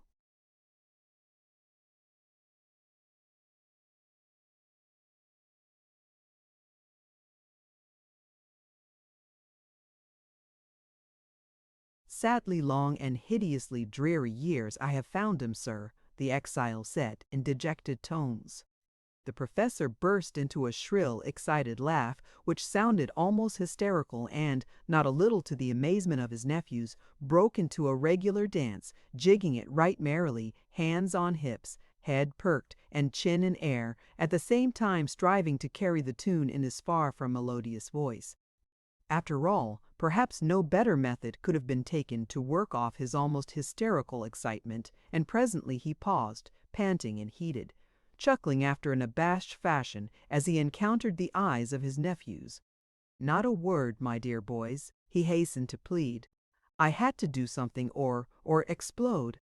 I feel better now. I can behave myself, I hope. I am calm, cool, and composed as the genuine Aztecs, and we are the ones to discover that. Oh, I forgot."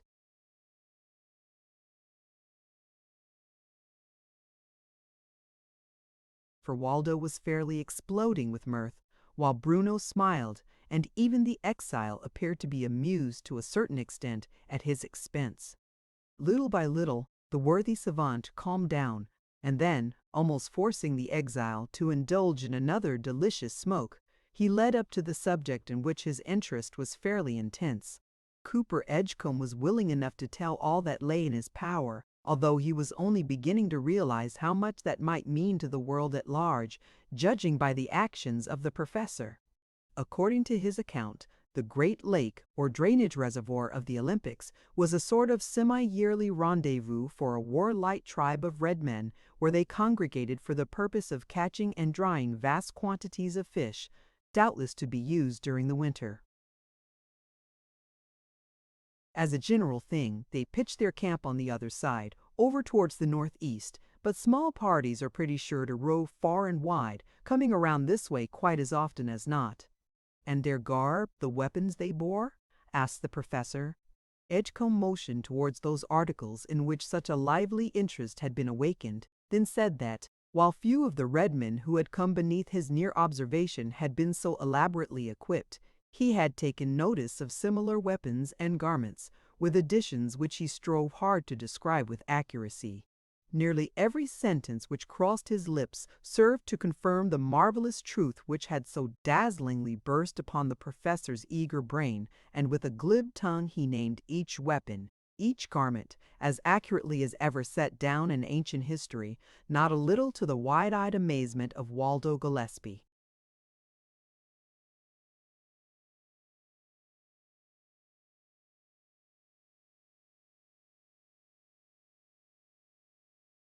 "Worse than those blessed sour us and cousins," he confided to his brother in a whisper. "Reckon it's all right, Bruno. Uncle isn't, eh?" But Uncle Phaeton paid them no attention, so deeply was he stirred by this wondrous revelation.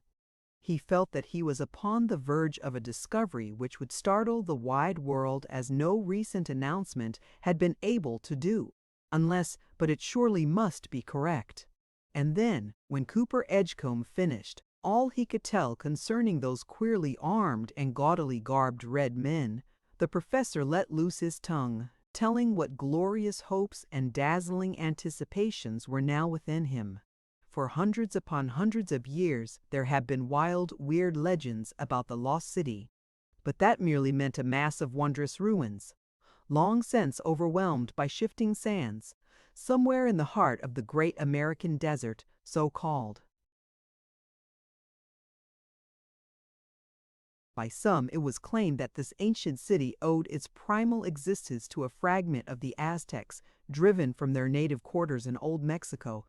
By others, was attributed unto one of the fabulous lost tribes of Israel, but even the most enthusiastic never for one moment dreamed of this. "Except yourself, Uncle Phaeton," cut in Waldo with a subdued grin. "This must be one of the marvels you calculated on discovering, thanks to the flying machine, eh?" "Nay, my boy, I never let my imagination soar half so high as all that," quickly answered the professor. "But now I feel confident that just such a discovery lies before us, and with the dawn of a new day we will ascend and look for the glorious, lost city of the Aztecs."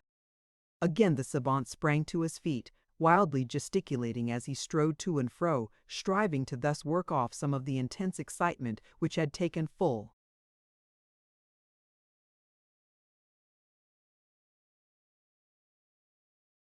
possession, and words fell rapidly from his lips the while, only a portion of which need be placed upon record in this connection, however. A fickle for the paltry lost cities of musty tradition now. They may sleep beneath the sandstorms of countless years, but this I would gladly give one of my eyes for the certainty that its mate might gaze upon such a wondrous spectacle as, oh, if it might only prove true! If I might only discover such a stupendous treasure, Aztecs, and in the present day, alive, armed, and garbed as of yore, amazing, incredible, astounding beyond the wildest dreams of a confirmed. With startling swiftness, Uncle Phaeton wheeled to confront the exile, gripping his arm with fierce vigor as he shrilly demanded, "Opium, are you an eater of drugs, Cooper Edgecombe?"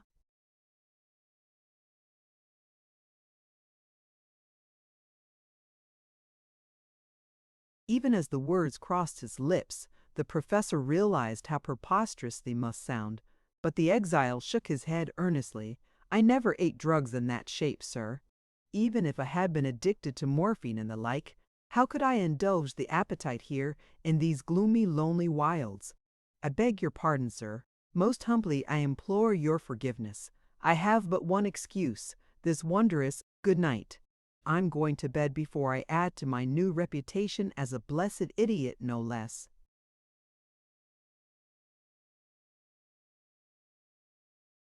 Chapter 14. A Marvelous Vision. But the night was considerably older ere any one of that quartet lost himself in slumber, for all had been too thoroughly wrought up by the exciting events of the past day for sleep to claim an easy subject. By common consent, however, that one particular subject was barred for the present, and then, sitting in a cozy group about the glowing fire there in the cavern, the recently formed friends talked and chatted, asking and answering questions almost past counting. Little wonder that such should be the case, so far as Cooper Edgecombe was concerned, since he had been lost to the busy world and its many changes for a long decade. Then, too, his own dreary existence held a strange charm for the air voyagers, and the exile grew wonderfully cheerful and bright-eyed as he, in part, depicted his struggles to sustain life against such heavy odds, and still strove to keep alive.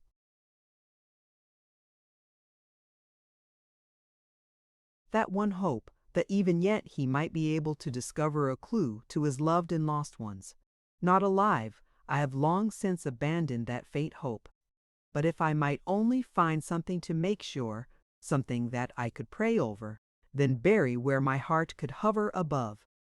You are still alive, good friend, yet you have spent long years out here in the wilderness, gently suggested the professor. Edgecombe flinched, as one might when a rude hand touches a still raw wound.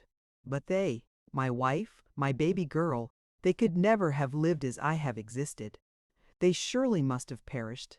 If not at once, then when the first cruel storms of hideous winter came howling down from the far north. Unless they were found and rescued by who knows, my good sir, forcing a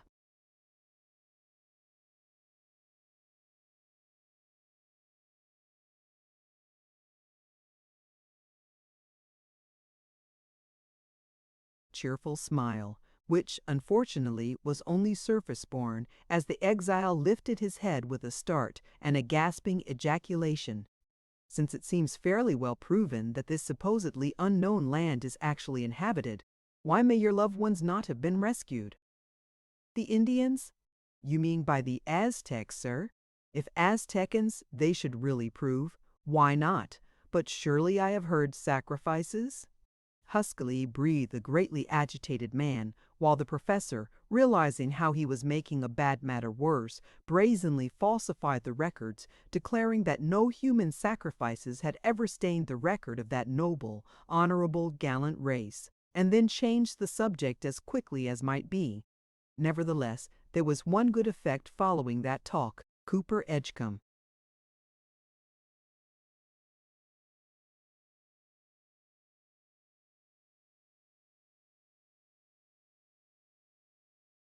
had dreaded nothing so much as the fear of being left behind by these, the first white people he had seen for what seemed more than an ordinary lifetime.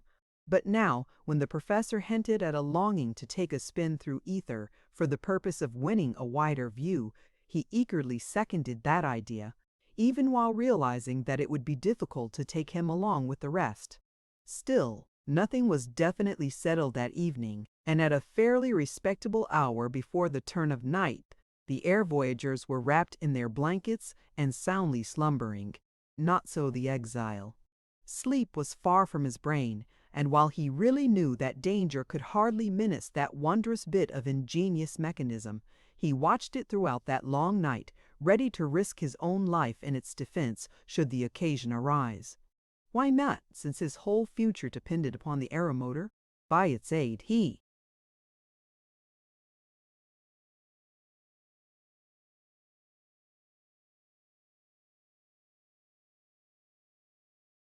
hoped to reach civilization once more, and in spite of the great loss which had wrecked his life, he was thrilled to the center by that glorious prospect. Here he was dead while breathing. There he would at least be in touch with his fellow men once more. An early meal was prepared by the exile, and in readiness when his trio of guests awakened to the new day. And then, while busily discussing the really appetizing viands placed before them, the next move was fully determined upon. Not a little to his secret delight, the professor heard Edgecombe broach the subject of further explorations, and seeing that his excitement had passed away in goodly measure during the silent watches of the night, he talked with greater freedom. Of course we'll keep in touch with you, here, friend, and take no decisive move without your knowledge and consent. Our fate shall be yours, and your fate shall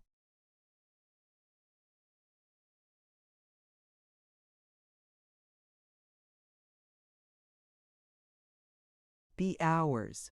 Only I would dearly love to catch a glimpse of if there should actually be a lost city in existence. If there is, as there surely must be one of some description, judging from the number of red men I have seen collecting here at the lake," observed the exile. "You certainly ought to make the discovery with the aid of your airship. You can ascend at will, of course, sir?" Nothing loath, the professor spoke of his pet and its wondrous capabilities, and then all hands left the cavern for the outer air to prepare for action. As a further assurance, Uncle Phaeton begged Edgecombe to enter the aerostat, then skillfully caused the vessel to float upward into clear space, sailing out over the lake even to the whirlpool itself before turning, his passenger eagerly watching every move and touch of hand, asking questions which proved him both shrewd and ingenious from a mechanical point of view.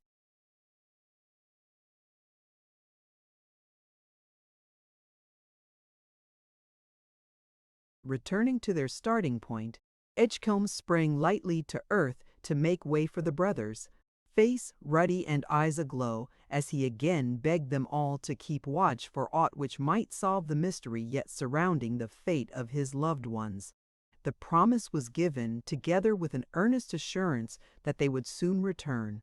Then the parting was cut as short as might be, all feeling that such a course was wisest and kindest after all.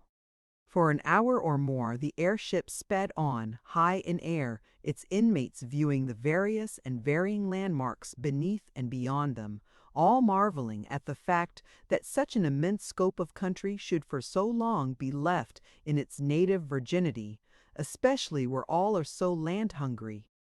Then, as nothing of especial interest was brought to their notice, Uncle Phaeton quite naturally reverted to that suit of Astrakhan armor and the glorious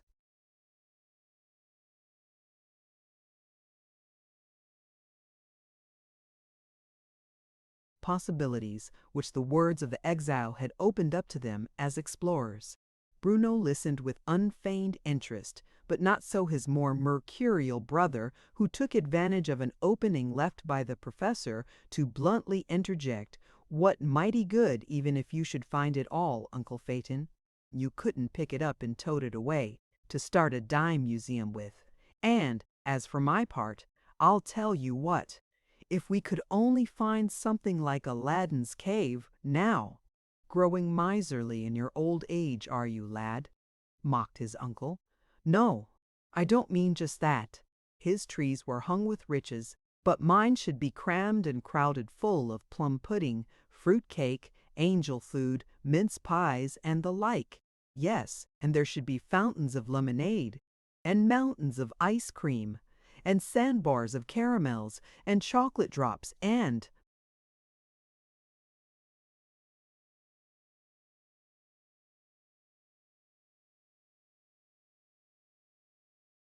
trilbies, and well, now, what's the matter with you fellows anyway?" He spoke with boyish indignation at that laughing outbreak, but the kindly professor quickly managed to smooth the matter over, although not before Waldo had promised Bruno a sound thumping the first time they set foot upon land. Until past the noon hour that pleasant voyage lasted, without any remarkable discovery being made, the trio munching a cold lunch at their ease, rather than take the trouble to effect a landing.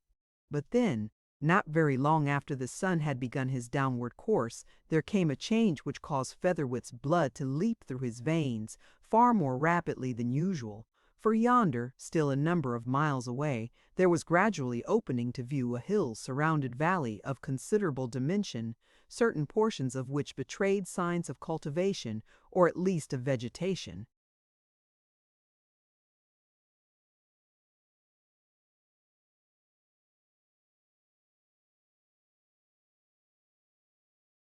Different aught the explorers had as yet come across since entering that land of wonders. Almost unwittingly, Professor Featherwit sent the airship higher, even as it sped onward at quickened pace, his face as pale as his eyes were glittering, intense anticipation holding him spellbound for the time being.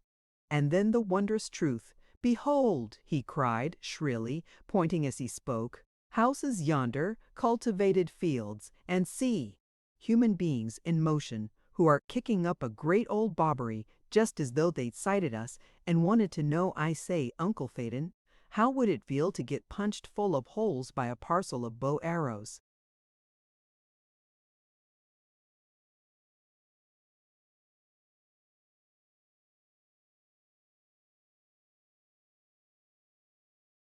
With a quick motion, the airship was turned, darting lower and off at a sharp angle to its former course. For the professor likewise saw what had attracted the notice of his younger nephew. Scattered here and there throughout that secluded valley were human beings, nearly all of whom had sprung into sudden motion, doubtless amazed or frightened by the appearance of that oddly shaped air demon. Brief though that view had been, it was sufficiently long to show the professor houses of solid and substantial shape, cultivated plots, human beings, and a little river whose clear waters sparkled and flashed in the sunlight. It was very hard to cut that view so short, but the professor had not lost all prudence, and he knew that danger to both vessel and passengers might follow a nearer intrusion upon the privacy of yonder armed people. Yet his face was fairly glowing with glad exultation as he brought the aerostat to a lower strata of air.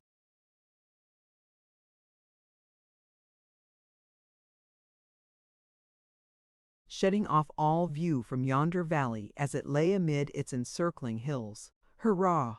he cried, snatching off his cap and waving it enthusiastically as the airship floated onward at ease.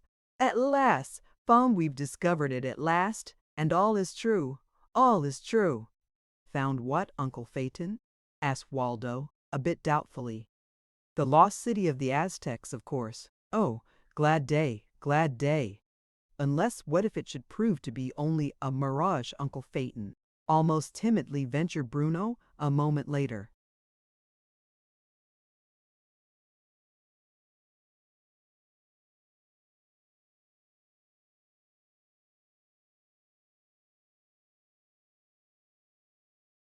Chapter 15. Astounding, yet true. The professor gave a great start at this almost reluctant suggestion, shrinking back with a look which fell not far short of being horrified. But then he rallied, forcing a laugh before speaking. "No, no, Bruno. All conditions are lacking to form the mirage of the desert, and, too, everything was so distinct and clearly outlined that one could fairly feel those blessed bow arrows tickling a fellow in the short ribs," vigorously declared the younger Gillespie. "Not but that I say, Uncle Phaeton." "What is it now, Waldo?" "Reckon they're like any other people." "Got boys and girls among 'em, I wonder?" "I dare say, yes, why not?" answered Featherwit, scarcely realizing what words were being shaped by his lips, while Bruno broke into a brief-lived laugh, more at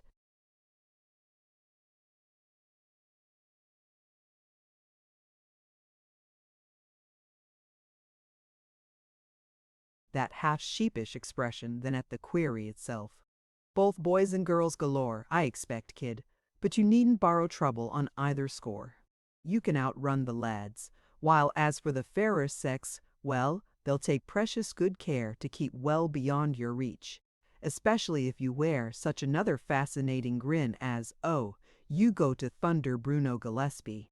Through all this interchange, the airship was maintaining a wide sweep, drawing nearer the forest beneath, if only to keep hidden from the eyes of the strange people in yonder deep valley. Yet the gaze of Phaeton Featherwit, as a rule, kept turned towards that particular point, his eyes on fire, his lips twitching, his whole demeanor that of one who feels a discovery of tremendous importance lies just before him.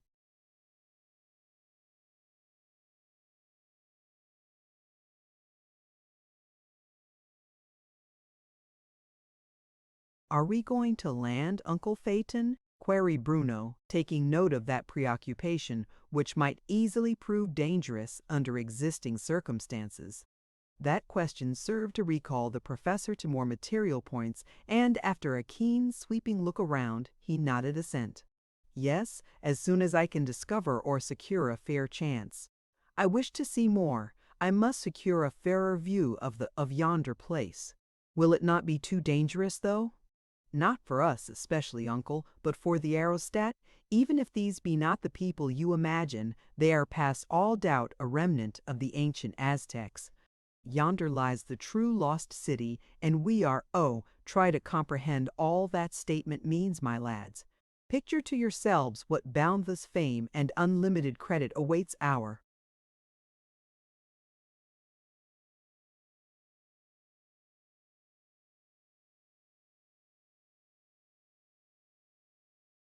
report to the outer world, the benighted world, the besotted world. While we'll form the upsotted world, or a portion of it, without something is done, and that in a howling hurry, too. Fairly spluttered Waldo, as the again neglected airship sped swiftly towards a more elevated portion of that earth. Part of the tall hill crest which acted as nature's barricade to yonder, by nature depressed valley. Time enough, lad. Time enough, since we are going to land, coolly assured the professor, deftly manipulating the steering gear and still currying around those tree-crowned hills. If we are really hunted after, 'twill naturally be in the quarter of our vanishment, while by alighting around yonder, nearly at right angles with our initial approach, we will have naught to fear from the Aztecan clans.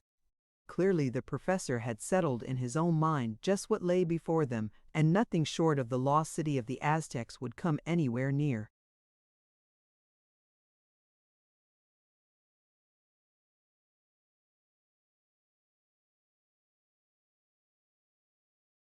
Satisfying that exalted ideal, and taking all points into full consideration, was there anything so very absurd in his method of reasoning, or of drawing a deduction? Still, that exaltation did not prevent Uncle Phaeton from taking all essential precautions, and it was only when an especially secure landing place was sighted that he really attempted to touch the earth.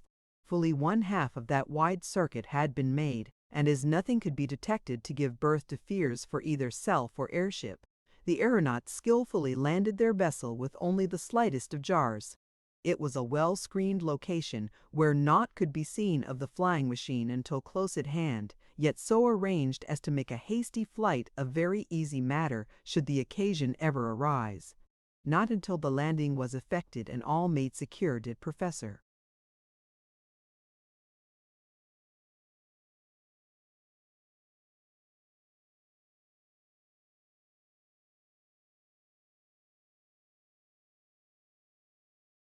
Featherwit speak again. Then it was with gravely earnest speech which suitably affected his nephews.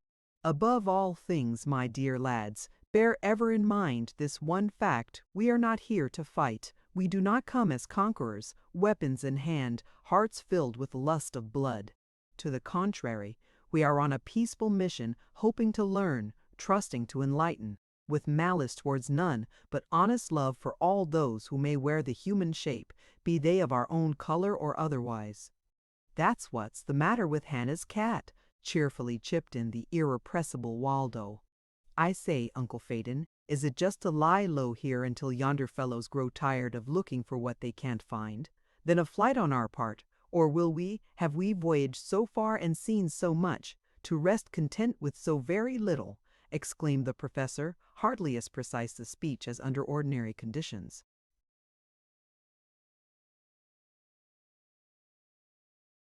No, no, my lads. Yonder lies the greatest discovery of the 19th century, and we are. Get a hustle on, boys. The day is waning, and with so much to see, to study, to come, I say. In spite of his initial attempt to impress his nephews with a due sense of the heavy responsibilities which rested upon them, Peyton Featherwit was far more excited than either one of the brothers. Doubtless he more nearly appreciated the importance of this wondrous discovery, provided his now firm belief was correct that yonder stood a solid, substantial city, erected by the hands of a people whom common consent had agreed were long since wiped out of existence. The story told by Cooper Edgecombe, backed up by the articles taken from the person of the warrior whom he had slain in self-defense, certainly had its weight, while the brief and imperfect glimpse which he had won of yonder valley helped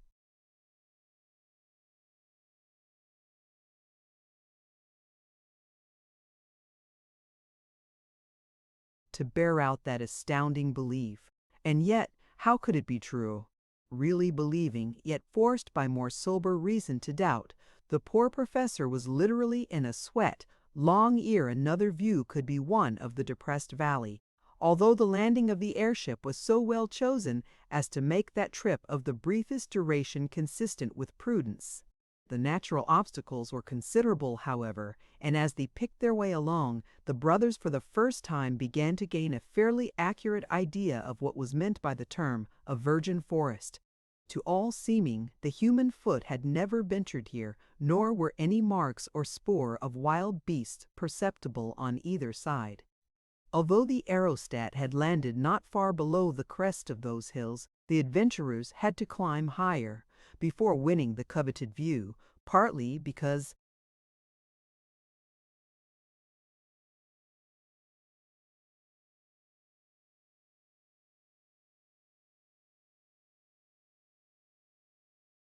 the most practicable route led down into and along a winding gulch where the footing was far less treacherous than upon the higher ground, cumbered, as that was, with the leaf mold of centuries. Still, half an hour's steady labor brought the little squad to the coveted point, and once again Professor Featherwit was almost literally stricken speechless, for there, far below their present location, spread out in level expanse, lay the secret valley with all its marvels. Far more extensive than it had appeared by that initial glimpse, the valley itself seemed composed of fertile soil, yet, by aid of the river which cut through, near its center, irrigating ditches conveyed water to every acre, thus ensuring bounteous crops of grain and of fruit as well. Numerous buildings stood in irregular array, for the most part of no great height, nor with many pretensions towards architectural beauty or grace of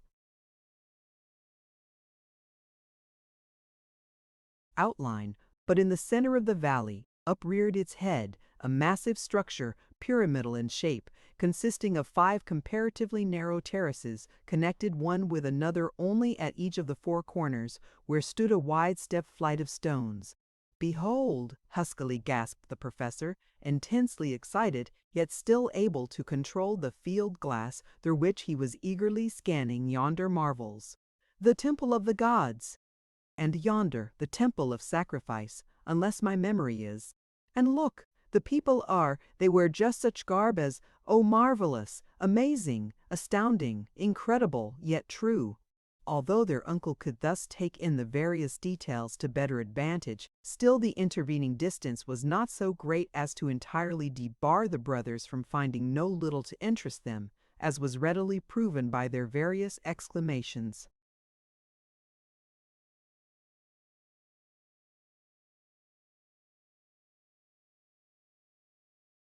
"Just look at the people, will ye, now, flopping around like they hadn't any bigger business than to reckon. They're looking for us to come back, Bruno." "Or watching for the monster bird of prey, rather," suggested the elder Gillespie. "Of course they couldn't distinguish our faces, and our bodies were fairly well hidden. And, even more, of course, they must be totally ignorant of all such things as flying machines and the like." "Poor ignorant devils," sympathetically sighed the youngster.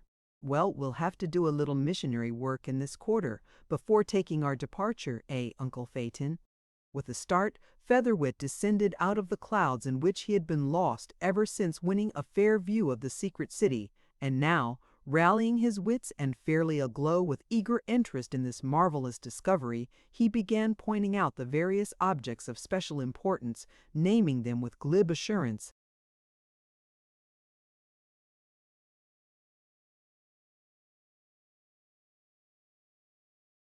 Then reminding the boys how wonderfully similar all was to what had existed in old Mexico before the conquest.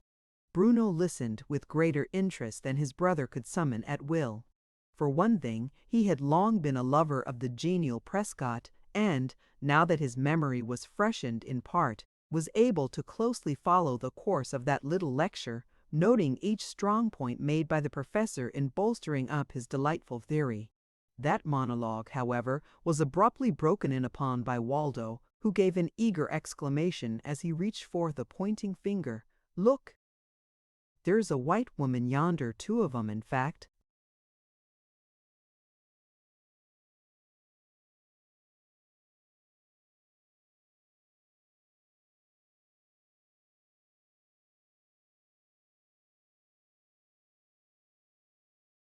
Chapter 16. Can it be through? That announcement came with all the force of a bolt from the blue, and even the professor dropped his glasses with a gasp of amazement, while Bruno would have leaped to his feet, only for the hasty grab which his brother made at the tail of his coat. "White, where? Surely it cannot be that Edgecombe all take a tumble, boy," ejaculated Waldo, giving a jerk that rendered compliance nearly literal, though scarcely full of grace. "Want to have the whole gang make a howling break this way." "Want to. They're white all right, though. Where? Which direction? Point them out, and I fail to see anything which would bear out your—" The professor was sweeping yonder field with his glass, searching for the primal cause of that latest excitement, but without success. "No sign of a white face, male."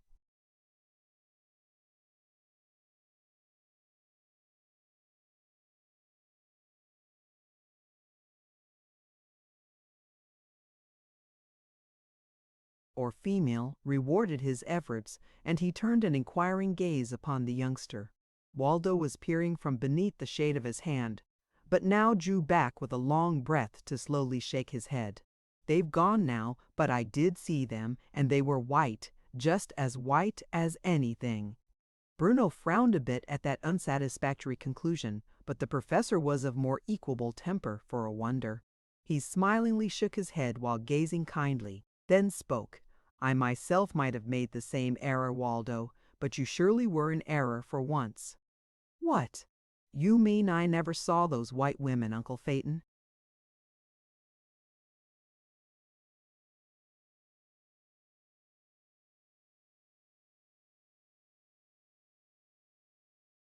"No, no, I am not so seriously faulting your eyesight, my dear boy," came the swift assurance. "But even the best of us are open to errors, and there were in olden times not a few Aztecs with fair skins, not exactly white, yet comparatively fair when their race was considered. And, no doubt, Waldo, you saw just such another a bit ago." But the youngster was not so easily shaken in his own opinion. "There were a couple of 'em, not just such another, uncle, and they were white, pure white as ever the Lord made a woman. And why? Didn't I see their hair, long and floating loose? And wasn't that yellow as gold or the sunshine itself? Yellow hair? Yes, indeedy, yellow hair, white skins, faces anyway. Blondes, the couple of."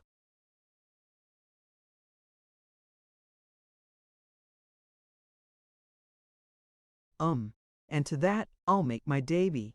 And so the youngster maintained with even more than usual sturdiness when questioned more closely, pointing out the very spot upon which the strange beings were standing, the top of a large, tall building, clearly one of the series of temples. In vain the field glass was fixed upon that particular point. The partly roofed azotea was wholly devoid of human life, and though watch was maintained in that direction for many minutes thereafter, by one or other of the air voyagers, naught was seen to confirm the assertion made by the younger Gillespie. For the moment that fact or fancy dominated all other interests, for, granting that Waldo had not been misled by a naturally fair Indian face, there was room for a truly startling inference.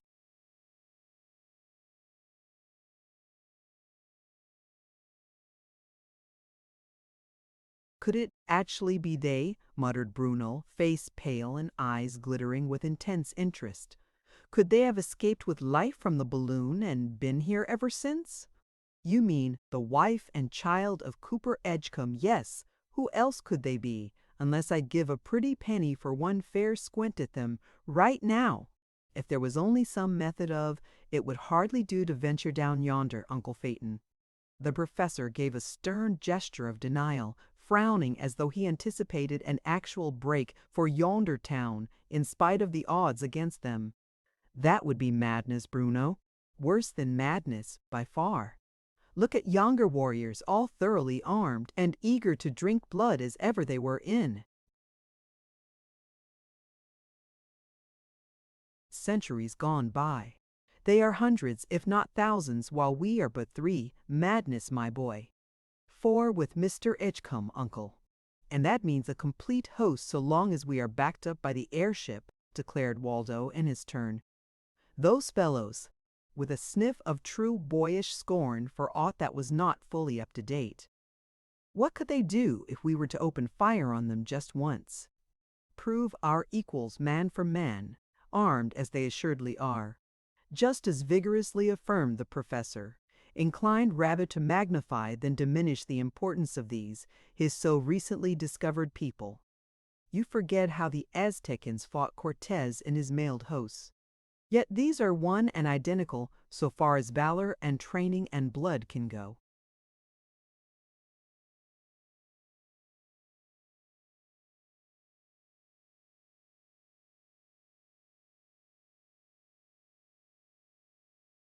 Huh!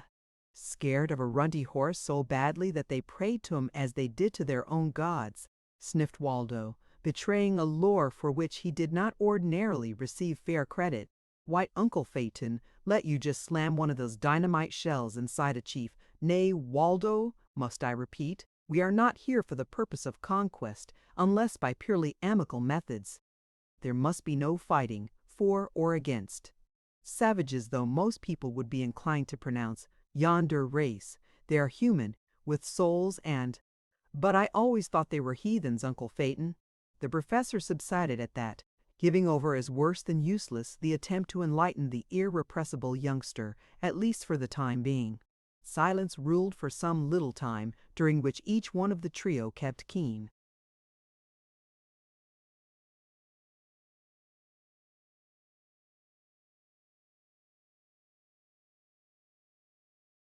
Watch over the valley, the field glass, changing hands at intervals in order to put all upon an equal footing.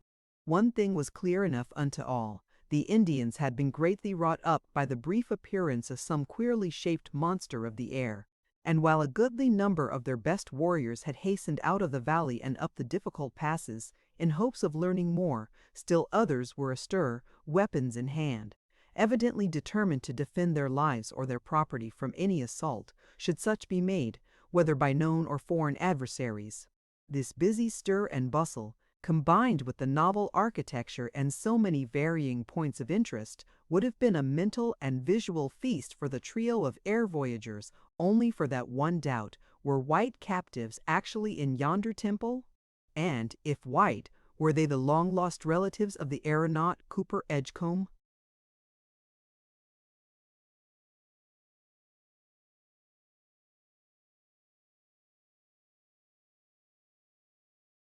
Quite naturally, the interest displayed by the Indians centered in the quarter of the heavens where that air demon had been sighted. Hence our friends saw very little cause for apprehension on their own parts. Thus they were given a better opportunity for thinking of and then discussing the new marvel. Again did Waldo vow that his eyes had not befooled him. Again he positively asserted that he had seen two white women wearing blonde hair in loose waves far adown their backs. And once again Bruno, in half-awed tones, wondered whether or no they were the mother and child borne away upon the wings of a mighty storm 15 long years gone by. "It is possible, though scarcely credible," admitted Uncle Phaeton, in grave tones, as he wrinkled his brows after his peculiar fashion when ill at ease in his mind. Edgecombe lived through just such another experience, though to be.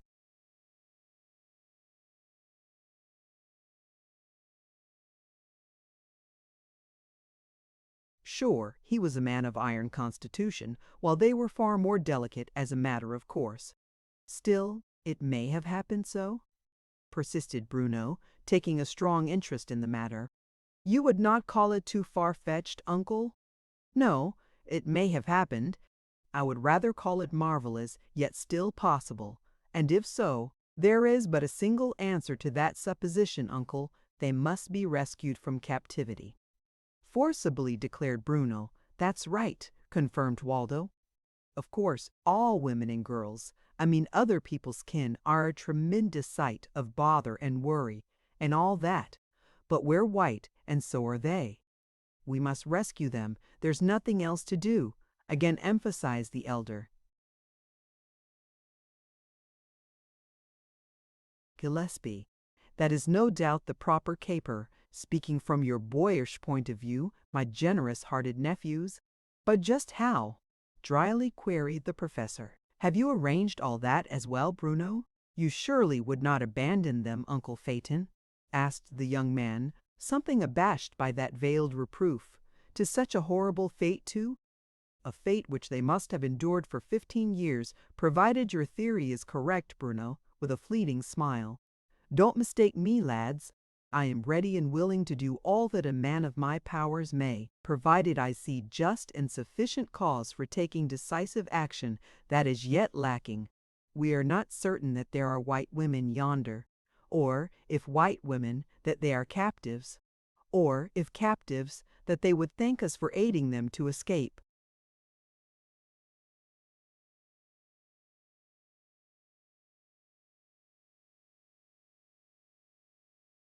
Why, Uncle Phaeton?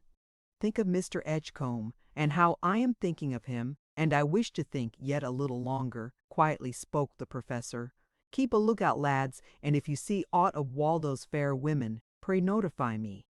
For the better part of an hour comparative silence reigned, the boys feasting eyes upon yonder spectacle, their uncle deeply in reverie, but then he roused up, his final decision arrived at.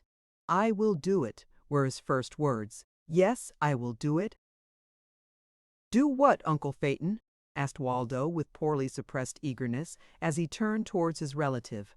"Go after Cooper Edgecombe, bringing him here in order that he may, sooner or later, solve this perplexing enigma. Come, boys, we may as well start back." Towards the aerostat. But both youngsters objected in a decided manner, Waldo saying, "No, no, Uncle Phaeton, why should we go along? You'll be coming right back, and we'll be less crowded in the ship if we don't go. And we can better wait right here, don't you see, Uncle? To keep the lost city safely found, don't you know? What if it should take a sudden notion to lose itself again?" added Waldo innocently.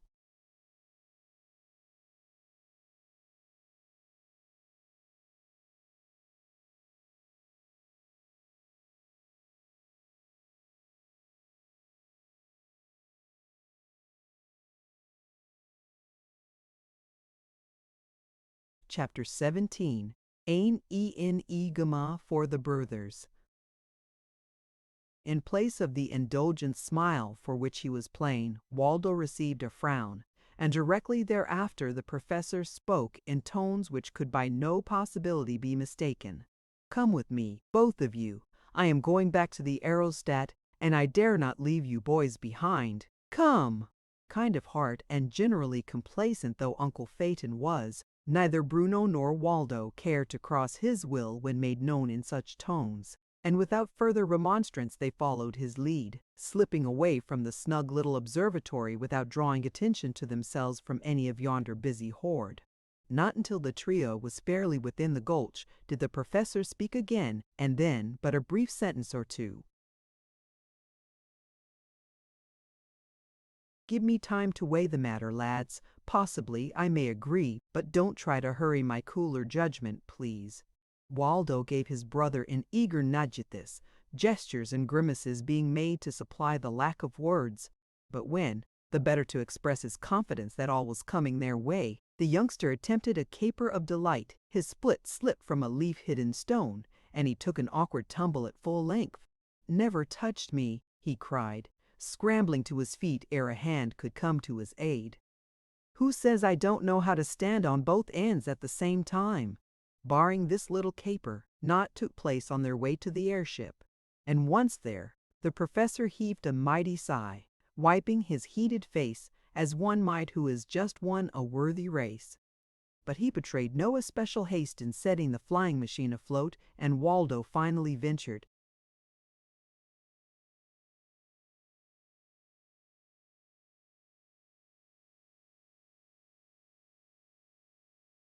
"Can we help you off, Uncle Phaeton?"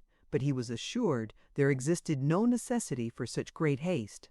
In fact, it might be dangerous to start while so many of the Aztecs are upon the lookout, came the unexpected addition. "I believe it would be vastly better not to leave here until shortly before dawn tomorrow." It took but a few words further to convince the brothers that this idea was wisest, and while the young fellows felt sorry to have their view cut so short, neither ventured to actually rebel. After all, The day was well nigh spent, and besides preparing their evening meal, it was essential that their plans for the immediate future should be shaped as thoroughly as possible. Professor Featherwit had resolved to fetch Cooper Edgecombe to the scene of interest in order to give him at least a fair chance to solve the enigma which was perplexing them all. Even so, he felt that no small degree of physical danger would attend that presence, particularly if it should really prove, as they could but suspect, that both wife and daughter of the involuntary exile were yonder among the Aztecans. Much of this the professor made known to his nephews during that evening, the trio thoroughly discussing the matter in all its bearings. But before the airship was prepared for the night's rest, Uncle Phaeton made the youngsters happy by consenting to their remaining behind as guardians to the lost city while he went in quest of the balloonist. "But bear ever in mind the conditions, lads," was his earnest conclusion. "I place you upon your honor to take all possible precautions against being discovered or even running the least unnecessary risk during my absence."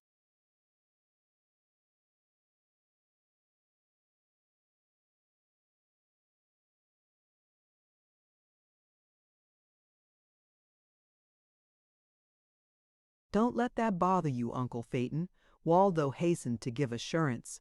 "We'll be wise as pigeons and cautious as any old snake you ever caught up a tree. Eh, Bruno, old man?"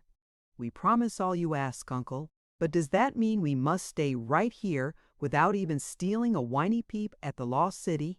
Professor Featherwit felt sorely tempted to say yes, but then, knowing boyish nature, although Bruno had just passed his majority, while Waldo was turned 17 so well, he feared to draw the reins too tightly lest they give way entirely. "No, I do not expect quite that much, my lads, but I do count on your taking no unnecessary risks, and in case of discovery that you rather trust to flight and my finding you later on than to actually fighting."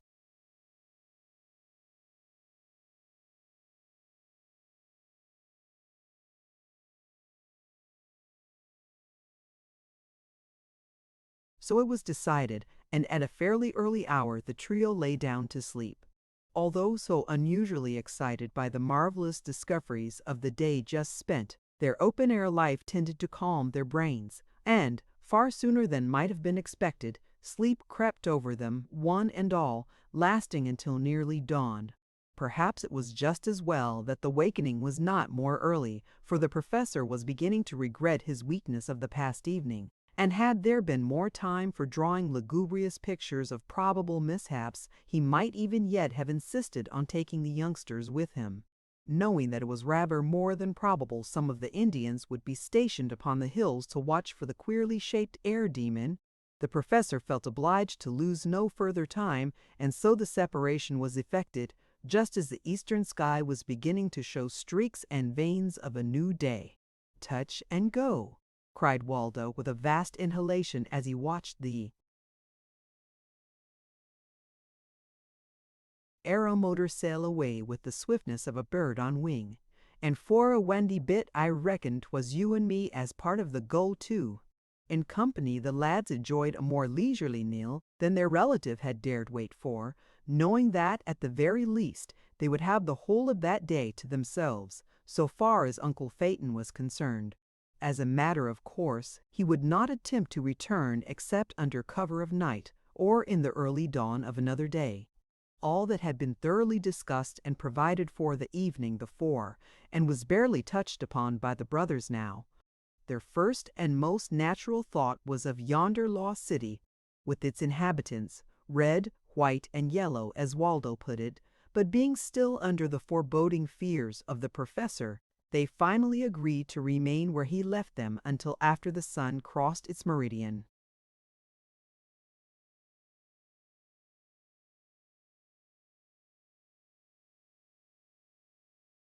It was a rather early meal which the brothers prepared, if the whole truth must be told, and the last fragments were bolted rather than chewed, feet keeping time with jaws as they hastened towards the observatory. There was pretty much the same sort of view as on the day before, the main difference being that many of the Indians were laboring in the fields instead of watching for the air demon. Using the glass by turns, the lads kept eager watch for the white women whom Waldo stubbornly persisted were within the town. But hour after hour passed without the desired reward, and Bruno began to doubt whether there was any such vision to be won. The sun was in your eyes, and you let mad fancy run away with your better judgment, boy, he decided at length. If not, why what now?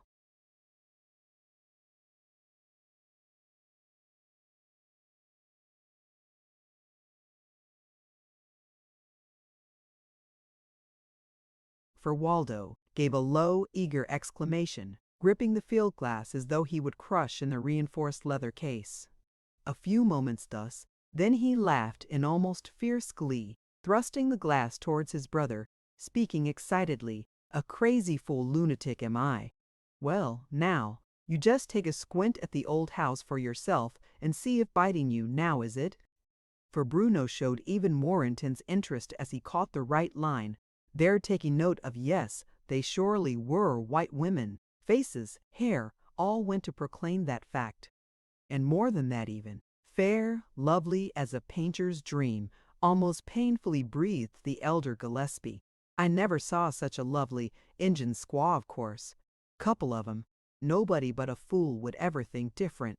The idea of finding white women."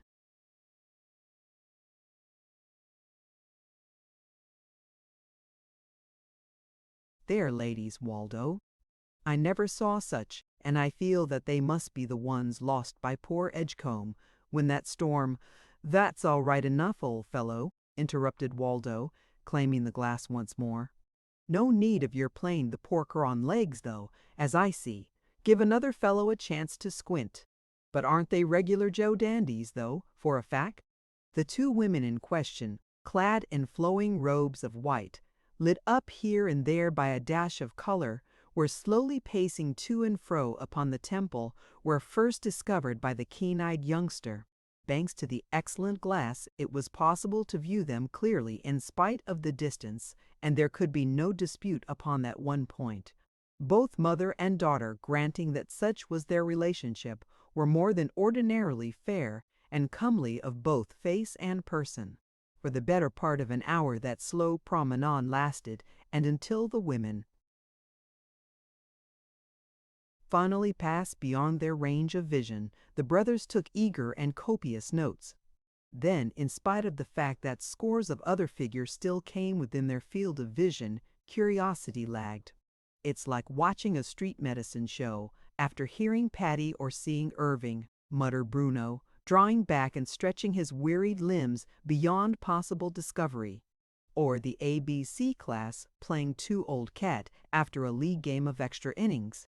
"Right you are, my hearty," coincided Waldo, feeling pretty much the same way, only with a difference. Shortly after this, Bruno suggested a retreat to the rendezvous, and for a wonder, his brother agreed without amendment. The brothers passed down to the gulch, which formed the easiest route to their refuge, saying very little, and that in lower tones. The confirmation so recently won served to stir their hearts deeply, and neither boy could as yet see a way out of the labyrinth that discovery most assuredly opened up before them. "Of course we can't leave them there to drag on such a wretched existence," declared Bruno. "We couldn't do that, even though we learned they held no relationship to Mr. Edgecombe. But how? I reckon it's what?" abruptly spoke Waldo, gripping an arm and stopping short for a few seconds, but then impulsively springing onward again as wild sounds arose from no great distance. A score of seconds later, they caught sight of a huge grizzly bear in the act of falling upon a slender stripling, whose bronze hue as surely proclaimed one of the Aztec children from yonder lost city.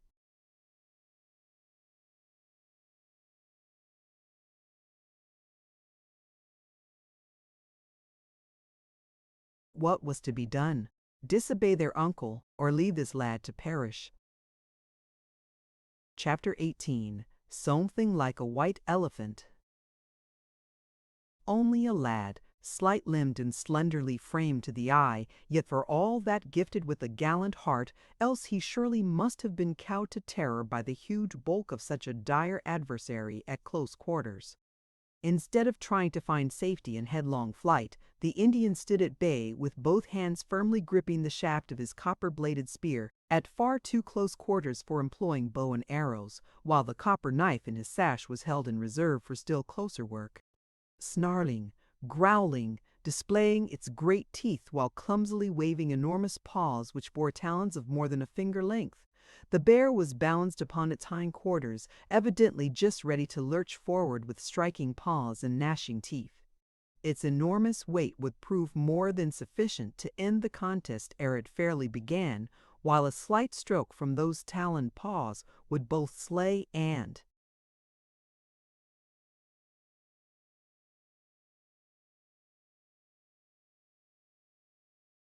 mutilate. No one was better aware of all this than the Indian lad himself, yet he took the initiative, swiftly darting his spear forward, lending to its keen point all the power of both arms and body. A suicidal act, it certainly appeared, yet one which could scarcely make his position more perilous. An awful roar burst from Bruin as he felt that thrust, the blade sinking deep and biting shrewdly. But then he plunged forward, striking savagely as he dropped.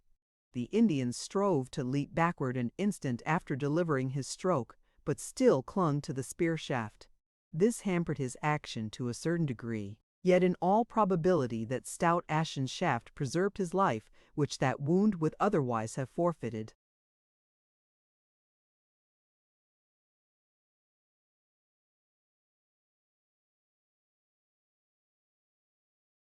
The stroke but brushed a shoulder, nor did a claw take fair effect, yet the stripling was fell to earth as though smitten by a thunderbolt. All this before the brothers could solve the enigma thus offered them so unexpectedly.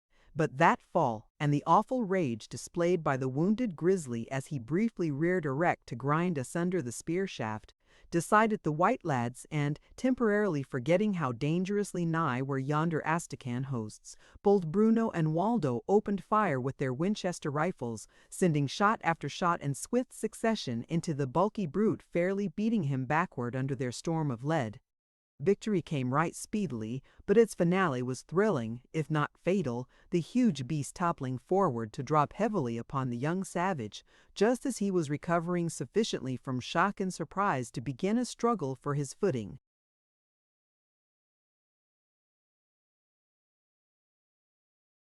Firing another couple of shots while rifle muzzle almost touched an ear, the brothers quickly turned attention towards the fallen Indian, more than half believing him a corpse, crushed out of shape upon the underlying rocks by that enormous carcass. Fortunately for all concerned, the young Aztec was lying in a natural depression between two firm rocks, and while his extrication proved to be a matter of both time and difficulty, saying nothing of main strength, success finally rewarded the efforts of our young Samaritans. The grizzly was stone dead. The Indian seemed but a trifle better, though that came through compression rather than any actual wounds from tooth or talon, and the brothers themselves were fairly dismayed. Not until that rescue was finally accomplished did either lad give thought to what might follow, but now they drew back a bit, interchanging looks of puzzled.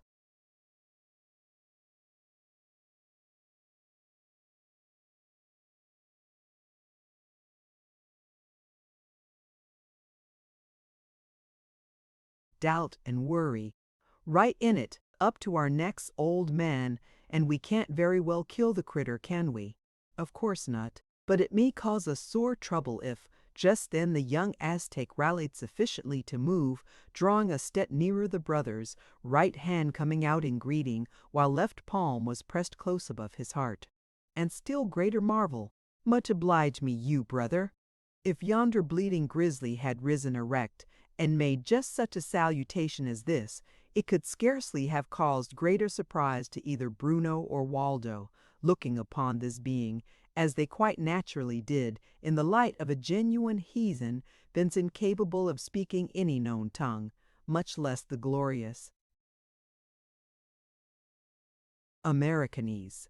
True, there was a certain odd accent, a curious dwelling upon each syllable, but the words themselves were distinctly pronounced and beyond misapprehension. Why, I took you for a howling engine, fairly exploded Waldo, then stepping forward to clasp the proffered member, giving it a regular pump-handle shake by way of emphasis. And here you are, slinging the pure United States around, just as though it didn't cost a cent, and you held a mortgage on the whole dictionary. Why, I can't, well, now. For once in a way, the glib-tongued lad was at a loss just what to say and how to say it. For after all, this surely was a redskin, and the professor had explicitly warned them against, oh dear, was it all a dizzy dream? For the Aztec drew back, speaking rapidly in an adder.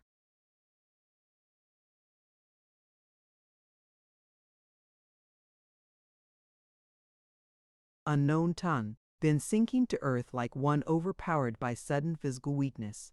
Bruno Gillespie, too, was recalling his uncle's earnest cautions and now took prompt action.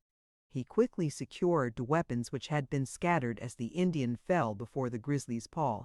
Then the brothers drew a little apart to consult together. "What do we do about it?" whisperingly demanded Waldo, keeping a wary eye upon yonder redskin. "You tell, for blamed if I know how." "We daren't let him go free, else he might fetch the whole tribe upon our track," said Bruno, in the same low tones, no whit less sorely perplexed as to their wisest course. "No, and yet we can't very well kill him either. If we hadn't come along just as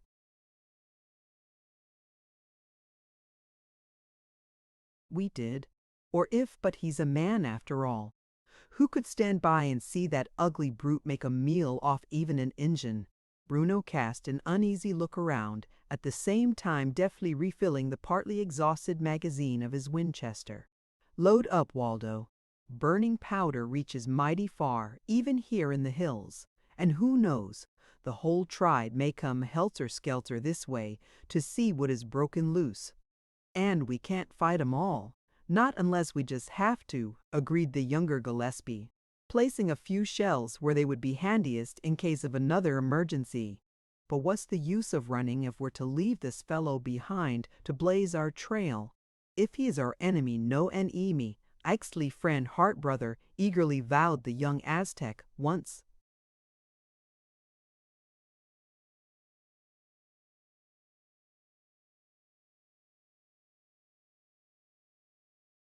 Again startling the lads by his strange command of a foreign tongue. He rose to his feet, though plainly suffering in some slight degree from that brief collision with the huge beast, and smiling frankly into first one face, then the other, to Bruno's hand, touched it with his lips, then bowed his head and placed the wider palm upon his now uncovered crown. In like manner he saluted Waldo, after which he drew back a bit, still smiling genially, to add, in slowly spoken words, "You save Ixtli. Bear kill no, you kill yes. Ixtli glad. Son children, great big heart full of love. So Ixtli never do hurt, never do wrong, die for white brothers so."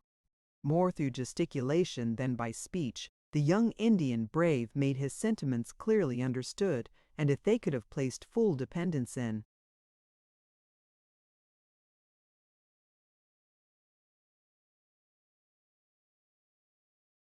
that pledge, the brothers would have felt vastly relieved in mind. But they only too clearly recalled numerous instances of cunning ill faith, and, in despite of all, they could not well avoid thinking that this was really something like a white elephant thrown upon their hands. "All right, play. We swallow it all, but keep your best eye peeled, old man," guardedly whispered Waldo. "Fetch him along, yes or no, for it may be growing worse than dangerous right here, after so much shooting." "You mean for us to take the fellow along and keep him with us until Uncle Phaeton comes back to finally decide upon his case," promptly explained Waldo. "Of course we ought to have let him die. Ought, but didn't. We couldn't then, wouldn't now, if it was all to do over. So watch him so closely that he can't play tricks even if he wishes." There was nothing better to propose, and though the job promised to be an awkward one to manage, Ixtli himself rendered it more easy. past all doubt he could understand as well as speak the English language, for he took a step in evident submission, speaking gently, "I exly ready, hard brother, say where go, now." Again the brothers felt startled by that quaintly correct accent, and almost involuntarily Bruno spoke in turn. "You can talk English? When did you learn, and from whom?" A still brighter smile irradiated the Aztec's face, and turning his eyes towards the secluded valley, he bowed his head as though in deep reverence, then softly, lovingly, almost adoringly responded, "Sh tell me how. Victo glady too. Ixley know little, not much. His heart feel big for son children all time, so you too for kill bear like dat." Bruno turned a bit paler than usual, catching his breath sharply, as he repeated those names. Victo, Glady, wasn't it by those names? Victoria, Gladys, that Mr. Edgecombe called his lost ones? Waldo? I can't remember. But get a move on, old man. The sooner we're back where Uncle Phaeton left us, where we can see a bit more of what may be coming, the safer my precious scalp will feel." "This Injun no scalp," quickly interposed the Aztec, with a deprecatory gesture to match his words. "You say Ixtli. Ixtli say no hurt white brothers. Dat so, dat sure for truth."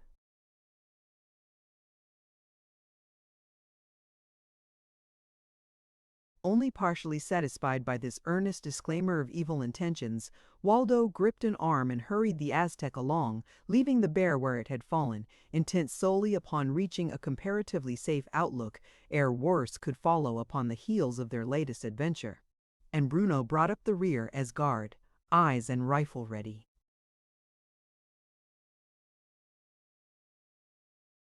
Chapter 19. The Children of the Sun God.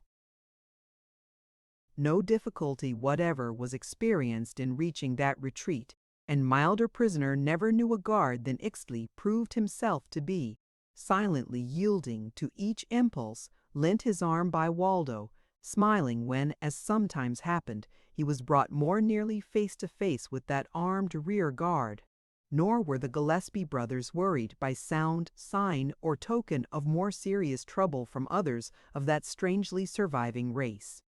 And it was not long after reaching the rendezvous from which the professor had sailed in the early dawn that the youngsters agreed the echoes of their Winchesters could not have reached the ears of the lost city inhabitants. "That's plenty good luck for one soup bunch," quoth Waldo, yet adding a dubious shake of the head as he gazed upon their bronzed companion. "And if it wasn't for this gentleman in masquerade costume, Ixtli friend, Ixtli feel like heart brother," came in low, mellow accents from those smiling lips. There certainly was naught of guile or of evil craft to be read in either eyes or visage just then, but the brothers could not feel entirely at ease even yet. How many times had warriors of his color played a cunning part, only to end all by blow of tomahawk, thrust of knife, or bolt from the bended bow? At a barely perceptible sign from Bruno, his brother drew apart, leaving their white elephant by himself, yet none the less under a vigilant guard. "He seems all right in his way," muttered the elder Gillespie, "but how far ought we to trust him after what we promised Uncle Phaeton?" "Not quite as far as we can see him anyway. Still, a fellow can't find the stomach to bowl him over like a hare without a wee fawny bit of excuse at least." "That's it!" "If he tried to bolt, or would even jump on one of us, it would come far more easy. Look at him smile, now, and I hate to think of clapping such a bright-seeming lad in bonds." "Time enough for all that when he shows us cause," quickly decided Waldo, with a vigorous nod of his curly pow. "Pity if a couple of us can't keep him out of mischief without going that far. And we want to pump the kid dry before Uncle Phaeton gets back, understand?" Bruno gave a slight start at these words, but his eye-glow and face flush bore witness that the idea thus suggested had not been unthought of in his own case. "Then you really think that there's more ways than one of skinning a cat," oracularly observed Waldo. Without showing it too mighty plainly, One or the other of us can always be ready and prepared to dump the laddybuck in case he tries to come any of his.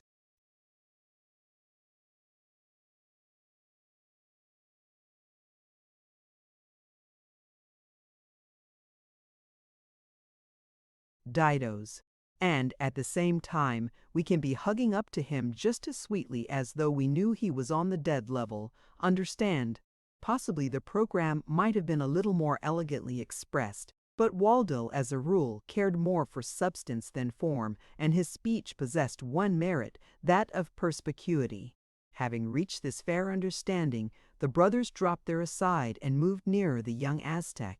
Ixtli gazed keenly into first one face, then the other, plainly enough endeavoring to read the truth as might be expressed therein, as related to himself. What he saw must have proved fairly satisfactory, since he gave another bright smile, then spoke in really musical tones. "Good, brother. Now, that more good too."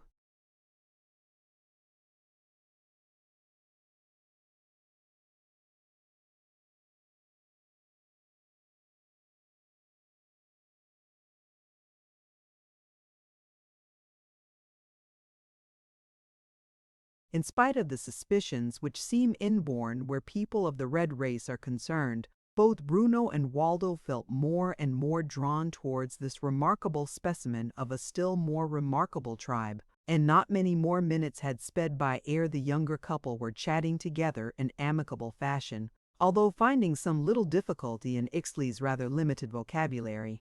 Not a little to his elder brother's impatience, Waldo apparently took a deeper interest in the recent adventure than in the subject which claimed his own busiest thoughts, but he hardly cared to crowd the youngster, lest he make matters even worse. Aided by the sort of freemasonry which naturally exists between lads of an adventurous nature, Waldo readily succeeded in picking up considerable information from the Aztec even before broaching that all-important matter.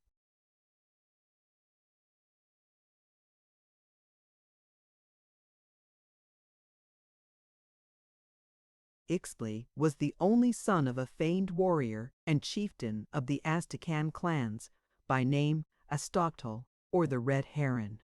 He, in common with so many of his people, had witnessed the approach and abrupt departure of the strange bird in the air, and had hastened forth in quest of the monster. He failed to see aught more of the strange creature, but, disliking to return home without something to show for the trip, remained out overnight, then chanced to fairly stumble into the way of a mighty grizzly.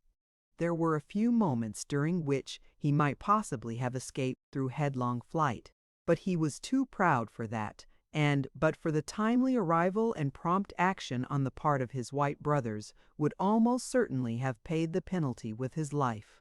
Then followed more thanks and broken expressions of gratitude, all of which Waldo magnanimously waved aside as wholly unnecessary.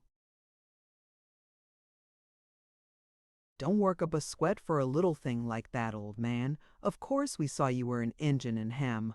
I mean, how in time did you happen to catch hold of our lingo so mighty pat, laddie buck? My brother means to ask who taught you to speak as we do, Ixtli," amended Bruno, catching at the wished-for opportunity now it offered.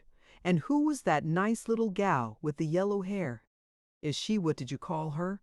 Gladys? And the rest of it Edgecombe?" Waldo was eager enough now that the ice was fairly broken, but his very volubility served to complicate matters rather than to hasten the desired information.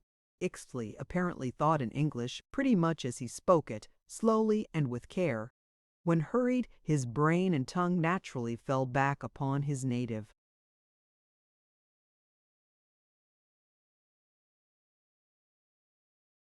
Language. Sounds issue through his lips, but, despite all their animation, these proved to be but empty sounds to the eager brothers. And, divining the truth, Bruno checked his brother, himself acting as questioner, pretty soon striking the right chord, after which Ixtli fared very well.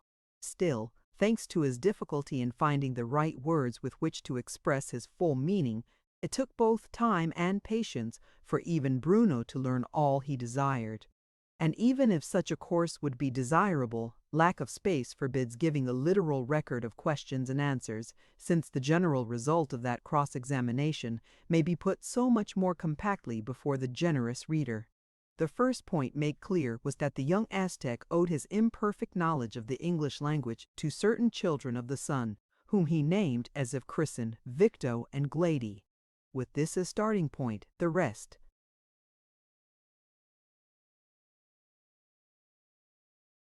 formed a mere question of time and perseverance. Growing in animation as he proceeded, Ixtli told of the coming to their city of those glorious children, riding upon the wings of an awful storm, yet issuing unharmed, unawed, bright of face as the mighty orb the sons of Anahuac worshipped. He told how an envious few held to the contrary, that these fairskins had come as evil emissaries from the still more evil Mictlantecuhtli, mighty lord of Deathland, who had laden them with pestilence and brain sorrow and eye darkness, with orders to devastate this, the last fair city of the ancient race. With low, sternly suppressed tones, the young warrior went on to tell of what followed, of the wicked attempt made by those malcontents to punish the bearers of death and misery. Then, his voice rising and growing more clear, he told how, from a clearing sky, there came a single shaft flung by the mighty hand of the Maya.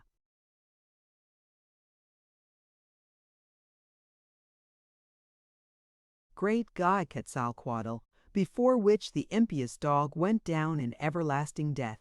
Struck by lightning, eh? Interpreted Waldo, who seemed born without the influence of poetry. Served him mighty right, too. Bowing submissively, although it could be seen he scarcely comprehended just what those blunt words were meant to convey, Ixtli spoke on, seemingly with perfect willingness, so long as the adored sun-children formed the subject matter. From his labored statement, Bruno gathered that the sudden death of one who had dared to lift an armed hand against the woman so mysteriously placed there in their very midst awed all opposition to the general belief in the divine origin of mother and child, and ere long Victo was installed as a sort of high priestess of the temple, more especially devoted to the sun god.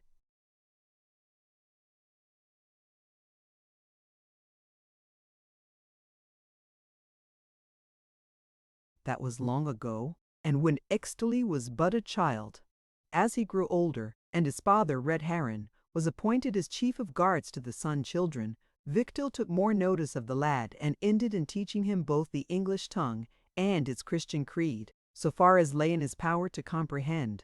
Then came less pleasing information concerning the children of the sun, which went far to prove that the death of one evil-minded dog had not entirely purged the lost city, and it was with harsher tones and frowning brows that Ixtli spoke of the head priest, or Paba, Tlacopa the evil-minded, who had built up a powerful and dangerous sentiment against both Victo and Glady, even going so far as to declare before the holy stone of sacrifice that the Mother of Gods demanded these falsely titled children of the Visbank.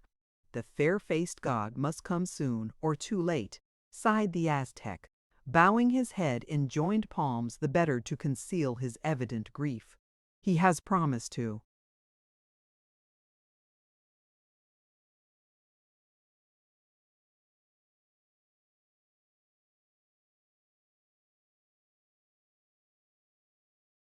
Come, but hurry. They die. They die. This was hardly an acceptable stopping point, but questioning was of little avail just then. Satisfied of so much, the brothers drew apart a short distance, yet keeping where they could guard their more or less dangerous charge, conversing in low tones over the information so far gleaned from the Aztec's talk.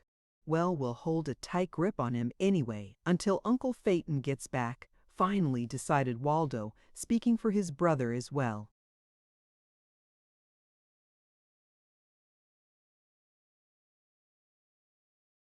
Chapter 20. The Professor and the Aztec.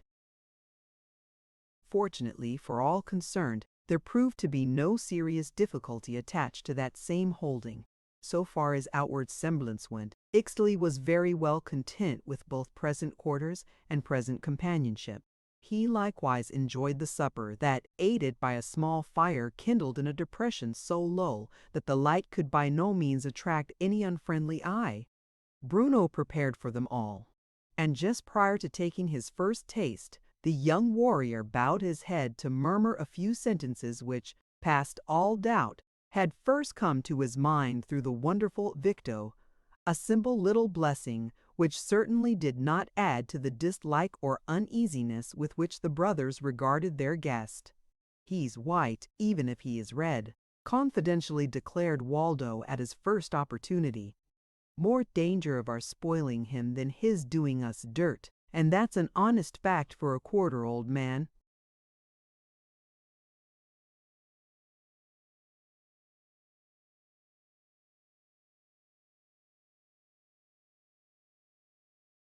Bruno felt pretty much the same, yet his added years gave him greater discretion, and in spite of that growing liking, he kept a fairly keen watch and ward over the Aztec. After supper there came further questioning and answers, Waldo, as a rule, playing inquisitor, eager to learn more anent the strange existence which these people must live, so completely hemmed in from all the rest of the world, as they surely were in yonder valley. Without at all betraying the exile, Gillespie spoke of the lake and its mighty whirlpool, then learned that the Indians really made semi-annual trips thither for the purpose of laying in a supply of dried fish for the winter's consumption. As the night waned, preparations were made for sleeping, although it was agreed between the brothers that one or the other should stand guard in regular order.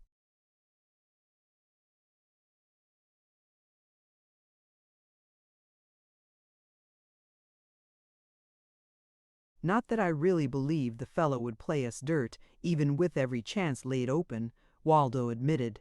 "Still, it's what Uncle Phaeton would advise, and we can't well do less than follow his will, Bruno, since we broke it so completely by tackling the grizzly," with a brief laugh. "That's all right, too. Of course we'd ought to have skulked away like a couple of egg-sucking curs, but we didn't, and I'm mightily glad of it, too. For Ixtli. What a name that is to go to bed with every night, though. For Ixtli is just about as white as they make 'em nowadays. You hear me blow my bazoo." And so the long night wore its length along, the brothers taking turns at keeping watch and ward, but the Aztec slumbering peacefully through all, looking the least dangerous of all possible captives. And after this light even the cautious Bruno began to regard him, ere the first stroke of coming dawn could be seen above the eastern hills.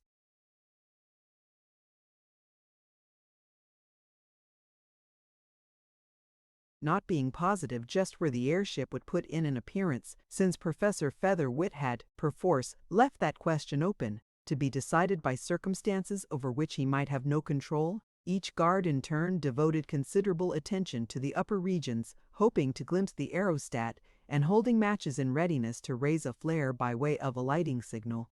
But it was not until the early dawn that Bruno caught sight of the airship, just skimming the treetops, the better to escape observation by any Indian lookout.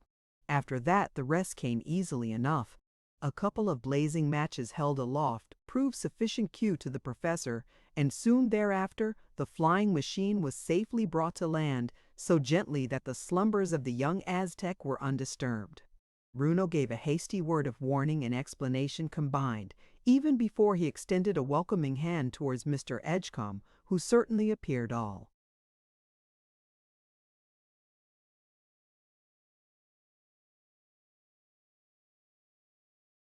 the better for his encounter with people of his own race. Professor Featherwit took a keen, eager look at the slumbering redskin, then drew silently back to whisper in Bruno's ear, "Guard well your tongue, lad. I have told him nothing as yet, and we must consult together before breaking the news. For now we have had no rest, so I believe we would better lie down for an hour or two." Mr. Edgecombe appeared to be perfectly willing to do this, and soon the wearied men were wrapped in blankets and sleeping peacefully.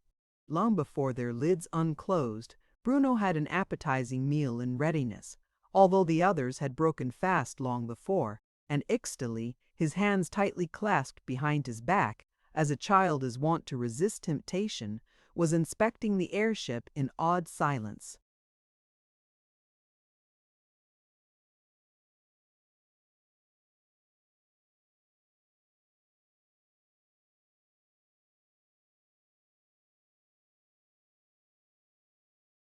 Taking advantage of this preoccupation, Bruno quickly yet clearly explained to his uncle all that had happened, showing that by playing a more prudent part, the young warrior must inevitably have perished.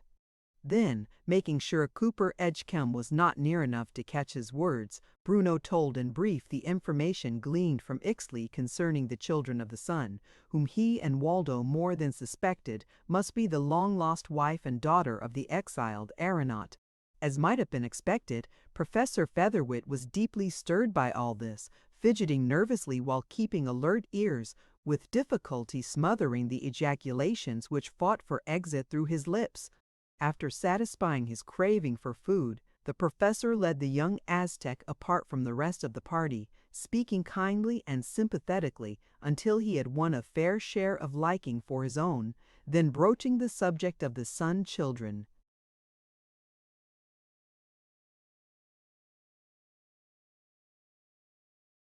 After this it was by no means a difficult matter to get at the seed of trouble, and little by little Featherwit satisfied himself that Ixtli would do all, dare all, for the sake of benefiting the woman and maiden who had treated him so kindly.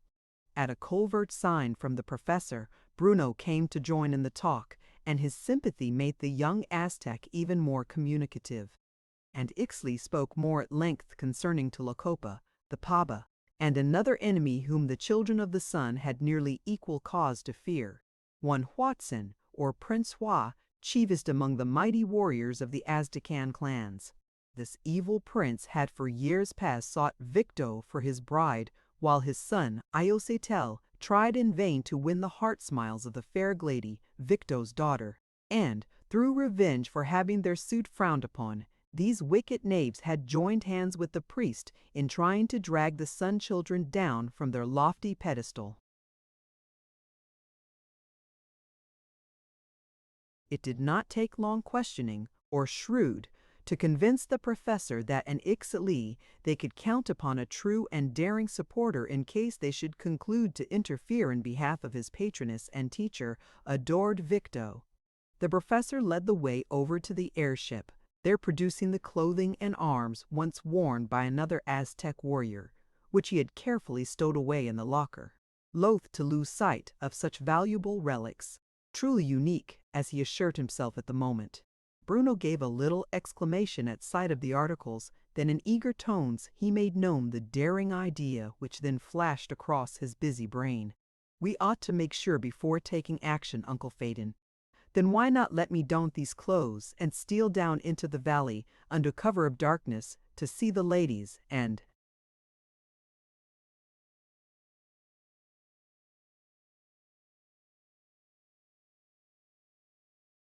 "No, no, my lad," quickly interrupted the professor, gripping an arm as though fearful of an instant runaway.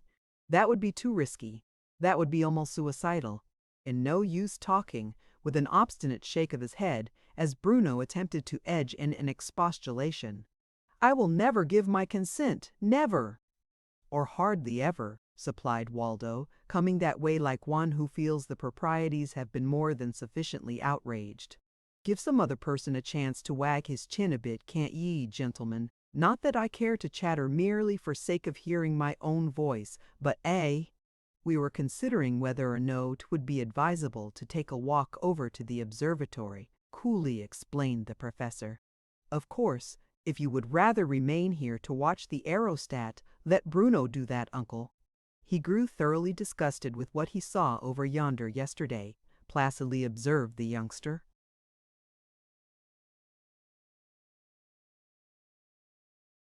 "Waldo, you villain! Well, didn't you vow and declare that you could recognize grace and beauty and all other varieties of attractiveness only in dark brunettes, old man?" Professor Featherwit hastily interposed, lest words be let fall through which Mr. Edgecombe might catch a premature idea of the possible surprise held in store, and shortly afterwards the start was made for the snug covert from whence the lost city had been viewed on prior occasions. Naturally their route led them directly past the scene of the bear fight, where the huge carcass lay as yet undisturbed, and calling forth sundry words of wonder and even admiration through its very ponderosity, and now harmless ferocity. Professor Featherwit deemed it his duty to gravely reprove his wards for their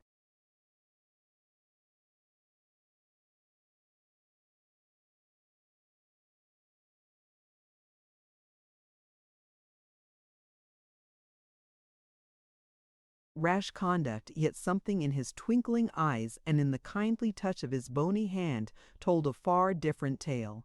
His anger took the shape of pride and of heart love. In due course of time the lookout was won, and without delay the savant turned his field glass upon the temple which appeared to appertain to the so-called Sun Children. But, not a little to his chagrin, the azotea was utterly devoid of human life. But that disappointment was of brief existence, for, almost as though his action was the signal for which they had been waiting, mother and daughter came slowly into view, arm in arm, clad in robes of snowy white, with their luxuriant locks flowing loose as upon former occasions. Both lads, 3 of them to be more exact, gave low exclamations of eager interest as those shapes came in sight, while even Cooper Edgecombe gazed with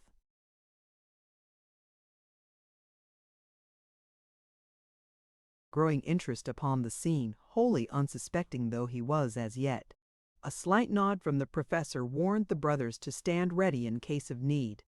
Then he offered the exile the glass, begging him to inspect yonder fair women upon the teocalli. The glass was leveled and held firmly for a half-minute. Then the exile gave a choking cry, gasping, ere he fell as one smitten by death. "Merciful heavens! My wife, my child!"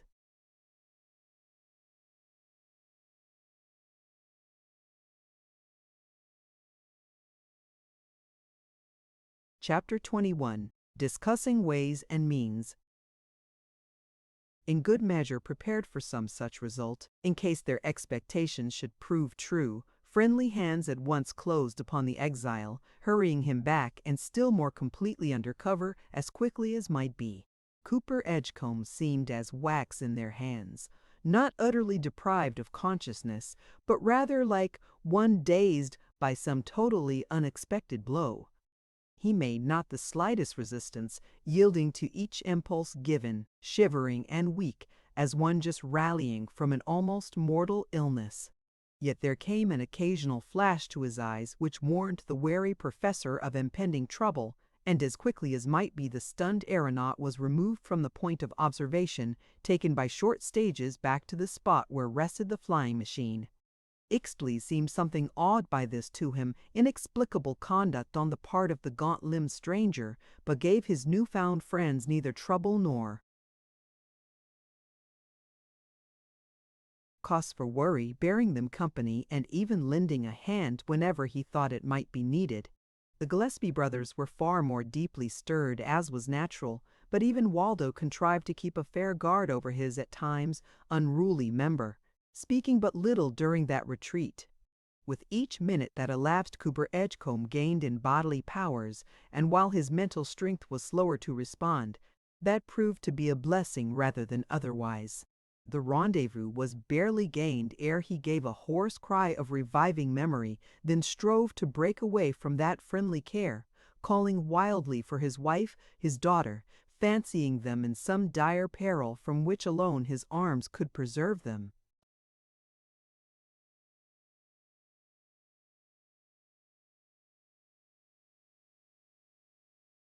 It was a painful scene as well as a trying one, that which followed closely, and respite only came after bonds had been applied to the limbs of the madman, for such Cooper Edgecombe assuredly was, just then. There were tears in the professor's eyes, as he strove hardest to soothe the sufferer, assuring him that his loved ones should be restored to his arms, yet repeatedly reminding him that any rash action taken then must almost certainly work against their better interests. The exile grew less violent, but that was more through physical exhaustion than aught else, and what had from the very first appeared a difficult enigma now looked far worse. Only when fairly well assured that the sufferer would not attract unwelcome attention their way through too boisterous shouting did the professor draw far enough away for quiet consultation with his nephews.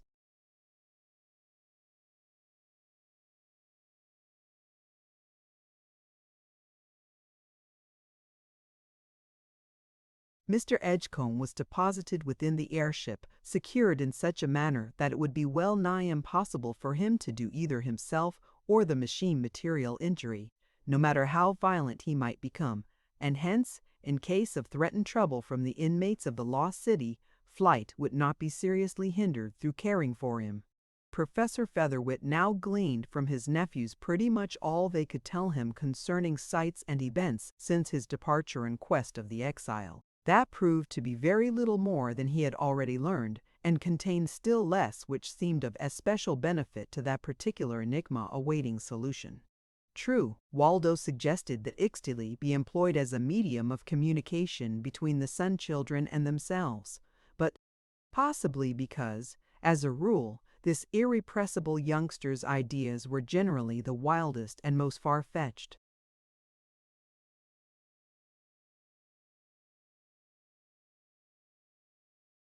Imaginable, Uncle Phaeton frowned upon the plan. No, the young Aztec might prove true at heart, even as indications went, but the risk of so trusting him would prove far too great. "That's just because you haven't known and slept with him, like we have," declared Waldo. "He's red on the outside, but he's got just as white a soul as the best of us, bar none." Bruno likewise appeared to think well of the young brave, and suggested an amendment to Waldo's motion that he accompany Ixtli into the sunken valley, covered by the friendly shades of night, there to open communication with the Sun Children. By so doing we could make certain of their identity, the young man argued earnestly. That, it appears to me, is the first step to be taken. For in spite of the lumber,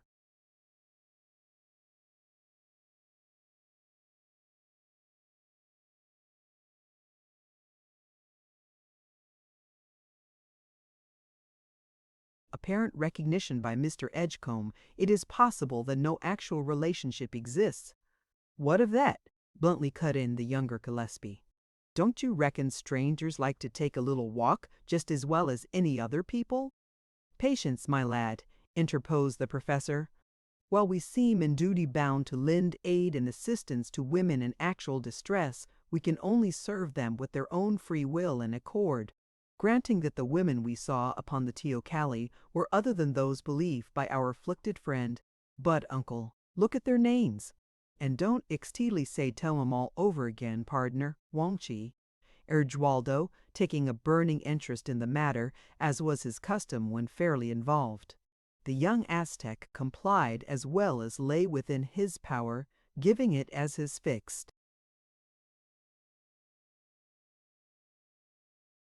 opinion that sore trouble, if not actual peril, awaited the children of the sun unless assisted by powerful friends. He spoke of the mighty chieftain Prince Hua, and of the high priest Tlacopa, who was to all seeming plain directly into the hands of the Generecally. He say Mother of Gods call loud. He say sacrifice, and dat no, no. Quetzal save must save Victo Glady. Further questioning resulted in but little more information, though. As Ixtli grew calmer, he emphasized such statements as he had already made, elaborating them a trifle. And, by this, his questioners learned that, humanly speaking, the fate of the sun god's children depended almost entirely upon the whim or fancy of the chief Paba of the teocalli. Through Tlacopa issued the awesome oracles, and when his voice thundered forth the dread fiat, who dared to openly rebel?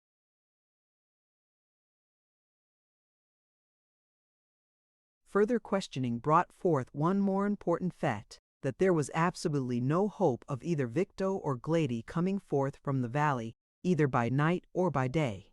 While ostensibly free of will as they were of limb, neither woman was permitted to leave yonder temple, save under armed escort, and guards were on duty each hour of the day and night.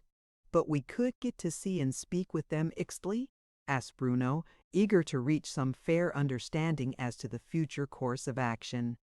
"Yes, white brother, go with the Ixtli," came the hesitating reply, but then the Aztec caught one of Gillespie's hands, holding it in close contrast to his own brown paw, shaking his head doubtingly. "No like. Keen eye dem people. Watch close, find 'nother white skin bad." You hear that, Bruno? Asked the professor, really relieved at such positive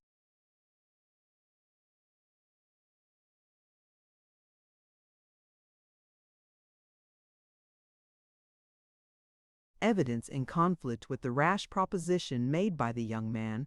Of course I thought of going under cover of the night, uncle, and surely it would not be such a difficult matter to darken my face and hands with dirt, if nothing better can be found. And if I wore the clothes you brought from the cavern, Uncle Phaeton? That's the ticket, broke in Waldo eagerly. Why, in a rig like that, I could turn to trick my own self. The consultation was broken off at this juncture by a faint summons from Cooper Edgecombe, and Professor Featherwit was only too glad of the excuse, hurrying over to the flying machine, finding to his great joy that the exile was now far more like his old-time self.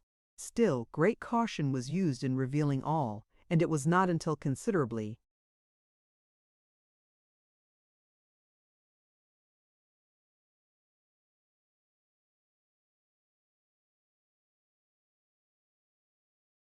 later in the day that Mr. Edgecombe felt capable of taking part in the discussion of ways and means. He declared that his recognition had been complete, in spite of the long years which had elapsed since losing sight of his dear ones, and he earnestly vowed to never give over until their rescue was effected, or he had lost his life while making the attempt.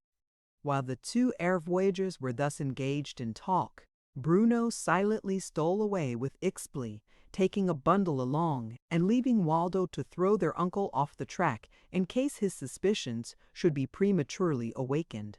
Then, side by side, two Indian braves silently approached the aerostat, causing Professor Featherwit to make a hasty dive for his dynamite gun to repel a fancied onslaught. Sold again, and who comes next? Merrily exploded Waldo, dancing about in high glee as the supposed redskin slowly turned around for inspection before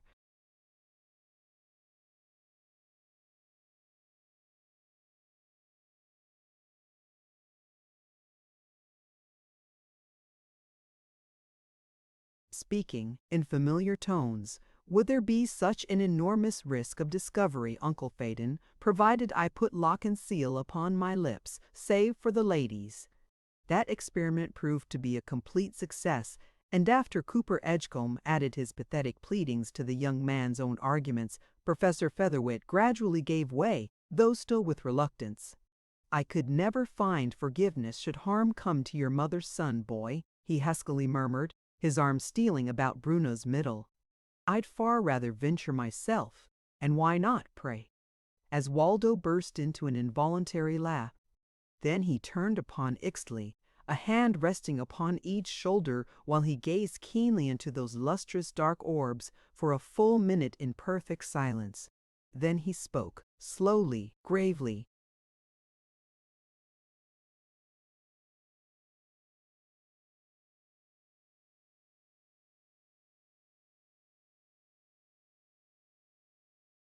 Can we trust you, friend? Would you sell the boy to whose arm you owe your own life unto his enemies? Would you lead him blindly to his death, Ixtli, son of Astotl? A wondering gaze. Then the Indian appeared to flush hotly. He shook off those far from steady hands, drawing his knife and with free fingers tearing open his dress above the heart. Thrusting the weapon into Bruno's hand, he spoke in clear, distinct accents. Strike hard, white brother, open heart, see if all black.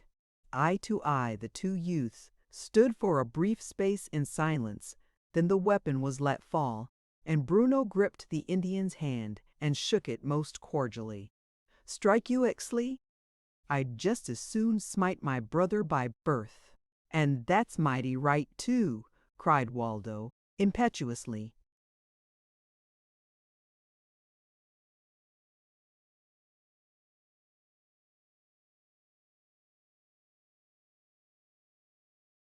I really begin to believe that you are all in the right, while I alone am left in the wrong, frankly admitted the professor. Chapter 22. A Daring Undertaking. Still, that point was of too vital importance to justify hasty decision, and the professor did not make his surrender complete until the shades of another night were beginning to gather over the land. Meantime, partly for the purpose of keeping the youngsters employed and thus out of the way of less harmless things, the professor suggested that the huge grizzly be flayed. If the proposed scheme should really be undertaken, that mighty pelt, if uncomfortable to convey, would serve as a fair excuse for the young brave's as yet unexplained absence from the lost city. As a matter of course, Cooper Edgecombe felt intense anxiety through all, but he contrived to keep fair mastery over his emotions, readily admitting that he himself could do naught towards visiting the lost city. "I know that my loved ones are yonder. I would joyfully suffer 10,000 deaths by torture for the chance to speak one word to them. And yet I know."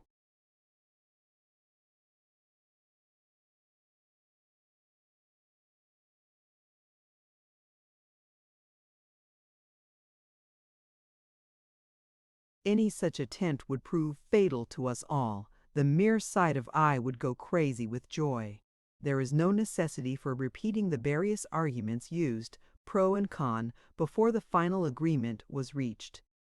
Enough has already been put upon record, and the result must suffice. Professor Featherwit yielded the vital point and, having once barely expressed his fears and doubts, flung his whole heart into perfecting the disguise which was now counted upon to carry Bruno safely into and out of yonder city.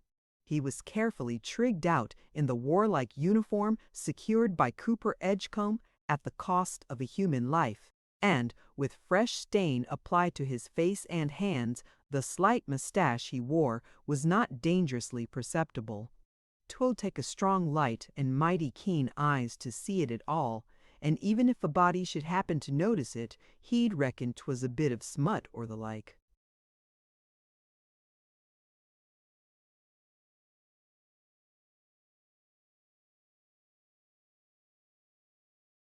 Generously declared Waldo. Under less trying circumstances, Bruno might have answered in kind, but now he merely smiled at the jester, then turned again to receive the earnest cautions let fall for his benefit by the professor. Above all else, he was to steer clear of fighting and, without, he saw a fair chance of winning speech with the white women, he was to keep in such hiding as Ixtli might furnish, trusting the young Aztec to post the children of the sun as to what was in the wind. Tremulous, almost incapable of coherent speech, so intense was his agitation, Cooper Edgecombe sent many messages to his loved ones, begging for one word in return. And if nothing less would serve, his voice choked, and only his feverishly burning eyes could say the rest.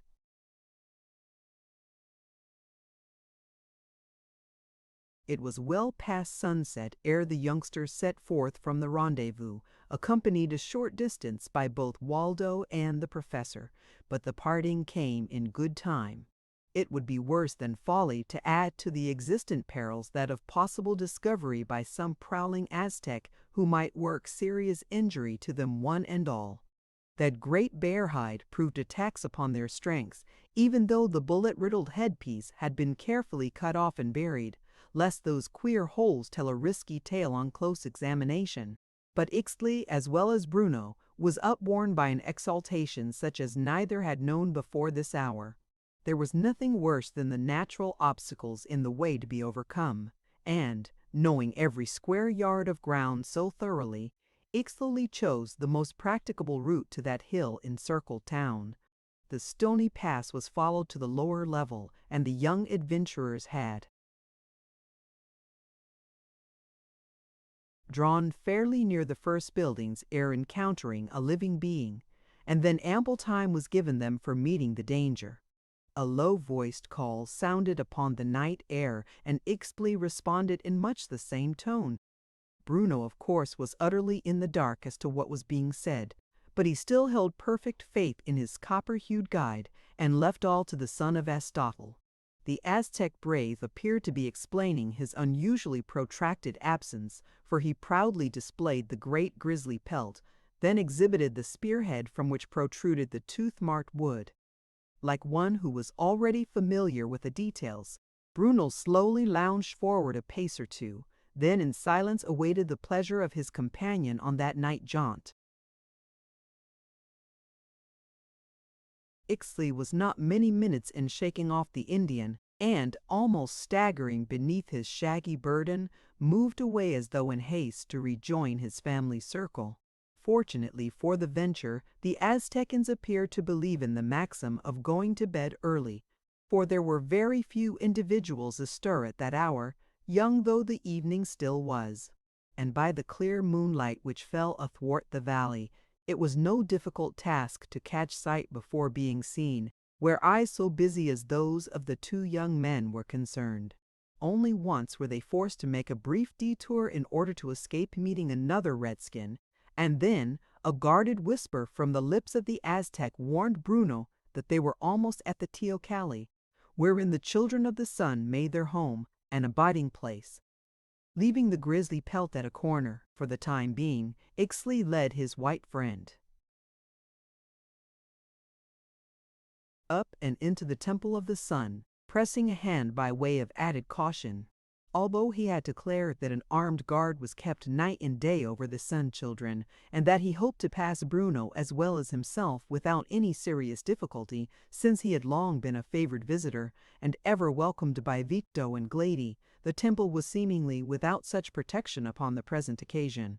Ixtli expressed great surprise when this fact became evident, and he showed uneasiness as to the welfare of his beloved patroness and kindly teacher. Surely something evil was impending. His father, Aztotlis, was chieftain of the guards and wholly devoted to the Sun Children, ready at all times to risk life in their behalf. Now, if the usual guards were lacking, surely it portended evil, treachery no doubt, at the bottom of which the Paba and the Shin almost certainly lurked.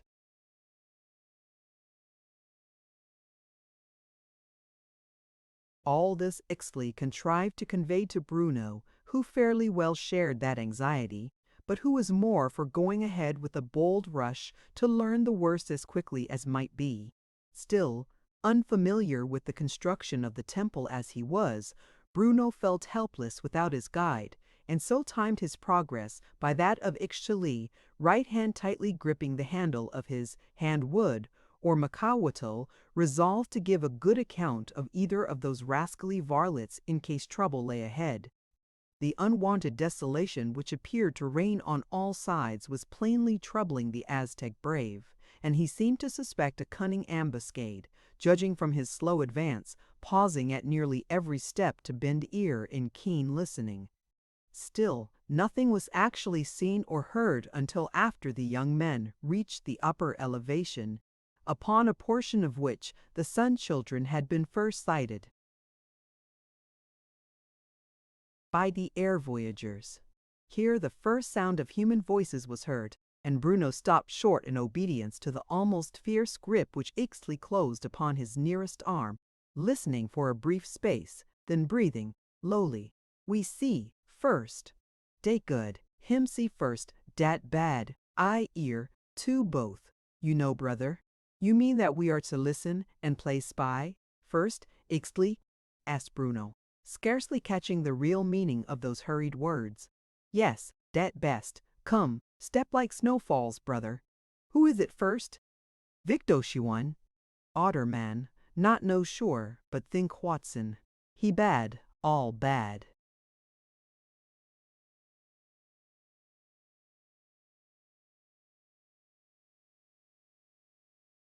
"Kill him some day. Good, plenty good all over." This grim vow appeared to do the Aztec good from a mental point of view, and then he led his white friend silently towards the covered part of the teocalli from whence those sounds emanated. Curtains of thick stuff served to shut in the light and to partly smother the sound of voices, but Ixtli cautiously formed a couple of peepholes, of which they quickly made good use. A portion of the sacred fire was burning upon its special altar, while a large lamp formed of baked clay was suspended from the roof, shedding a fair light around, as well as perfuming the enclosure quite agreeably. Almost directly beneath this hanging lamp stood the two children of the sun, one tall, stately, almost queenly of stature, and now looking unusually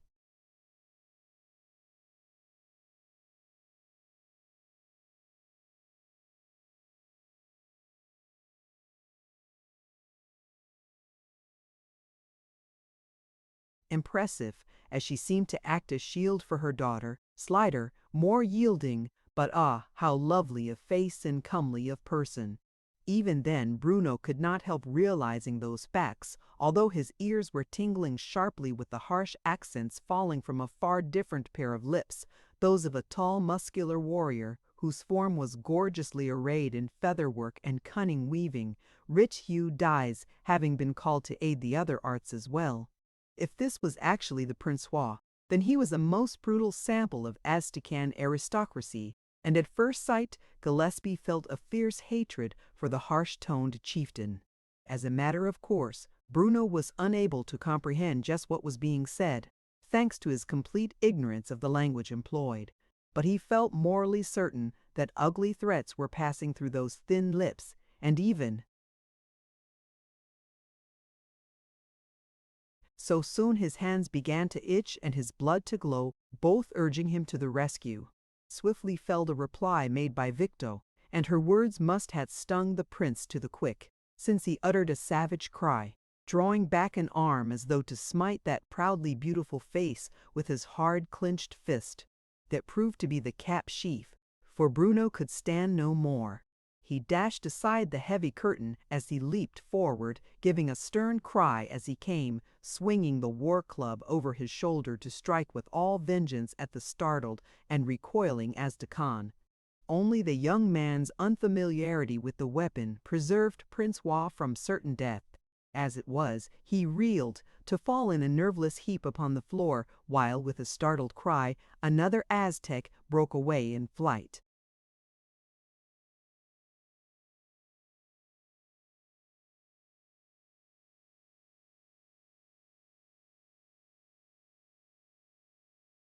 Chapter 23. A Flight Underground. That sudden appearance and flight of another man took Ixtli even more by surprise than it did Bruno, for he never even suspected such a possibility, knowing Prince-Roi so well. Still, the young brave was swift to rally, swift to pursue, sending a menace of certain death in case the fleeing cur should not yield himself. Just then Bruno had eyes and thoughts for the Sun-Children alone, who quite naturally shrunk back in mingled surprise and alarm at his unceremonious entrance. He forgot his disguise, forgot everything save that before him stood the fair beings whom he had vowed to save at all hazards from what appeared to him worse by far than actual death. Gillespie never knew just what words crossed his lips during those first few seconds, but he saw that the women, in place of eagerly accepting his aid, were visibly shrinking, apparently more alarmed than delighted with the opportunity thus offered. Doubtless this was caused mainly by that odd blending of Aztec and paleface, the color and garb of the one joined to the tongue of the other, but the result might have been even worse had not Ixtli hastened back to clear up more matters than one. In spite of his utmost efforts, the second Indian had escaped with life, although he received a glancing wound from an arrow as he plunged down towards the lower level, and nothing seemed more certain than that an alarm would right speedily spread throughout the town, if only for the purpose of hurrying succor to the Lord Roi. All this rolled in swift words over Ixtli's lips, his warning finding completion before either of the women could fairly interrupt the young brave. But then the one whom Ixtli termed Victo spoke rapidly in his musical tongue, one strong, white hand waving towards the now somewhat embarrassed Gillespie. "He, friend, come save you like save Ixtli," the Aztec hurriedly made reply, with generous tact speaking so that Bruno could comprehend as well as the women. "He good, all good. Papa bad, Shin more bad, be worse bad if stay here, Victog lady." Thus given the proper cue, Bruno took fresh courage and, in as few words as might be, explained his mission. He spoke the name of Cooper Edgecombe, and for the first time that queenly woman showed signs of weakness, staggering back with a faint, choking gasp, one hand clasped spasmodically above her madly throbbing heart, the other rising to her temples as though in fear of coming insanity. "He is well. He is safe and longing for his loved ones," Bruno swiftly added, producing the brief note which the exiled aeronaut had pressed into his hand at.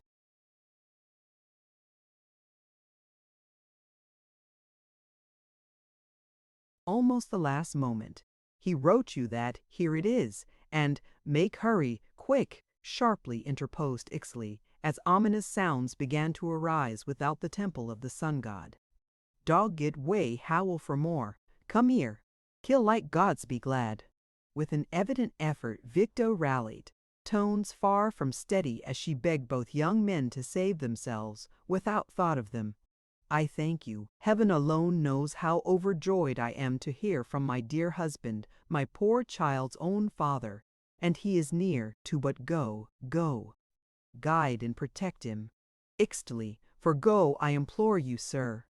But how we have it arranged how you are to be rescued, and I must understand later then, another time, through Ixtli, interrupted Mrs. Edgecombe, since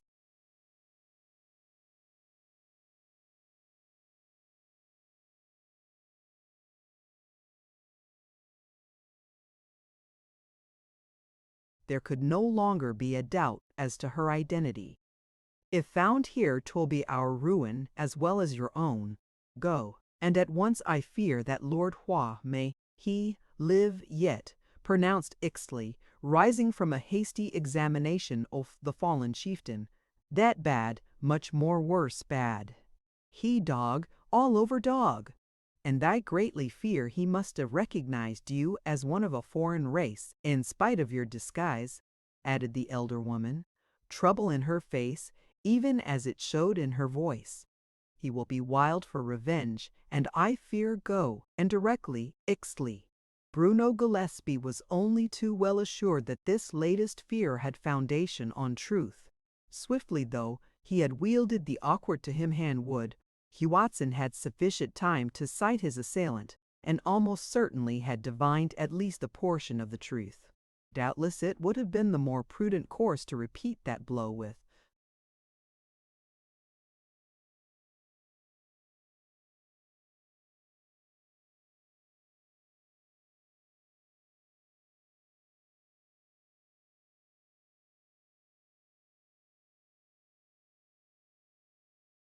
greater precision, but Bruno could not bring himself to do just that, even though the ugly cries were growing in volume on the ground level, and he felt that capture would be but the initial step to death, in all likelihood upon the great stone of sacrifice.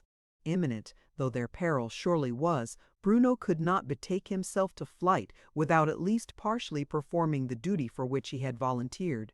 And so he took time to hurriedly utter, "Watch from the top of the tower for the airship, and be ready to leave at any moment, I implore you both."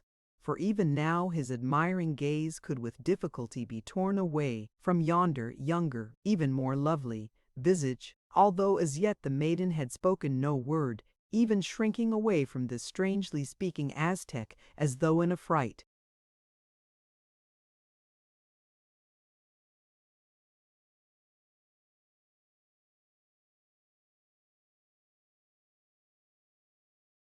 "Come, brother, or too late," urged Ixtli almost sternly. "Save you, or Glass Eyes call Ixtli dog liar. Come, must run, no fight, too big many for that." And so it seemed when the young men rushed away from the lighted interior and gained the uncovered space beyond. Loud cries came soaring through the night from different directions, and dim, phantom-like shapes could be glimpsed in hurrying confusion. Apparently the majority only knew that trouble of some description was brewing, and that the center of interest was either in or near the temple of the sun god. Yet that was more than sufficient to place the white intruder in great peril, despite the elaborate disguise he wore. Then with awful abruptness there came a sound which could only be likened to rolling thunder by one uninitiated, but which caused Ixtli to shrink and almost cower ere gasping. The great war drum now must go, sacrifice if caught. Come, white brother, see, dat more bad now. Those mighty throbs rolled and reverberated from the hills, filling the night air with waves of thunder, none the less awe-inspiring now that their true import was realized.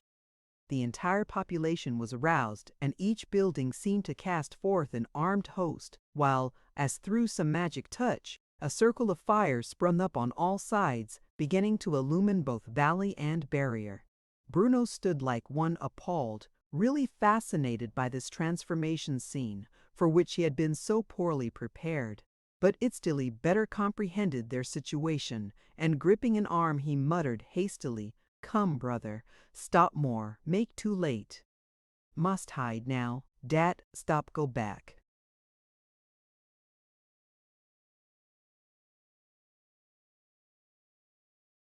Way came. "Come!" Bruno roused himself with an effort, then yielded to the Aztec's guidance, crouching low as the brief bit of clear moonlight had to be traversed. Instead of making for the steps which, as customary, reached from terrace to terrace at each corner, Ixtli crept to the center, where the temple side was cast into deepest shadow, then lowered himself by his arms to drop silently to the broad path below. A whispered word urged Bruno to imitate this action, and those friendly hands caught and steadied Gillespie as he took the drop. And so, one after another, the mighty steps were passed, both young men reaching the ground at the same instant, having succeeded in leaving the temple of the sun god without being glimpsed by an Indian of all those whom the sonorous drum throbs had brought forth in arms.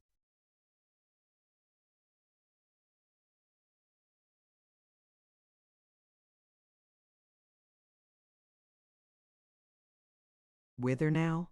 asked Bruno, in guarded tones, as he looked forth from shadow into moonlight, seeing scores upon scores of armed shapes flitting to and fro, all looking for the enemy, yet none able to precisely locate the trouble. Just then a savage yell broke from the top of the temple, followed by a few fierce-sounding sentences, which Ixtli declared came from the Lord Hua, then adding, he say, "Kill if catch, but dat no." "Come, white brother, Ixtili show how play fool dat dog. Yes, all right, my hearty. Is it a break for the hills? I reckon I can break through. If not, well, I'll leave some marks behind me, anyway. No, no, dat bad. Can't go to hills. Must hide," positively declared the young Aztec. "Come now. Me show good place, all dead but we," evidently trusting to pass undetected where so many others were rushing back.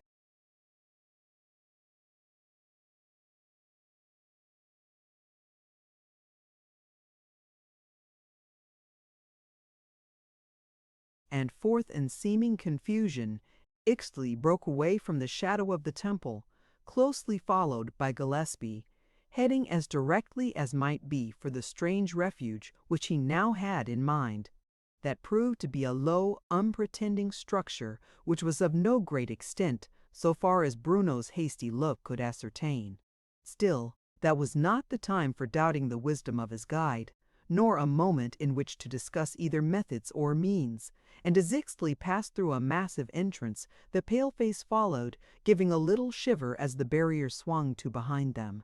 "What sort of a place is it, anyway, Ixtli?" he demanded, but the Aztec was too hurried for words just then, save enough to warn his companion in peril that they must descend deeper into the earth. It was more of a scramble than a deliberate descent, for the gloom was complete, and Bruno had no time in which to feel for steps or stairs, only for the aiding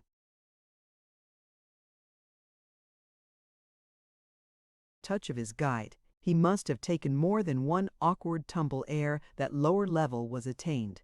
Then a breathing spell was granted him, and while Ixtli bent ear and listening to discover if pursuit was being made, Bruno drew a match from the liberal supply he had taken the precaution to fetch along, and, striking it, held aloft the tiny torch to view their present surroundings, only to give an involuntary start and cry as he caught indistinct glimpses of fleshless bones and grinning skulls, those grim relics of mortality showing upon every side as his wild eyes roved around. Then a hand struck down the match, and a swift voice breathed, "Day come dis way, see us hide, come hunt now to kill."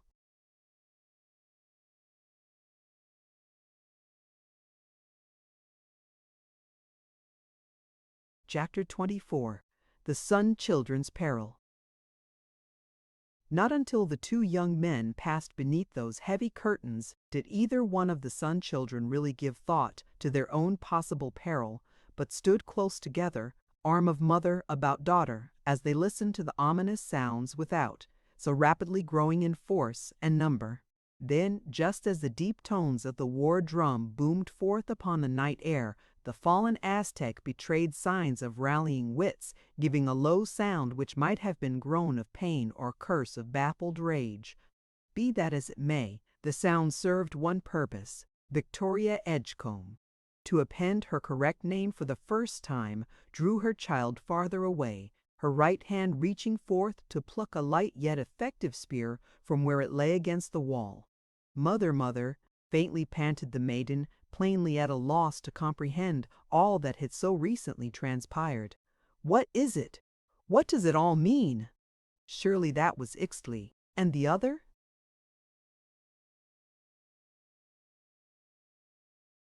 "A messenger from your father, child. And my father? I thought he is not dead. Thanks be to heaven, not dead. Thanks be to heaven," with hysterical joy in face as in voice. "Alive and seeking us, Gladys. Coming to rescue us from this death in life. And now to your knees, my daughter. To thy knees, and live thanks unto the good Father who has at last listened to my moans." Again the war drum boomed forth in an awesome roll, but all unheeding that ominous sound, paying no attention to the stirring of yonder savage, whose lacerated scalp was painting his face a deeper red than even nature intended. Mother and daughter sank to their knees, lifting hands and hearts towards the All-Powerful, even as their gratitude floated towards the throne of grace. Then arose the hoarse tones of Watson, bidding his allies find and slay without.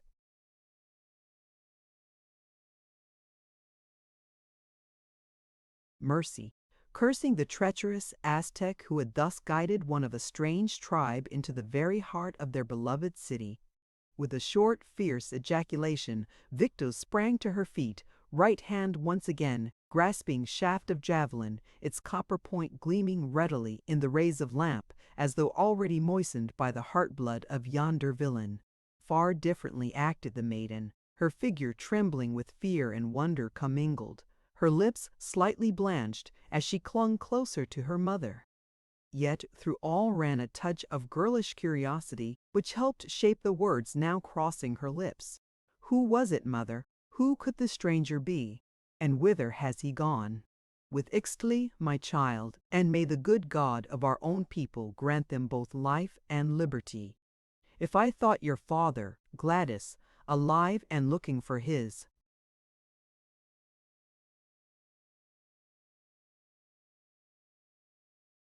beloved ones, see, from his own dear hand, and he says, 'Hold, who comes there?'" But the alarm appeared to be without actual foundation, for the sounds came no closer, remaining beyond the drapery past which Lord Hua had staggered only a few brief seconds before.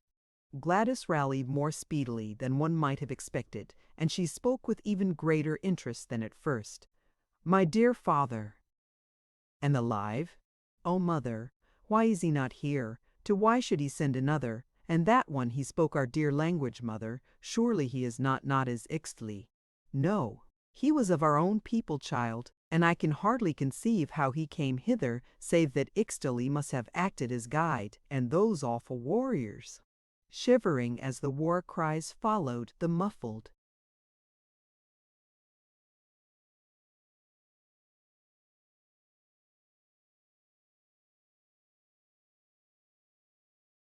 roar of the great drum, "If found, he will be slain. Do you think there is any hope for him, mother? And he seemed so. He is gone with Ixtli, and Ixtli is true to the very core." Victo hastened to give assurance.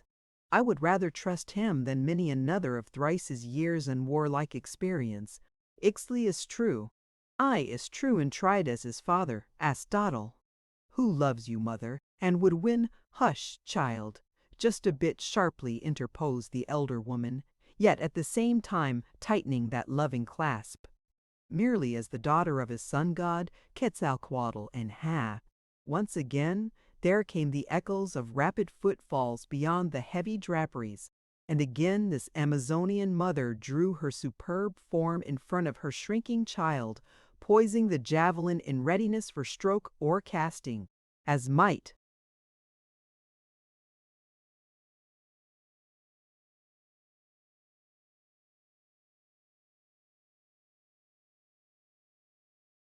serve best. A strong arm brushed the curtains aside sufficiently to admit its owner's passage, but the armed warrior stopped short at sighting the Sun Children, his proud head lowering, hands crossing over his broad bosom in token of adoration, for it surely was more than mere submission to one held his superior. With a low cry, Bicto drew back a bit, weapon lowering as she recognized friend in place of enemy. "It is you, Aristotle," she spoke in mellow tones. "I thought, did you remove the usual guards this evening?" "The blame falls to my share, son-child," the red heron made answer, with a meekness strange in one of his build and general appearance, that of a king among ordinary warriors.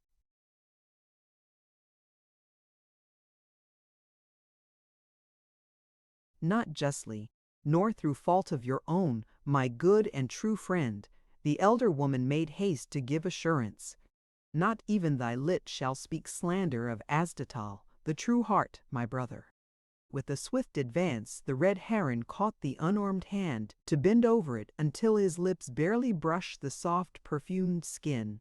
Then he sank to one knee, bowing his head until his brow touched the floor beneath her sandaled feet. Swiftly, gracefully, these movements were made, and where they would have appeared fulsome or degraded in some, with this warrior the effect was far from disagreeable to see or to experience. Victor flushed warmly and drew back a little farther, for the memory of those words let fall by Gladys came back with unpleasant distinctness. And was she so certain that Asdatal looked upon her as merely a god-descended priestess? The red heron arose easily, head rising proudly above his shapely shoulders as he met those great blue eyes as pure and as fathomless as the cloudless sky in midsummer. And then, more like one giving a bare statement of facts than one offering a defense for himself, Asdatal spoke of a faithless subordinate who was guilty of either careless neglect or worse. "It may be that Tezcatl lost his wits through strong waters, son-child, or even that he took evil pay from still more vile hands. You have seen the last of him, though, child of Quetzal. You surely do not mean that?" Asta lightly tapped the knife hilt showing above his maxillatil, coldly adding words to that significant gesture.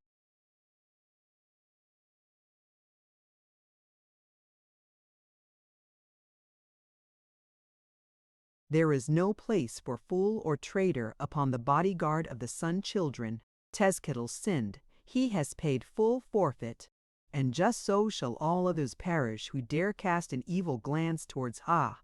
Another outcry arose from the other side of the curtained recess, and the red heron instantly sprang away in that direction, hands gripping weapons in readiness for instant use in case of need. Almost as swiftly, Victo and the maiden followed, one through fear, the other through utter lack of fear, for herself.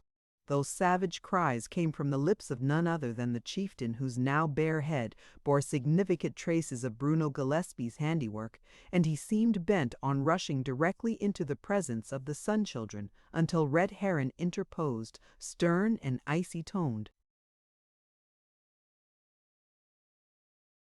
"Stand back, my Lord Hua," he ordered, left hand advanced with open palm, but its dexter mate armed and ready for hot work, if that must come. "Venture no closer on thy peril, chief." Huatzin recoiled a bit, though that might have been more through surprise than because he feared this proud warrior.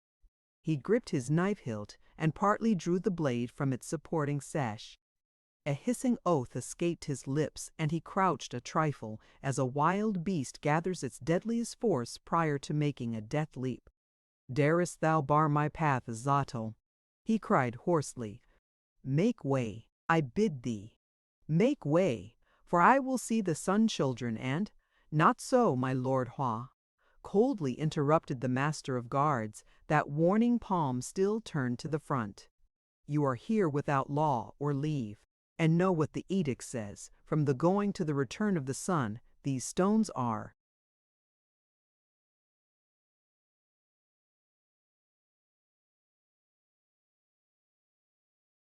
sacred from all feet, save those of the Sun Children and their regular bodyguard. What care I for laws, or for such as thou, red heron?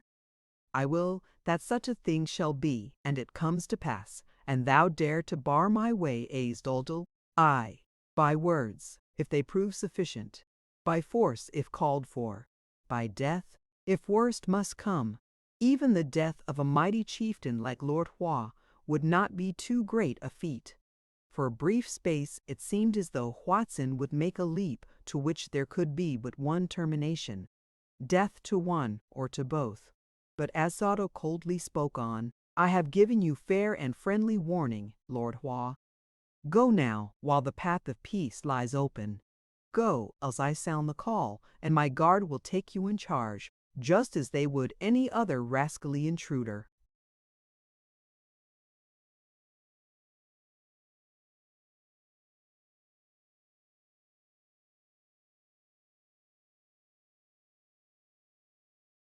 Your precious son, for instance, retorted the Chin viciously. He came with one of a different race from our own, as Datzel, a traitor in thy own family, yet thou darest hint at Asta lifted a bent finger to his lips, sounding a shrill, far-penetrating whistle. The response was prompt indeed, an armed force advancing with weapons held ready, awaiting only word from commander to punish that rash intruder by hurling him to death over the terraces. Although nearly beside himself with fury, Huatzin glared defiance at both guard and its commander, then turned more directly upon the Sun Children, speaking in savage tones. Unto you, proud Victo, I'll either win you as my— Go on, Lord Hua, coldly spoke the woman, as his voice choked. I'll win and wear you as my squaw, or else give you to the stone of sacrifice, he snarled, then turned away as Asdadal motioned his guards to clear the temple of all intruders, then see that none other dared enter.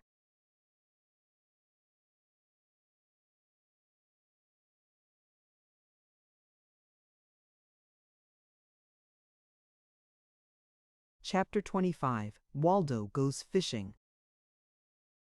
It was with stronger forebodings than he dared acknowledge even to himself that Professor Featherwit watched the two young men out of sight in the early gloom, and scarcely had his nephew passed beyond hearing than Uncle Phaeton would gladly have recalled Bruno. Waldo made light of all fears, prophesying complete success, and even going so far as to predict Bruno's return accompanied by the children of the sun, enthusiastic words which set the exile to trembling with excess of joy and anticipation. What then was the blank dismay of all when, floating through the night, came the hollow throbbing of yonder mighty war drum, fetching each person to his feet and holding him spellbound for the first few seconds. Cooper Edgecombe turned sick at heart, even while ignorant as to the method of sending forth that alarm, his hollow groan being the first sound to follow the—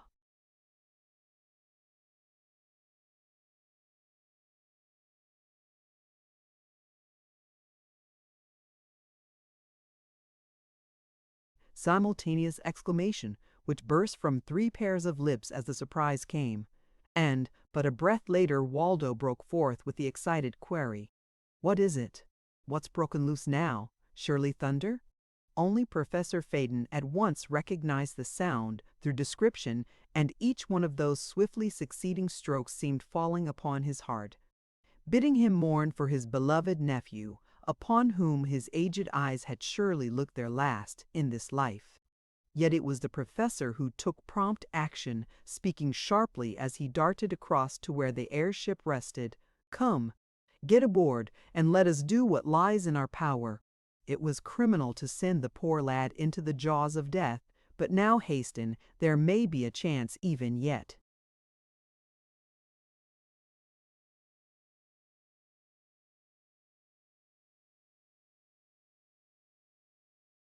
The call was still hot upon his lips when his two companions entered the aerostat, gripping tight the handrail as Professor Featherwit sent the vessel afloat with reckless haste.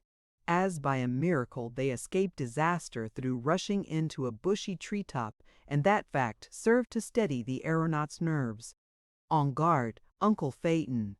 cried Waldo, making a lucky snatch at his cap, which one of the stiff boughs brushed off his head. "Aye, aye, lad!" responded the man at the guiding gear as the airship shot onward and upward, now heading as directly as was practicable for the lost city of the Aztecs. That was the very lesson I needed. I am steady of nerve now, and will show no lack. Heaven grant that we may not be forever too late, though.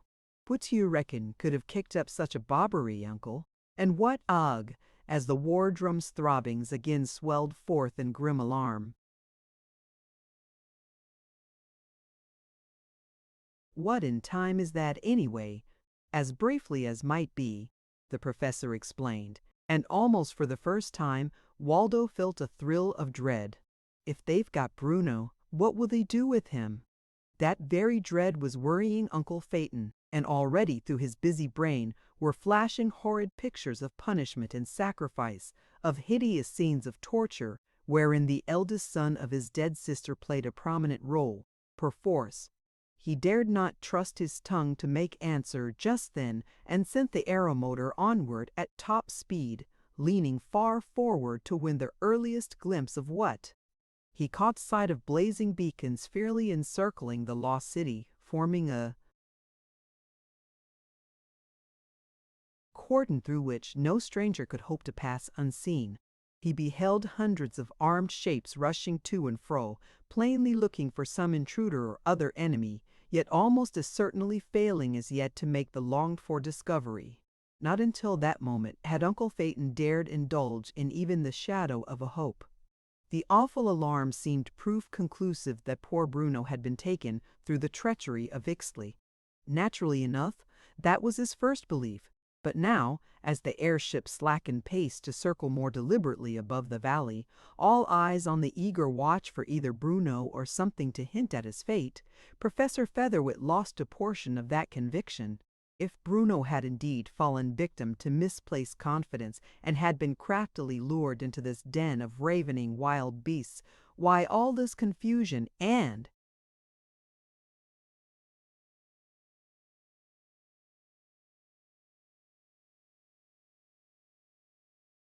mad scurry?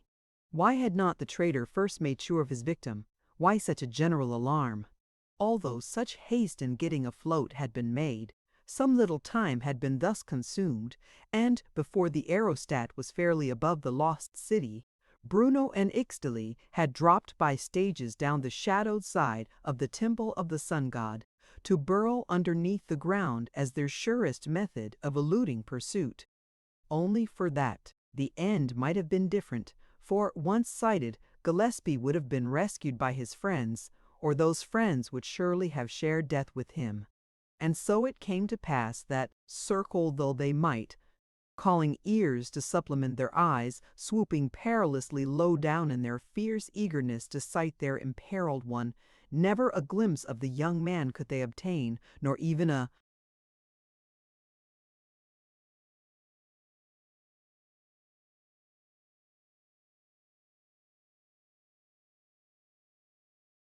definite hint as to where next to look for him. Surely they cannot have captured Bruno as yet, huskily muttered Uncle Phaeton, hungrily straining his eyes without reward. If the poor boy had actually fallen into such evil hands, why such crazy confusion? Why, oh, why did I permit his coaxings to overpower my better judgment? Why did I send him into the words stuck in his throat and refuse to issue? Phaeton Featherwit just then felt himself little less than a cold-blooded assassin. Mr. Edgecombe was but little less deeply stirred, although his feelings were more of a mixture. He grieved for Bruno, and would willingly risk his life in hopes of doing the young man a service, yet his gaze was drawn far more frequently toward yonder temple, on the top of which he had caught sight of his wife, his daughter.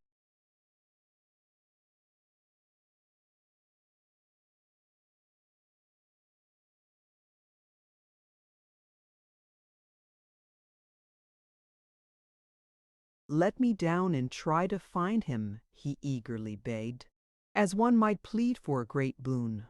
"I promise to save him if yet alive, and let me try, Professor. I beg of you give me this chance to show my heartfelt gratitude." But Professor Featherwit shook his head in negation. "That would only add to our trouble, friend. Knowing nothing of the dialect, you would be wholly at a loss. And, looking so entirely different in every respect, how could you hope to pass inspection? All seemed so confused that I might surely it is worth trying. It would be suicidal, so say no more on that score, almost harshly spoke the usually mild-mannered aeronaut, sending his vessel upon another circuit, only with stern vigilance choking back the appealing shout to his lost nephew. This time the aerostat was brought directly above the Temple of the Sun, where,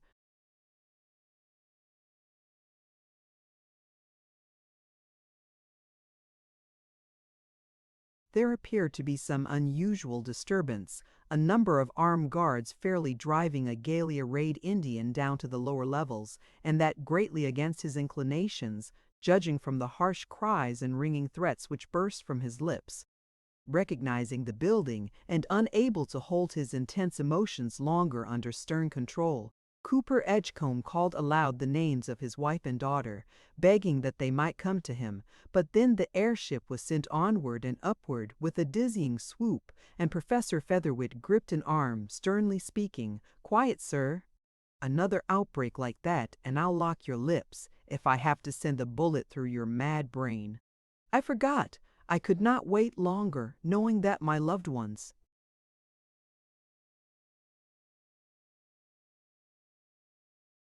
"You forgot that the lives of all depend upon our remaining at liberty," coldly interrupted Featherwit. "Without this means of conveyance, how can your loved ones escape?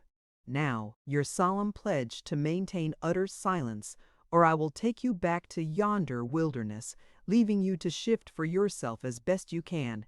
Promise, sir." "I will, I do. Forgive me, for I was carried away by 'twas there I saw after so many horrible years," huskily muttered the exile, fairly cowering there before his savior from the whirlpool. "Enough. Bear in mind that the rescue of your loved ones depend on our efforts. If discovered by yonder snarling beasts, and the machine is injured, farewell, all hopes.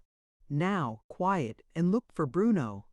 Again the airship circled over the valley, in spite of the moonlight passing wholly unseen and unsuspected by the Aztecs, whose energies were bent on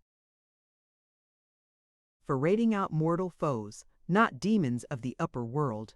Waldo leaned farther over the handrail as they floated closer to an excited group of warriors, the central figure being Lord Hua himself, fiercely denouncing Azdatel and his son, Ixtli, as traitors to the common welfare, and calling upon all honest braves to meet forth befitting punishment. Professor Featherwit caught one name indistinctly, that of the young Aztec in whose company Bruno had set forth on his ill-starred venture, and hoping to learn more of importance, he caused the aerostat to hover directly above that particular group of redskins. Waldo, never stopping to count the risk he might thus fetch upon them all, silently lowered the grapnel by means of the drag rope, giving a boyish chuckle as the three-pronged hook descended amidst that gathering, the sight causing more than one superstitious brave to leap aside, with cries of amazed affright. The airship gave a sudden swoop, and the grapnel caught Whetson by his girdle, jerking him fairly off his feet and swinging him into air, pretty much as a youngster might land a writhing fish. But no fish ever sent forth so wild a screech of mingled rage and terror as split the air just then. Although hardly realizing what was happening, Professor Featherwit sent the aeromotor upward with a mighty jerk. The shock proving too much for that sash, Lord Hua fell back to earth, literally biting the dust, although he met with no bodily harm beyond sundry bruises. "Caught a sucker, and I'll never do it again, Uncle," exploded Waldo, as he swiftly hauled in his novel fish line. But he had to take a severe lecture from the professor before the subject was finally dropped. And, worse than all else, the air demon was now the target for both eyes and arrows, and, perforce, sailed swiftly away into the night. Chapter 26. Down Among the Dead. Ixtli spoke with a degree of earnestness which left no room for doubt, even if the young man's own keen sense of hearing had not given warning but an instant later. Ominous sounds came from the entrance which had served them but so brief a time gone by, and Bruno knew that, even if they had escaped being seen while thus attempting to win such a gruesome refuge, the possibility of their having elected just such a line of flight had occurred to some of the redskins. Gillespie heard the heavy doors open, then clang to again. He was fairly confident that some of the Aztecs had entered, although as yet the utter darkness hindered further recognition. "What next, Ixley?" he whispered, lips almost touching the face of his young guide, as they stood close together in the murk. "They can't take me alive. Is it fight, or—"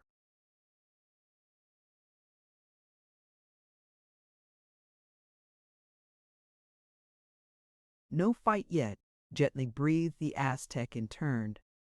"Dey look, dat not make sure find. Dey try see. We try not see all time. Dey come, we go, like dis." Catching a hand within his own clasp, Ixley led Bruno away in that utter darkness, seemingly well acquainted with the lay of the ground, although it quickly became evident that there must be more than one direct passage. Bruno felt convinced that there were other chambers turning at right angles to their present course, though it might have bothered the young man to give entirely satisfactory reasons for such belief. Ixley did not flee fast nor far in that first spurt, pausing shortly to turn face towards the rear, a low musical chuckle coming through his lips. "Dey come look, got no eyes for see in dark," he explained, barely loud enough for Bruno to catch his meaning. "We play fool dem all, dat be fun, heat fun all time over."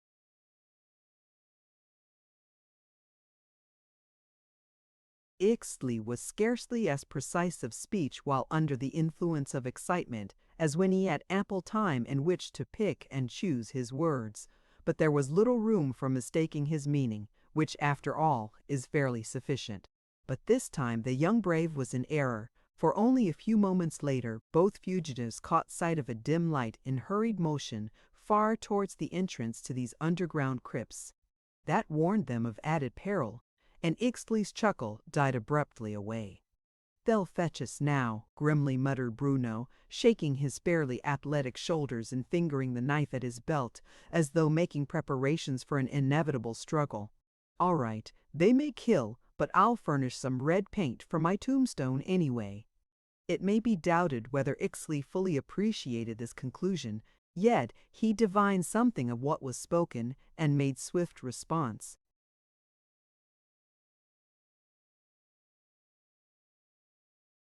"No kill yet. Dey look, we hide. Mebbe not find. Mebbe play fool all over, yes. Where can we hide that lights won't ferret us out, though?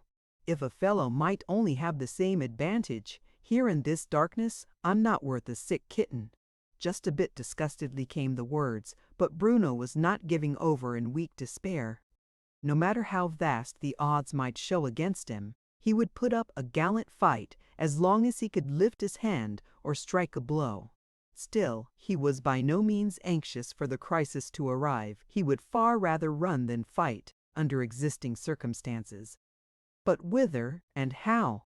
Ixtli took it upon himself to solve the perplexing enigma, in a whisper bidding his white brother follow with as little sound as might be, once more hurrying away through the gloomy blackness, which was by no means rendered more agreeable to Bruno by that fleeting glimpse of the dead men's bones.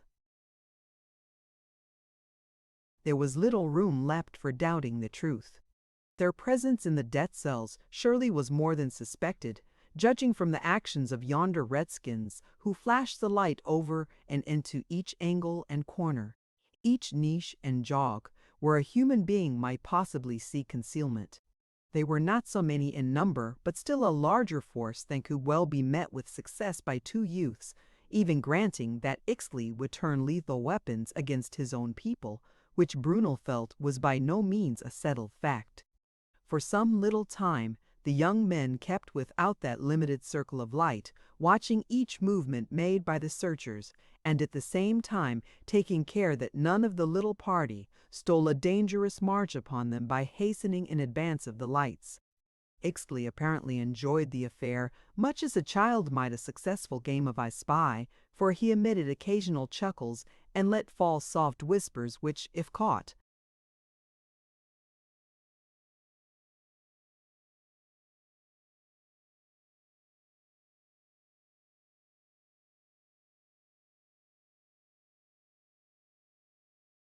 by other ears, certainly would not have deeply benefited the fugitives when captured.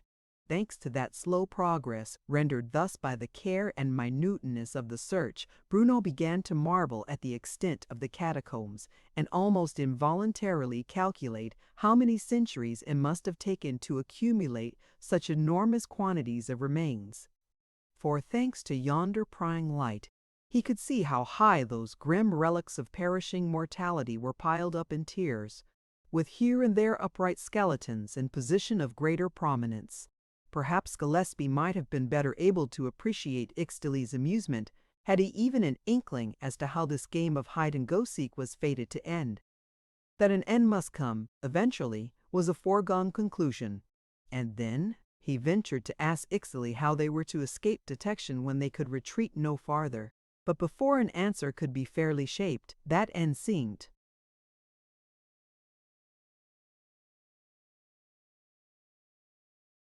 actually upon them. Without sound or warning of any sort, another bright light showed at a considerable distance in the opposite direction, and, as Bruno stared that way, he made out several armed warriors who appeared to be engaged in that same occupation, searching that city of the dead for the living. Thus caught between two fires, there seemed only one course to pursue, and, with the courage of his fathers, Bruno spoke in low, grim tones to his young guide. "No use for you to join in the mix, Ixtli. I'll do the best I know how, but if I can't make the riffle, if I go down for good and all, I ask you to convey the news to my friends. You will." But Ixtli was not at the end of his resources, and gripping a wrist, he urged,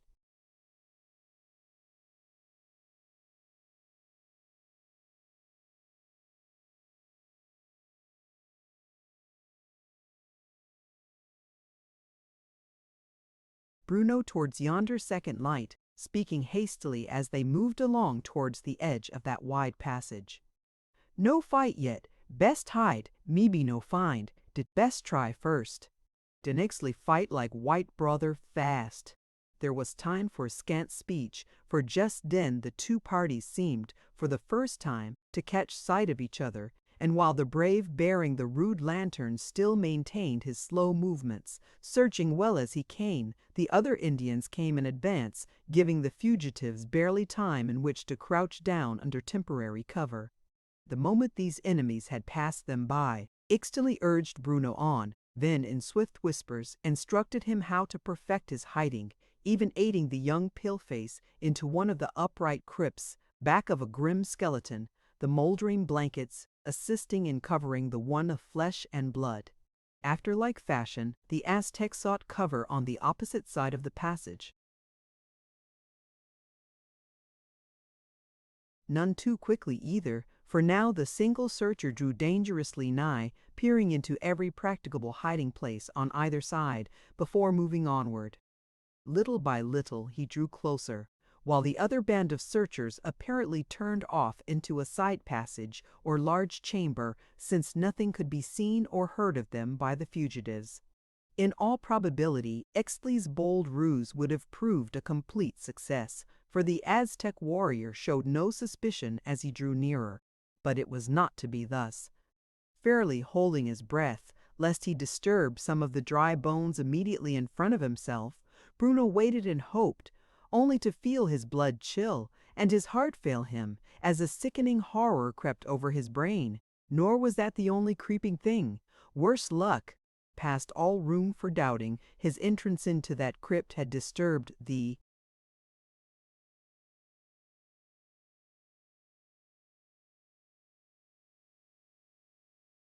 repose of a snake of some description, for now he could feel the loathsome reptile crawling slowly up his back, turning the skin beneath to scorching ice in its horrid passage. One horrible nightmare minute that lasted. Then the serpent paused upon his shoulder and biceps, touching his cheek with nose, then drawing back its ugly head to give an ominous hiss. Human flesh and blood could endure no more, and Bruno flung the snake violently off, striking forcibly against that mass of dry bones as he did so. With a rattling clatter, the skeleton lost its frail coherence and tumbled outward, leaving Bruno fairly exposed within the niche. With a cry, the Aztec warrior turned in that direction, But ere he could fetch his light to bear upon the right spot, Ixtli sprung forth to the rescue, hooting like a frightened owl as he dashed the light to earth and, at the same time, deftly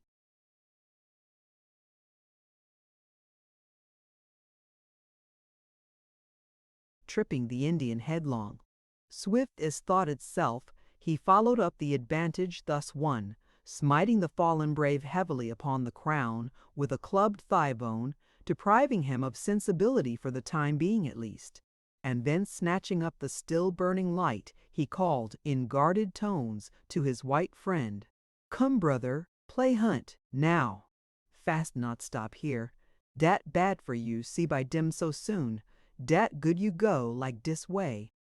Scarcely realizing just what fresh ruse the Aztec had in mind, but far from recovered from that horrible fear of death from poisonous fangs, Gillespie submitted, Ixtli hurrying him away, turning off into what appeared to be a side passage, less spacious than that to which they had until then confined their retreat. The young Aztec hastily explained his present scheme, which was to play the role of searchers as well, and scarcely had he made that project known than another difficult test was offered their courage.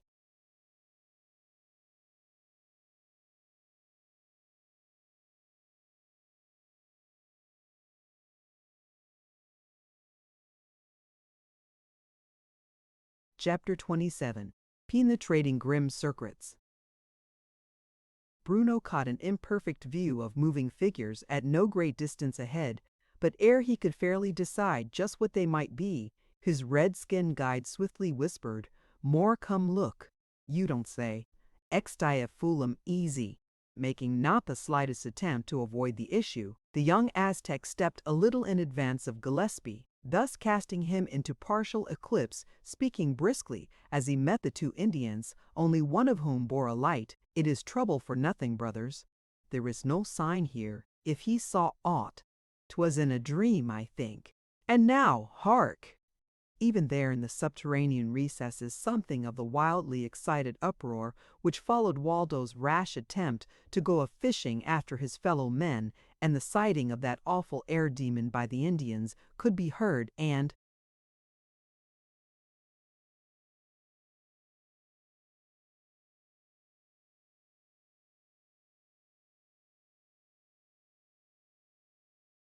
without divining its actual import, Ixtli adroitly turned it to his own advantage. "They have found the strange dog without," he cried sharply. "Come, my brothers, else we will be too late for hasten all." But only one half of the present group obeyed, the two Indians dashing at full speed towards the main entrance to the city of the dead, leaving Bruno behind, wholly unsuspected, and Ixtli chuckling gleefully over the favorable change in the situation. "Dey go we come. Dis way, brother." The Aztec spoke, moving in the opposite direction, followed willingly enough by the now pretty well bewildered paleface. "Whither are we going?" Bruno felt impelled to ask after a few moments more of blind obedience. "How are we going to get out? And my friends, they must have been alarmed by that great drum."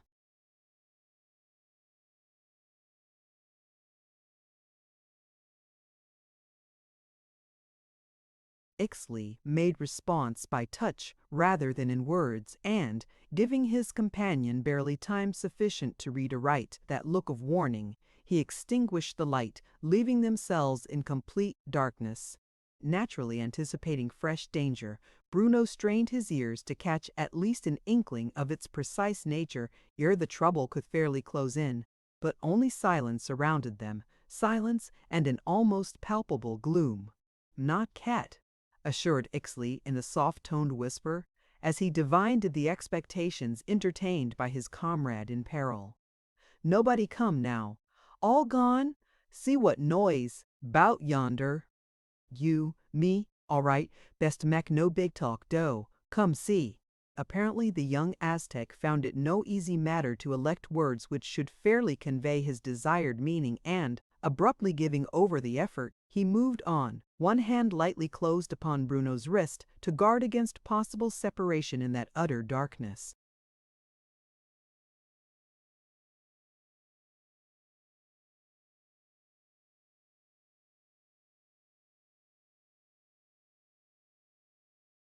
Nothing further was said until Ixtli again came to a halt, Gillespie giving a low exclamation as he felt what appeared to be a blank wall before them. Was this no thoroughfare? Were they blocked in, to perish of starvation unless earlier discovered by the red-skinned searchers? Far from agreeable thoughts, yet such swiftly flashed across the young man's brain, lending an echo of harshness to his voice as he spoke. Where are we now, Exley? How are we going to get out of this? If you have led me into a trap, fingertips lightly brushed his lips, then the Aztec explained as well he was able, thanks to his limited vocabulary.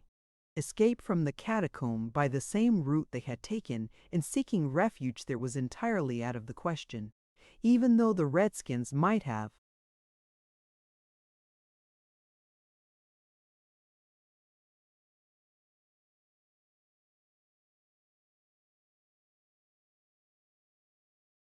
Abandoned the search in that precise quarter for the time being, thanks to the sudden alarm which had broken forth in the valley. Almost certainly there would be an armed guard so stationed as to intercept any or all persons who might so attempt to emerge. This much Bruno gathered, then took his turn at the verbal oars. But we can't stay here, man dear. Nothing to eat or to drink, and my friends worrying over us outside. We've got to get out. I have, at any rate. The only question is just how and where. Dear one way go, Ixley made reply, even his lowered tones betraying more than ordinary impressiveness. Bruno fancied. Mebbe easy, mebbe hard. Find dat when try. We go dis way. Best be still, doe. Bruno was ready enough to promise all that, just so action was being taken his.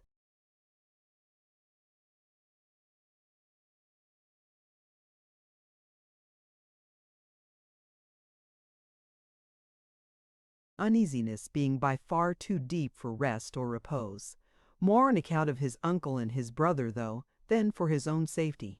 He had not yet lost hope of extrication from the perils which surely surrounded them, not quite abandoned hope of rescuing the children of the sun as well. Turning abruptly to the left, Ixley led the way into what appeared through the senses of touch and hearing to be a narrow, winding tunnel, which presently took an upward incline, then broadened into a chamber of greater or lesser dimensions. The faint echoes told Gillespie there was an enlargement of some description, but the utter darkness veiled all else. Barely had the two adventurous youths come to a pause, than dull, uncertain sounds came from almost directly above their heads, and after listening for a brief space, Ixley disappointedly breathed a fear that they would have to wait for the time being.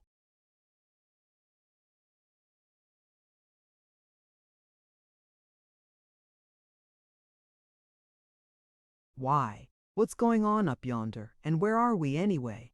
Beneath the great teocalli, Ixtli made answer in his disjointed way of speaking. There, the evil-minded Papa, Tlacopa, reigned supreme. And there, almost directly above their heads, stood the sacrificial stone, upon whose flat surface the Sun Children would be doomed to suffer the last penalty, provided Tlacopa won his wicked will. Bruno thrilled to his center with fierce indignation as he, little by little, gathered this information. Perish by such hideous methods? Give up her fair young life? For rather queerly, considering that Ixtli spoke of both Victo and Glady, he now had thought of could see, but that one lovely face and shrinking figure, face and form of the daughter alone.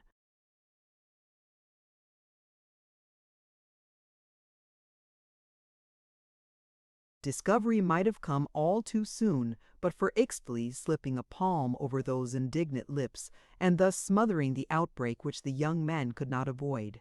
Then, recalled to ordinary prudence, Bruno talked and listened by turns.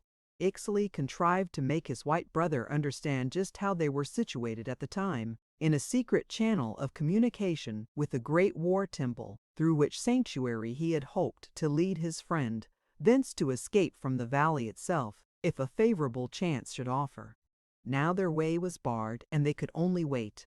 Unless would Bruno keep close guard over his tongue? Yes, anything, rather than remain wholly idle, like this. Adding a few minor cautions, Ixtali took Gillespie by a wrist and stole noiselessly forward, climbing upward, over and into a contrivance which Bruno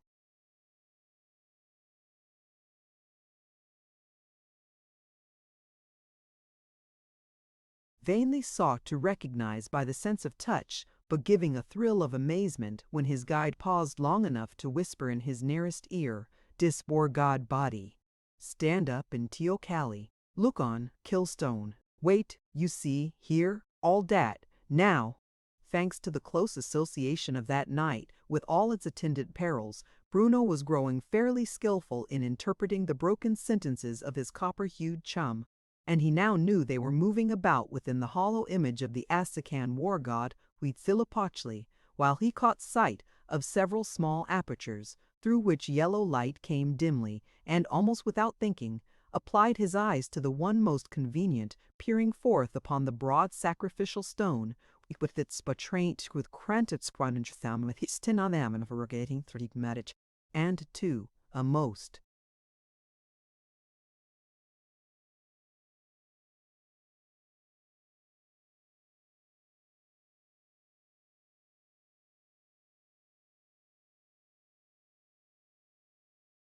abominable stench appeared to rise from the altar of death, and Bruno shrunk back with a shiver of disgust. "No talk loud," softly breathed Ixtli, gripping an arm with force.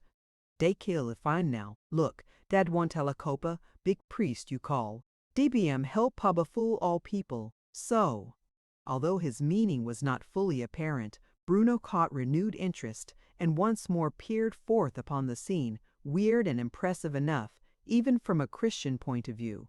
Headed by Talacopa, a ceremony of some description was taking place, lesser priests and other acolytes performing their various parts, the incantations rising now loudly, now sinking to a hollow monotone, the whole affair being none the less absorbing when Bruno remembered that, perhaps, it might have some connection with the vile plots against the Sun Children, if not endangering life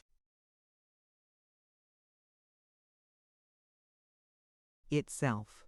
Gillespie likewise took note of various other graven images, among them one of the not less hideous war goddess Toyolmiki, or divine war death, fitting consort for the mighty hummingbird himself. Meanwhile Ixtli, who appeared to look upon the whole affair as a more or less jolly good jest at the expense of his superstitious people, took occasion to give his white brother a few pointers, letting him see how easy it was for false oracles to be manufactured to order, how certain the lightest wishes of the head priest were to find speedy fulfillment at all times. While thus divulging part of the mysteries of the temple, that ceremony reached a finale, and the little crowd slowly melted away, leaving but Placopa and a select few of his trusted henchmen, and Ixtli certainly caught enough of their talk to alter his manner most materially.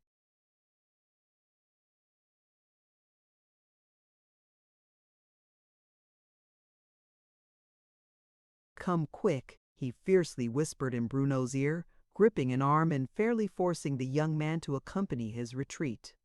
Not another word was spoken before the lower level was reached, and then Gillespie broke the ice, asking what was the matter. Dark though it was all around them, Bruno could tell by sense of touch that his guide was powerfully agitated and, though Ixtli clearly hesitated before imparting the asked for information, persistence won the point, and then, imperfectly though that discovery was set forth, Gillespie contrived to gather this much till Lacopa decreed that the Sun Children should be brought to trial, if not to actual execution, when the morning sun arose. "Never," fiercely bowed Bruno, all on fire, as he recalled that more than fair face, "never, while I live and draw breath." Chapter 28. Brought before the Gods. Once again, Asatl, the red heron, was bowing humbly before the children of the sun god, but now there was stern grief impressed upon his visage, rather than pure devotion, such as one might feel at the feet of a divinity. And the face of Victo was unusually pale, her lips tightly compressed to keep them from trembling too visibly, while her arm clasped Gladys with almost fierce love in its warm strength. Aristotle glanced upwards for a moment, then slowly spoke. Such are the commands laid upon thy captain of guards, daughter of Quetzal, the fair god. He hath been commanded to fetch Victo and Glady to the teocalli, there to be no. With an outbreak of fierce rebellion, drawing his superb figure erect, and gripping javelin until the springy ash quivered, as though suddenly winning life for itself. The gods lie, they are speaking falsely, or the Paba lies when trying to thus interpret the oracle.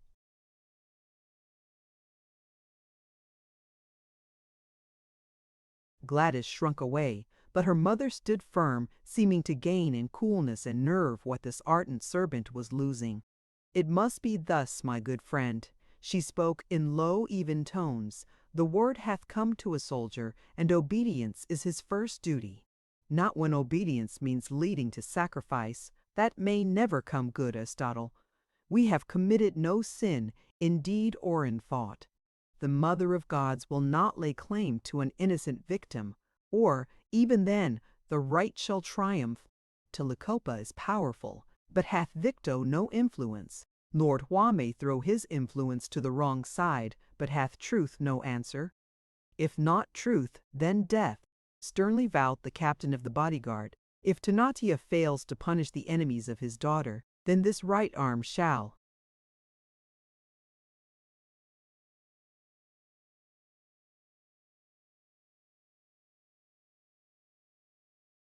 Hurl the false prince down to Mictlanteotli, grim lord of the underworld. What is it all about, mother? Murmured Gladys, clinging in sore affright to the side of her Amazonian relative. Surely the people will not. Surely we need not go forth to a mother's kiss close those quivering lips, and then, with far more assurance than she really could find in her heart, Victoria bade her child fear nothing, that all would come aright in a brief while. Little by little, the maiden's terrors were calmed, and then she took position by her parent's side with a greater display of nerve than might have been anticipated. Through all, Aristotle waited, fiercely silent, held from open rebellion only by the influence of the woman whose very life was now menaced. And as the sun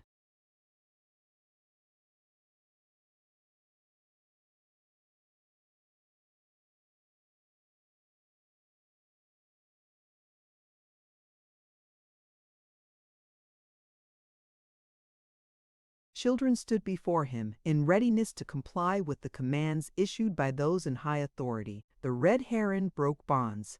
Say but one word, daughter of Quetzal, and all this shall never come to pass. Give me but permission to, what wouldst thou do, good Aristotle? Surround the Sun children with their loyal bodyguard and defend them, while one brave might strike blow or hold shield in front of their sacred charge. Slowly yet fiercely declared the captain, eyes telling how dearly he longed to receive that permission. But Victo shook her head in slow negation. She was still cool of brain enough to realize how fatal such course would be in the end. If one deadly blow should be dealt, the end could be but one, annihilation to both defended and defenders.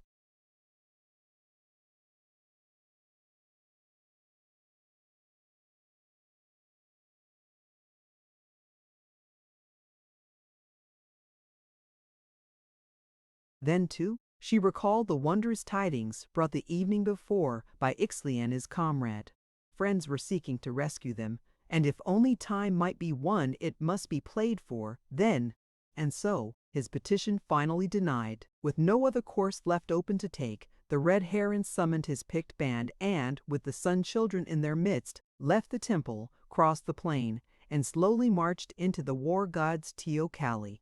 In awed silence, a vast number of Aztecs followed that little procession, silent as they, yet clearly anticipating events of far more than ordinary importance. And thus the foredoomed women were taken before the great stone of sacrifice, whereupon lay a snow-white lamb bound past the possibility of struggling. Close beside the prepared sacrifice stood the head priest, Tlacopa, robed for the awesome ceremony, sacrificial knife in hand, temples crowned as customs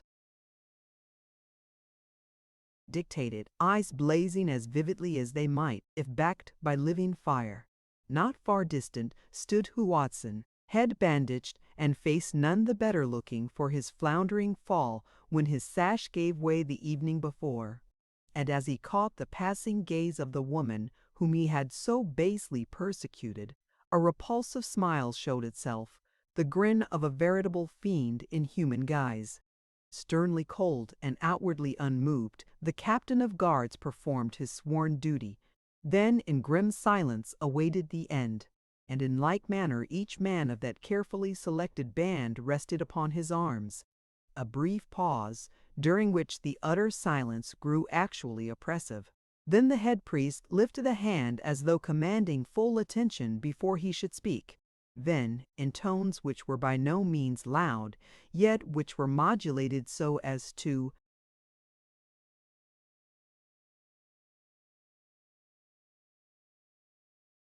fill that expanse most perfectly, Tlacopa recited the grave accusations brought against the false children of the mighty sun god. To their evil influence he attributed the comparative failure of crops which had now cursed their fair people throughout the past years. Unto them, he claimed, belonged the evil credit of many untimely deaths which had covered so many proud heads with the ashes of mourning and of despair. To their door might be traced all of misfortune with which the favorite children of the mighty gods had been so sorely afflicted. In proud silence, Bicto listened to this deliberate arraignment, not deigning to interpose denial or offer plea in self-defense until the paba was clearly at an end, and even then she gazed upon Tlacopa with eyes of scorn and lips which curled with contempt. A low murmur from the eager crowd told how anxious they were to hear more.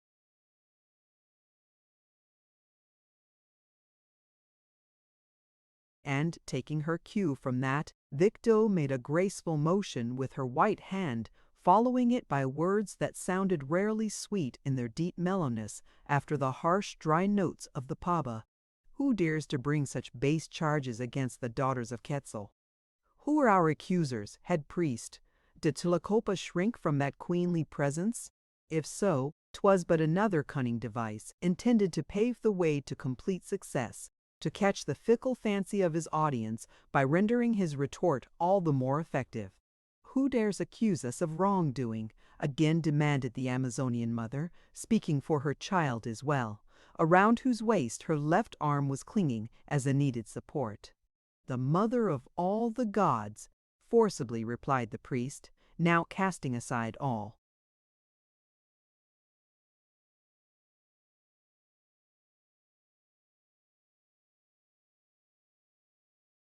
Presence of timidity and gazing into that proud face with eyes which were filled with fire of hatred and jealousy. The all-powerful Sentioso hath made known the awful truth through the lips of the infallible oracle, my children. She hath declared that no smile shall be turned towards the children of Anahuac so long as false prophets disgrace this great city. She hath demanded the sacrifice. Who can bear witness to any such demand? Sternly interposed the captain of the bodyguard, unable to listen longer in silence.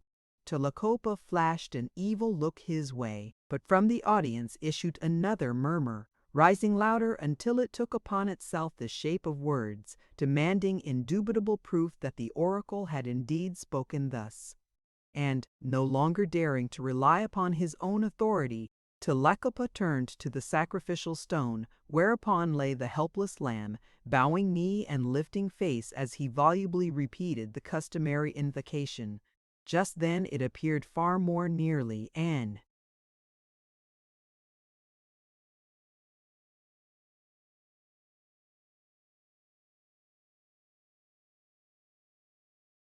incantation. Having thus complied with all the requirements of his office, the papa first kissed his blade of sacrifice, then seized the lamb and turned it upon its back, one hand holding it helpless, while with the other he ripped the poor beast wide from throat to tail. Then, making a swift cross-slash, laid bare the cavity and exposed the quivering heart. Dropping his knife, Tlacopa grasped this vital organ, fiercely tearing it away, drawing back where all might see as he lifted the heart on high for inspection. One brief look appeared to satisfy his needs, for he gave a fierce shout as he hurled the bleeding heart towards the accused, then cried, "An omen! An omen! The mother of the gods claims her victims." Chapter 29. Beneath the Sacrificial Stone. Contrary to the expectations of Ixtli, escape by way of the war god's temple was barred throughout the remainder of that eventful night. Tlacopa, the head priest, together with a number of his acolytes, varying as to force, yet ever too powerful for any two men to force a passage contrary to the will of their leader, remained on duty each and every hour.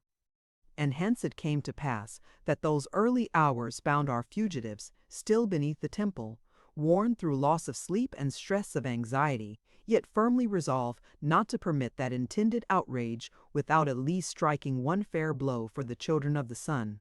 Slowly enough the time passed, yet it could hardly be called monotonous. Whenever wearied of their darksome waiting, the young men would steal again into the hollow image of Huitzilopochtli, there to utilize the cunningly arranged peepholes, now looking out upon the priests or listening to catch such words as fell from the lips of those nearest the stone of sacrifice.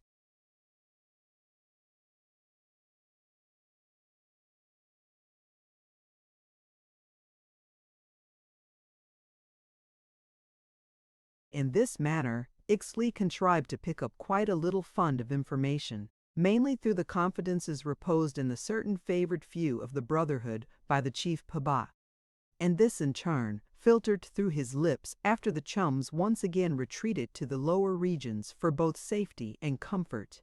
And then Bruno learned how the adventurous young Aztec, far less superstitious than the vast majority of his people, thanks to the kindly teaching of Victo, child of Quetzal, had in his explorations discovered so many secrets of the temple and priesthood, secrets which he now had no scruple in communicating to another of a different race. Ixtli told how on various occasions he had lurked behind the scenes while the miraculous oracle was delivering fiat or prophecy, and then he told his white brother how Tlacopa meant to completely confound the children of the sun when once brought before the gods. He tell slave what say, slave come dis way, hide in war god. Wait for time, didn't tell Tlacopa's words. A most infernal scheme, yet the danger of which Bruno could readily recognize, together with the serious difficulty of refuting any such supernatural evidence. Surely your people will not suffer a few dirty curs to do such horrible wrong to ladies like. Why, Ixtli, even the gods you fellows bow the knee to and worship, ought to rise up in their defense. But Ixtli merely sighed, then spoke in sad tones, explaining how he alone had been taken wholly into the confidence of the Sun Children.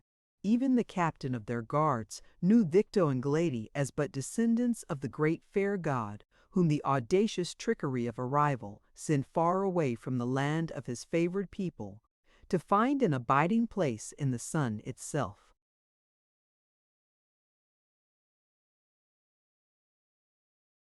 He good brave, he die for dem easy, but he not know all. He think drop from sun to lead people back to light. If think not so, dat make face turn black, dat make mad come great big.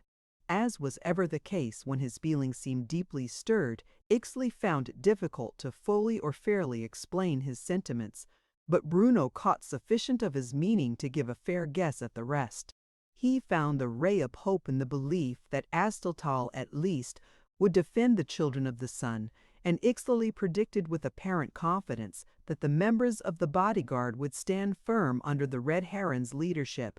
Keeping thus upon the alert throughout the remainder of that night, the young men were able to take prompt action when the crisis drew nigh. Ixtli caught the first inkling of what was coming and hastily sent Bruno away.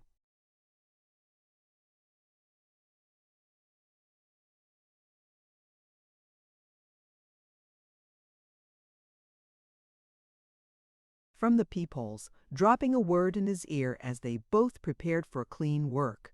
Through a secret entrance, shaped amidst the drapery which surrounded the pedestal of the mighty Huitzil, a slave of the temple crept to play the part of echo to Tlacopa's evil will, and scarcely had he secured what was to be a place of waiting and watching than the attack was made from out the darkness. Ixtli flung his tunic over the slave's head, twisting both ends tightly about his throat, effectually smothering all attempt at crying aloud for aid, while Bruno clasped arms about his middle, holding hands powerless to strike or to draw weapon.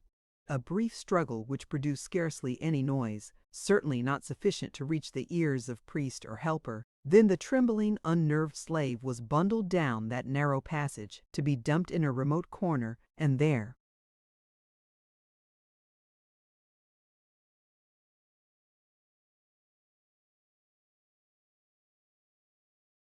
effectually bound and gagged by the young men. All this was performed without hitch or mishap, and then, nerved to fighting pitch, Ixtli and Bruno went back beneath the stone of sacrifice, resolved to play their part to the end in manful fashion. There was no further fear of intrusion, for of course Tlacopa would never think of endangering his own evil scheme by risking an exposure such as would follow discovery of his slave oracle. As Ixtli truly said, such discovery would end in the Papa's being slain by his befooled people. Their patience was sorely tried even then, though a goodly portion of the blame belonged to their fears for the son-children rather than to the actual length of waiting. But then, amidst the solemn invocations led by the high priest, the bodyguard marched into the hall of sacrifice, and Bruno caught his breath sharply as he beheld Gladys. Not her mother just then. For the first minute,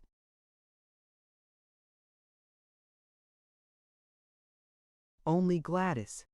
Then came the bitter denunciation by Tlacopa, followed by the coldly dignified words of Victo, after which the innocent lamb yielded up its life in order that the future might be predicted through the still quivering heart.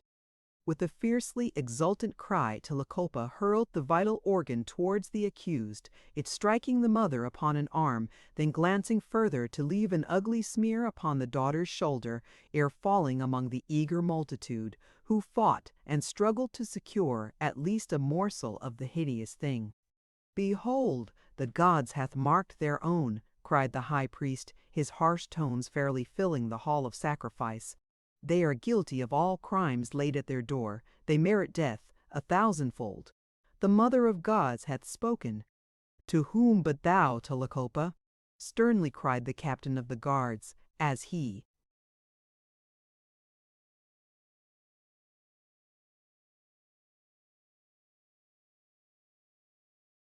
stood firm in spite of the ominous sounds which were rising from the rear as well as from either side. "She hath spoken unto me as her worthy representative on earth. And there are those who say much religion hath turned thy brain, good Tlacopa," retorted Astottle, holding his temper fairly well under control, yet with blazing eyes and stiffening sinews. "Are thy ears alone to receive such important communications as silence, thou scoffer?"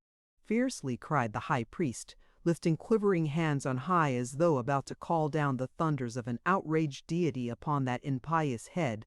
"She who hath spoken once may deign to speak again. Hearken, hear the oracle." Doubtless this was cue for the slave of the temple to repeat the words placed within its mouth, but that slave was literally unable to speak a word for himself, let alone others. Yet the oracle was not wholly silenced. "Talk out, or I will," fiercely muttered Bruno, giving Ixtli a violent punch in the side. "Talk out for the sun-children." The young Aztec needed no further prompting, loving Victo and Glady as he did, hating and despising the high priest. And in shrill, clear tones came the wondrous oracle. "Tlacopa lies. Tlacopa is an evil dog. The Mother of the Gods loves and will defend her friends, the children of the great and good Quetzal." How much more Ixtli might have said, had he been granted further grace, will never be known. Tlacopa shrank away from the speaking statue as from a living death, but then he rallied, savagely thundering,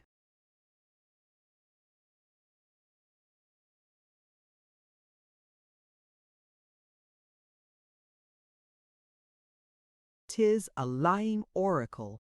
'Tis an evil impostor who has an omen. A true omen, my children.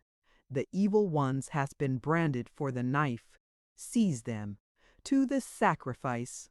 That vicious cry was swiftly taken up, but the bodyguard closed in around the menaced women, presenting arms to all that maddened horde, while their captain sternly warned all good people to fall aside and make way for the children of the sun. Then that secret entrance was flung wide, permitting two excited young men to issue, Telecopa reeling aside from a blow dealt him by Bruno's clenched fist as that worthy hastened to join forces with the bodyguard.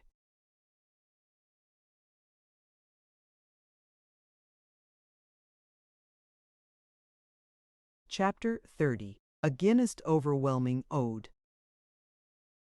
This double appearance for Ixtli kept fair pace with his hot-headed white brother, caused no little stir, and added considerable to the partial bewilderment which had fallen over that audience.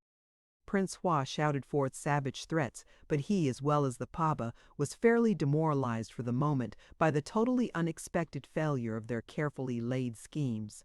Seeing his chance, Azadel bade his men escort the Sun Children from the Hall of Sacrifice back to their own abiding place, barely noticing his son and paying no heed at all to the disguised paleface.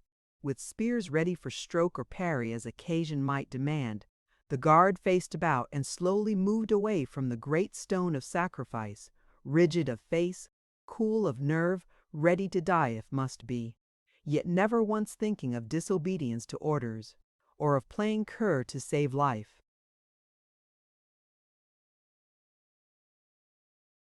Almost involuntarily the crowd parted before that measured advance, giving way until a fair pathway lay open, along which the bodyguard moved with neither haste nor hesitation, outwardly ignorant of the fact that ugly cries and dangerous gestures were coming thicker and faster their way.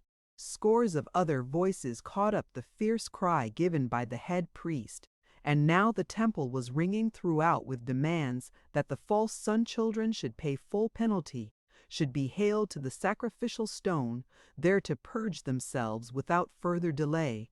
Others showed an inclination to favor the descendants of Quetzal, and thus the widely conflicting shouts and cries formed a medley which was fairly deafening. For one of his fierce temper, the red heron showed a marvelous coolness throughout that perilous retreat, and never more than during the first few.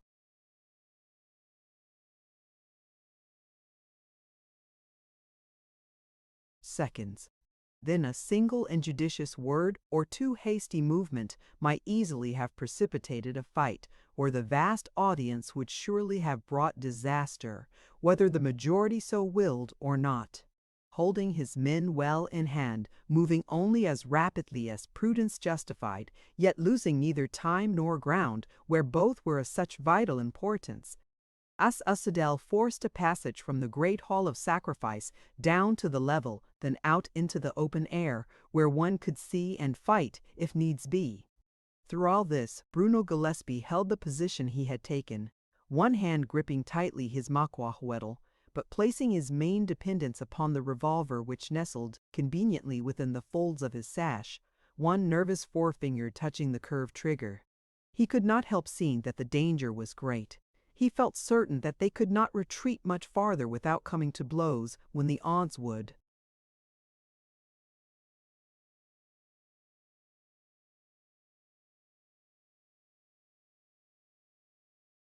Be overwhelmingly against them. Yet never for an instant did he regret having taken such a decided step. Not for one moment did he give thought to himself.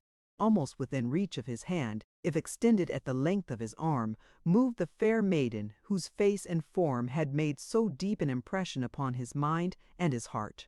She was in peril. She needed aid. That was enough. Then the briefly stunned Telecopa rushed forth from his desecrated temple, wildly flourishing his arms, furiously denouncing both the Sun Children and their bodyguard, thundering forth the curses of all the gods upon the heads of those who refrained from arresting the evil ones. The mighty Mother of Gods calls for her own. Seize them. Strike down the impious dogs who dare attempt to defraud our mother. Seize them. To the sacrifice, to the sacrifice.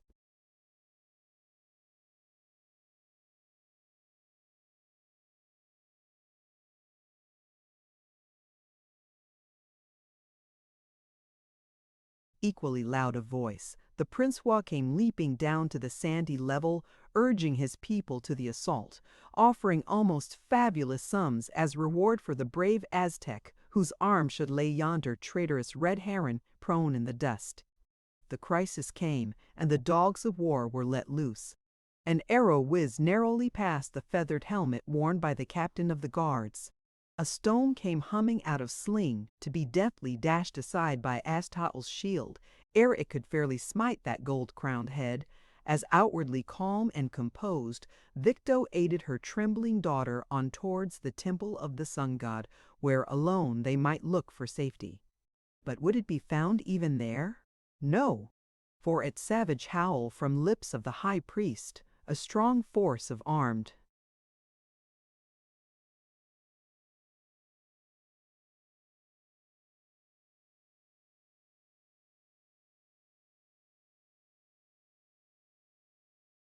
redskins took up position at the teocalli, blocking each one of the 4 flights of stone steps in order to intercept the bodyguard, while still closer pressed the yelling, screeching, frantic heathen of both sexes and all ages. Azathoth saw how he had been flanked, but made no sign, even while slightly turning course for another temple at less distance, a single word being sufficient to post his true hearts. So far, not a single blow had been struck by the retreating party, although great provocation had been given them. More than one of their number was bleeding, yet all were afoot, and still capable of holding ranks. Then bravest of the brave, a man among men in spite of his tender years, Ixtli laid down his life in defense of his idolized Victo. From one of that maddened rabble came a heavy stone, flung with all the power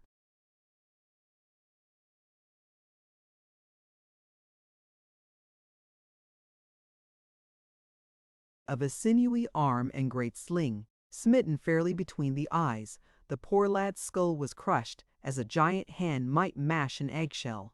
One gasping sigh, then the lad sunk to earth, dead ere he could fairly measure his length thereupon. For a single instant Azathoth seemed as one stupefied, but then an awful uproar burst from his laboring lungs, and he hurled his heavy javelin full at yonder murderer, winging it with a father's curses. Swift flew the dart, but fully as quickly sank that varlet, the head of the spear scraping his skull, to pass on and smite with death one even more evil, if that might be. Full in the throat, Tlacopa was stricken, the broad blade of copper tearing a passage through, and the shaft following after for the greater portion of its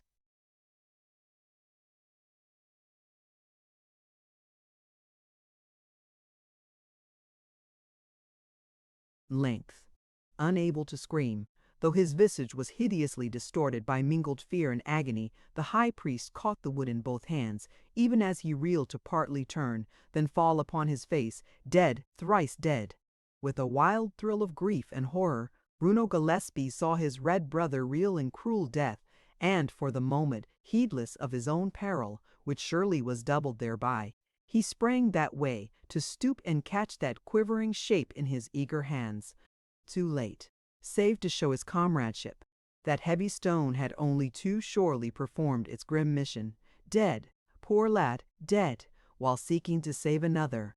With a fierce cry of angry mourning, Bruno lifted the mutilated corpse in his arms, trying to toss it over a shoulder, to bear away from risk of trampling under the heedless feet of the yelling heathen.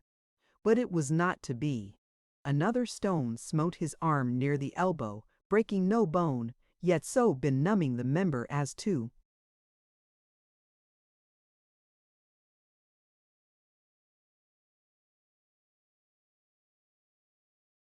temporarily disable it, causing that precious burden to drop to earth once more.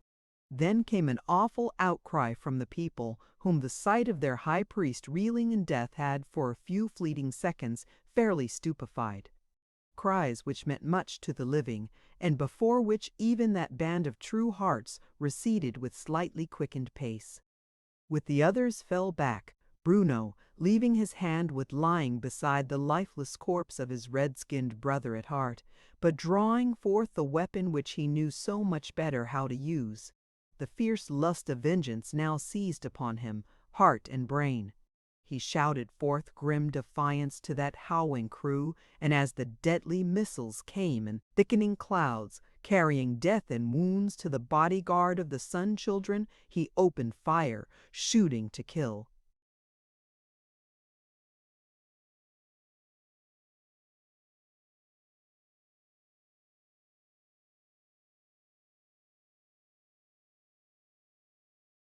Entirely without firearms themselves, and in all probability ignorant of such an instrument of destruction, this might have produced a far more beneficial result under other circumstances. As it was now, few, if any, took heed of what they could not hear above that awful tumult. And those who felt the boring lead never rose up to give their testimony. Closer crowded the superstition-ridden heathen, showering missiles of all descriptions upon the bodyguard, confounding all with the one to whose javelin their head priest owed his death, only to recoil once more, in fierce awe, as another victim of high rank paid forfeit his life for the death of Ixtli, sole offspring of Astali, the Red Huron.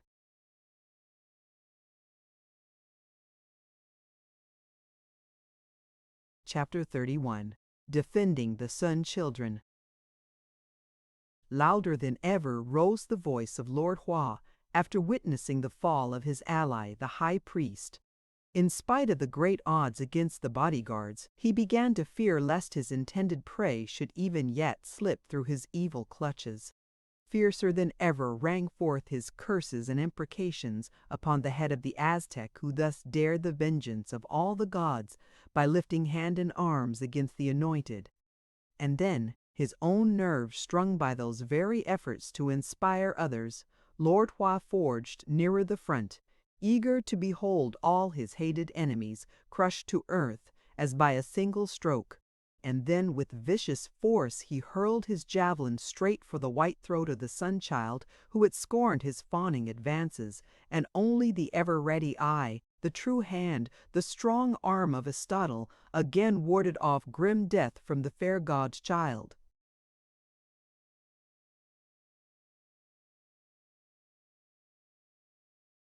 Caught upon that trusty shield one instant, the next turned towards its original owner, to quiver for the barest fraction of time in that vengeful grip.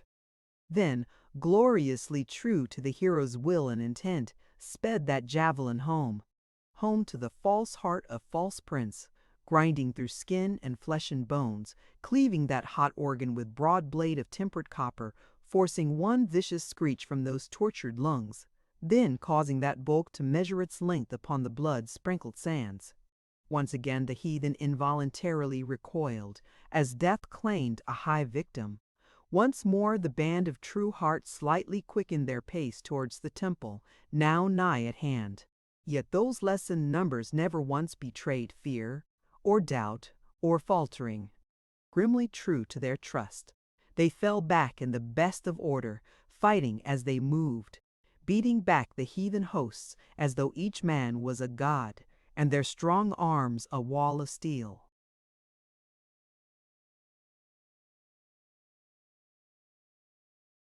Here and there a true heart sank to earth, with the hand of death veiling his eyes, but he died in silence. No cry of fear, no moan of pain, no pitiful appeal for mercy at the hands of his maddened people.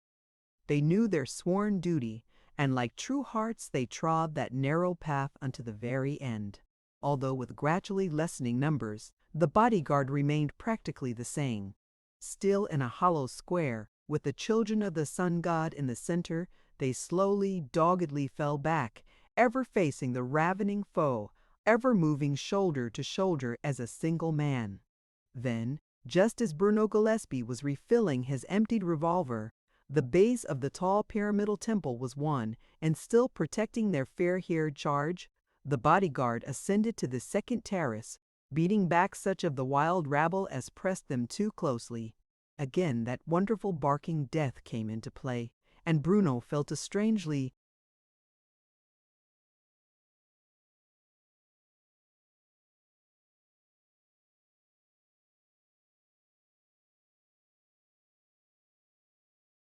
savage joy gnawing at his heart as he saw more than one stalwart warrior reel dizzily back from his hot hail. For Ixtli, you curse. That for Ixtli. Down and eat dirt, dogs. Scarcely could his own ears catch those sounds, although he shouted with the full power of his strong young lungs, so indescribably horrid was the din and tumult. Up another flight of steps, then yet another, although the crazed rabble was not pressing them so very hard just now. Still, their number forbade a fourfold division as yet, and Astotl feared lest the blood-ravening mob attempt to head off their flight by taking possession of the other stairs, thus being first to occupy yonder flat arena high above the earth, whereupon he hoped to still protect the Sun Children, even though he must lay down his life to maintain their lease.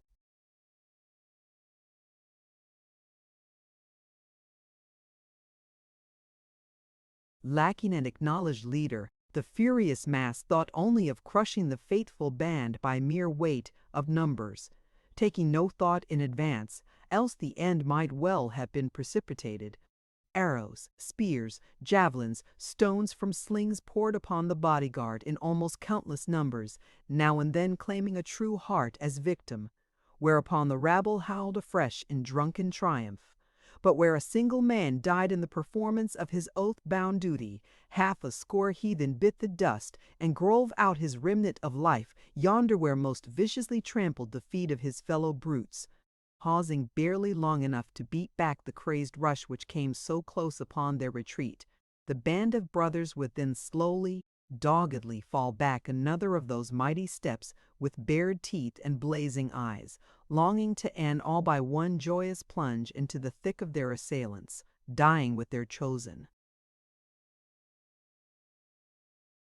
Dead 5 separate times that upward flight, and 5 times the grim pause to give death another portion of his red feast. 5 times the blood-lapping mob dashed against the band of brothers. 5 times they were hurled back, leaving more dead and dying there to mark the savage struggle. And then, sadly decimated at each halt, less in numbers as they passed farther from earth to climb nearer the blue sky, the survivors won the crest of the Teocalli, still fighting, still beating back such as followed their steps more closely. Ere that brilliant retreat began, 'twould have taken close ranks for the bodyguard to find standing room upon the temple top.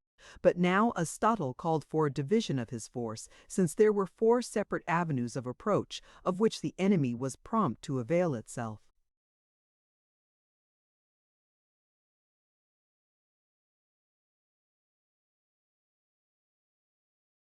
For the Sun Children, my brothers, he cried, his voice rising even above that awful tumult and turmoil.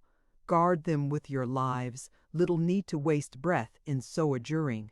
Of all thus enlisted, not one of the true hearts but proved worthy the trust, not one brave who took care for his own life, not one but was ready to die in order to save, and thus far not a single wound had won so far as either child of the fair god.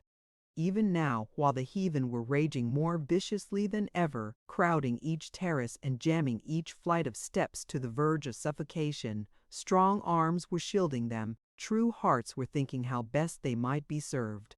Time and again Astotl warded away winged death as it sought to claim Victo.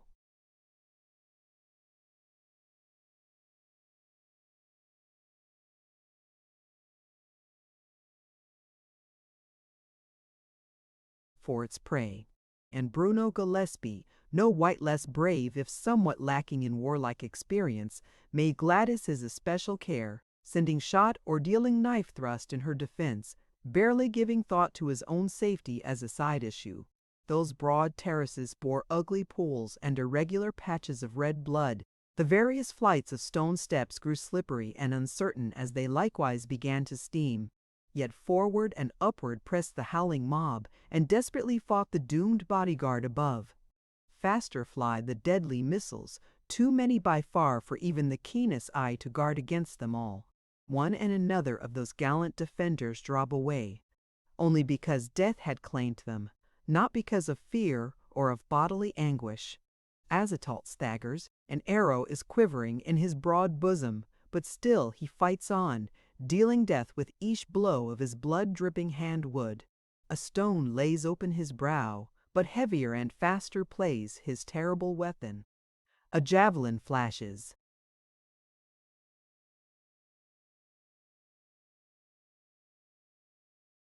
Briefly then, the red copper vanishes from sight, while the ashen shaft slowly dyes crimson as the hot life-blood issues. A last dying stroke, and the red heron sinks at the feet of his adoration, faithful unto the last, his brave soul going forth to join with that of Ixtli, the last of a gallant family. Victo gives a wild cry of vengeance, then snatches up bow and quiver where let fall by a death-smitten warrior, and wings swift death to the slayer of her captain of the guard. An awful melee where the odds were momentarily increasing, where one man was forced to do the work of a score, where death inevitable awaited all, unless a miracle should intervene. And that miracle shrilly rang forth the voice of Victoria Edgecombe as, amidst the fury of battle,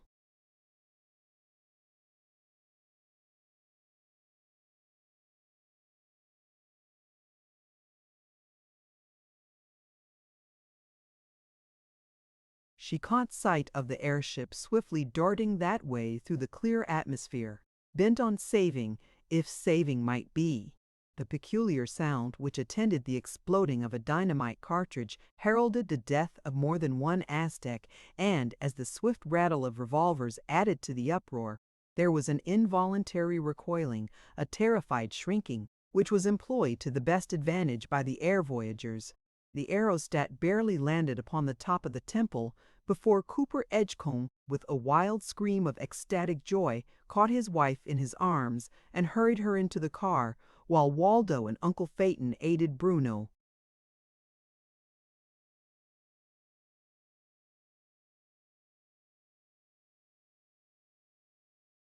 Chapter 32. Aid is styled to the Lost City. And Bruno clung fast to the half-swooning maiden, so that two in place of one had to be assisted by uncle and nephew. Barely a score of seconds thus employed, then the gallant airship responded to the touch of master hand and floated away from the bloody temple top with its increased burden, even as the last survivor of the Sun Children's bodyguard sank down in death. A brief stupor came over the amazed heathen at sight of this awful air devil from whose side spat forth invisible death. But then, as they divined at least a portion of the truth, as they saw their longed-for victims thus borne bodily away, a revulsion came, and amid the most hideous howls and screeches, missiles flew towards the airship, menacing sudden death to all therein. But fate would not have it thus, and under the guidance of that master hand, the aeromotor flew higher and farther, quickly leaving behind all peril from javelins, darts, arrows, or stones from slings, and but one of their number had suffered aught. Bruno lay as one dead, blood flowing from a stone gash over an eye, but with one hand still gripping the butt of an empty pistol. His other arm was around the sun-daughter's waist. And Gladys? First, she shrunk back with a gasping cry of mingled fear and grief, only to quickly recover. And did she kiss that curiously spotted, streaked face? Waldo afterwards declared she certainly did, for that a moment later he saw some of that moistened stain upon her quivering lips. But Waldo was ever extravagantly fond of a jest, and it may be never mind. Not until the airship was safely past peril from yonder howling, raving lunatics in bronze did Professor Featherwit give heed to aught else, and by that time Victoria had left the ardent embrace of her husband to care for the elder Gillespie, whose single-hearted devotion all through that bloody retreat, and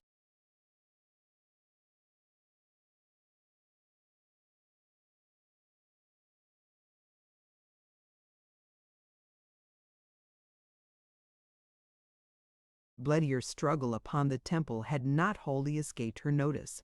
Under such tender ministrations, Bruno quickly revived and, after assuring himself that the children of the sun were alive and unharmed, while the lost city was now left far behind them, he huskily begged Uncle Phaeton to descend to earth, where he might find water enough to remove what remained of that loathsome disguise. But Professor Featherwit was far too shrewd a general to take any unnecessary risks. His last glimpse of yonder valley showed him hundreds of armed redskins rushing at top speed for the various passes by which that circle of hills could be overpassed, and he knew that chase would be made as long as the faintest ray of hope lured the Aztecs on. Thus it came that no halt was made until the inland reservoir was reached, where there could be no possible danger in making a temporary landing, and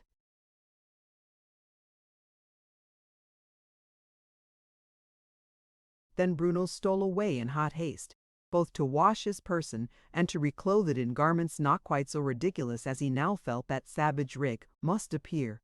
Just as though the little woman wasn't used to see fit-outs like that, old man, mocked Waldo, the irrepressible. She'll go scare at you in this rig, see if she does it now. Whether or no Gladys was actually frightened as Bruno made his appearance need not be decided here, but one fact remains: she acted a vast deal shyer than when she saw her gallant defender lying as if dead, with the red blood flowing over his face. Naturally enough, Cooper Edgecombe seemed fairly crazed by his joy, after so many long years of hopeless grief and wistful longing, to find his loved ones safe and sound, far more beautiful than of yore, surely enough to turn the gravest of men into a laughing, jesting, voluble lad.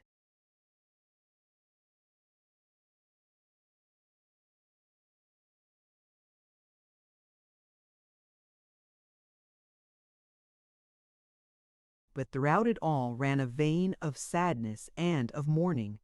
Neither Aristotle the noble, nor Ixtali the gallant, could so soon be forgotten, and more than one pair of eyes grew dim, more than one voice turned husky, as mention was made of both life and death, peace to their ashes. Heavily burdened as the airship now was, it would be unwise to add more, and so but a few minor articles were removed from the cavern which had for so long sheltered the exiled aeronaut. Then the lever was touched, and the vessel rose slowly into air, making one leisurely circuit of the lake, in order to show the children of the sun where their husband and father came so perilously nigh to entering upon a subterranean voyage to the far-away Pacific. And luckily, as it appeared, they were just in time to see that big suck drag another huge tree down into its ever-hungry maw. Not until the shades of night again began to settle over the earth did the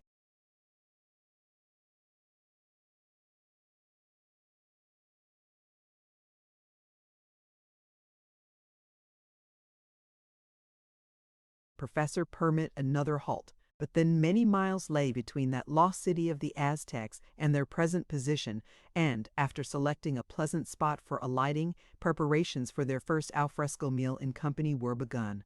That proved to be a pleasant meal, and yet a more pleasant evening there in the wilderness, the first, but by no means the last, partaken of, for, now they need no longer fear the heathen, Professor Featherwit was eager to more thoroughly explore that strange land. Still, the airship was inconveniently crowded, and that helped to cut exploration short. Then, too, Cooper Edgecombe was naturally eager to return to civilization once more, especially as he now had his heart's dearest desire, wife and daughter, each peerless in her peculiar way. Thus it came to pass that the terra incognita was abandoned for the time being, Professor Featherwit striking that wide path of ruin which marked the course of the Tornado, then sailing leisurely towards the point of their initial departure, improving the opportunity by giving a neat little lecture concerning tornadoes in general, and that one in particular, which totally exploded so many absurd theories held up to date, was his proud assertion. And then he went on to explain just how and why and wherefore. Why dwell longer? The tale I set out to narrate is finished. The unknown land has been penetrated, and at least a portion of its marvels has been inspected, imperfectly, no doubt, but that may be attributed to circumstances which were past control. And should the still curious reader ask, is it all true? Is there actually such a place as the Lost City? And are the people who live in that town really and truly the same race as once inhabited Old Mexico? To all such, I can hardly do better.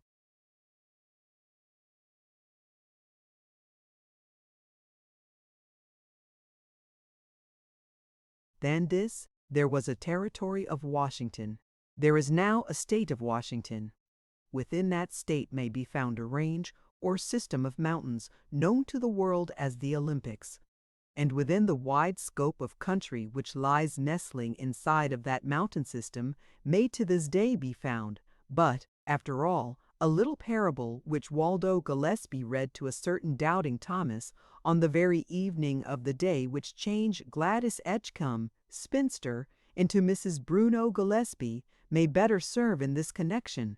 After all, I don't believe there is any such place or people, declared doubting Thomas, nodding his head vigorously. Is that so? Mildly queried our good friend Waldo. Let me give you a little pointer, old man.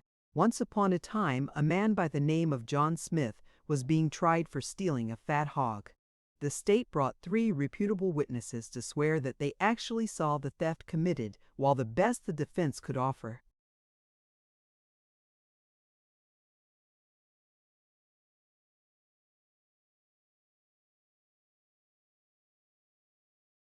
was to declare that they could produce at least a dozen honest citizens who would make oath to the fact that they did not witness the crime. So moral, we 6 barely honest people saw both the lost city and its inhabitants. Scores of equally reliable persons never saw either. Which sort of evidence weighs the most, my good fellow? Gentlemen of the jury, the verdict rests with you.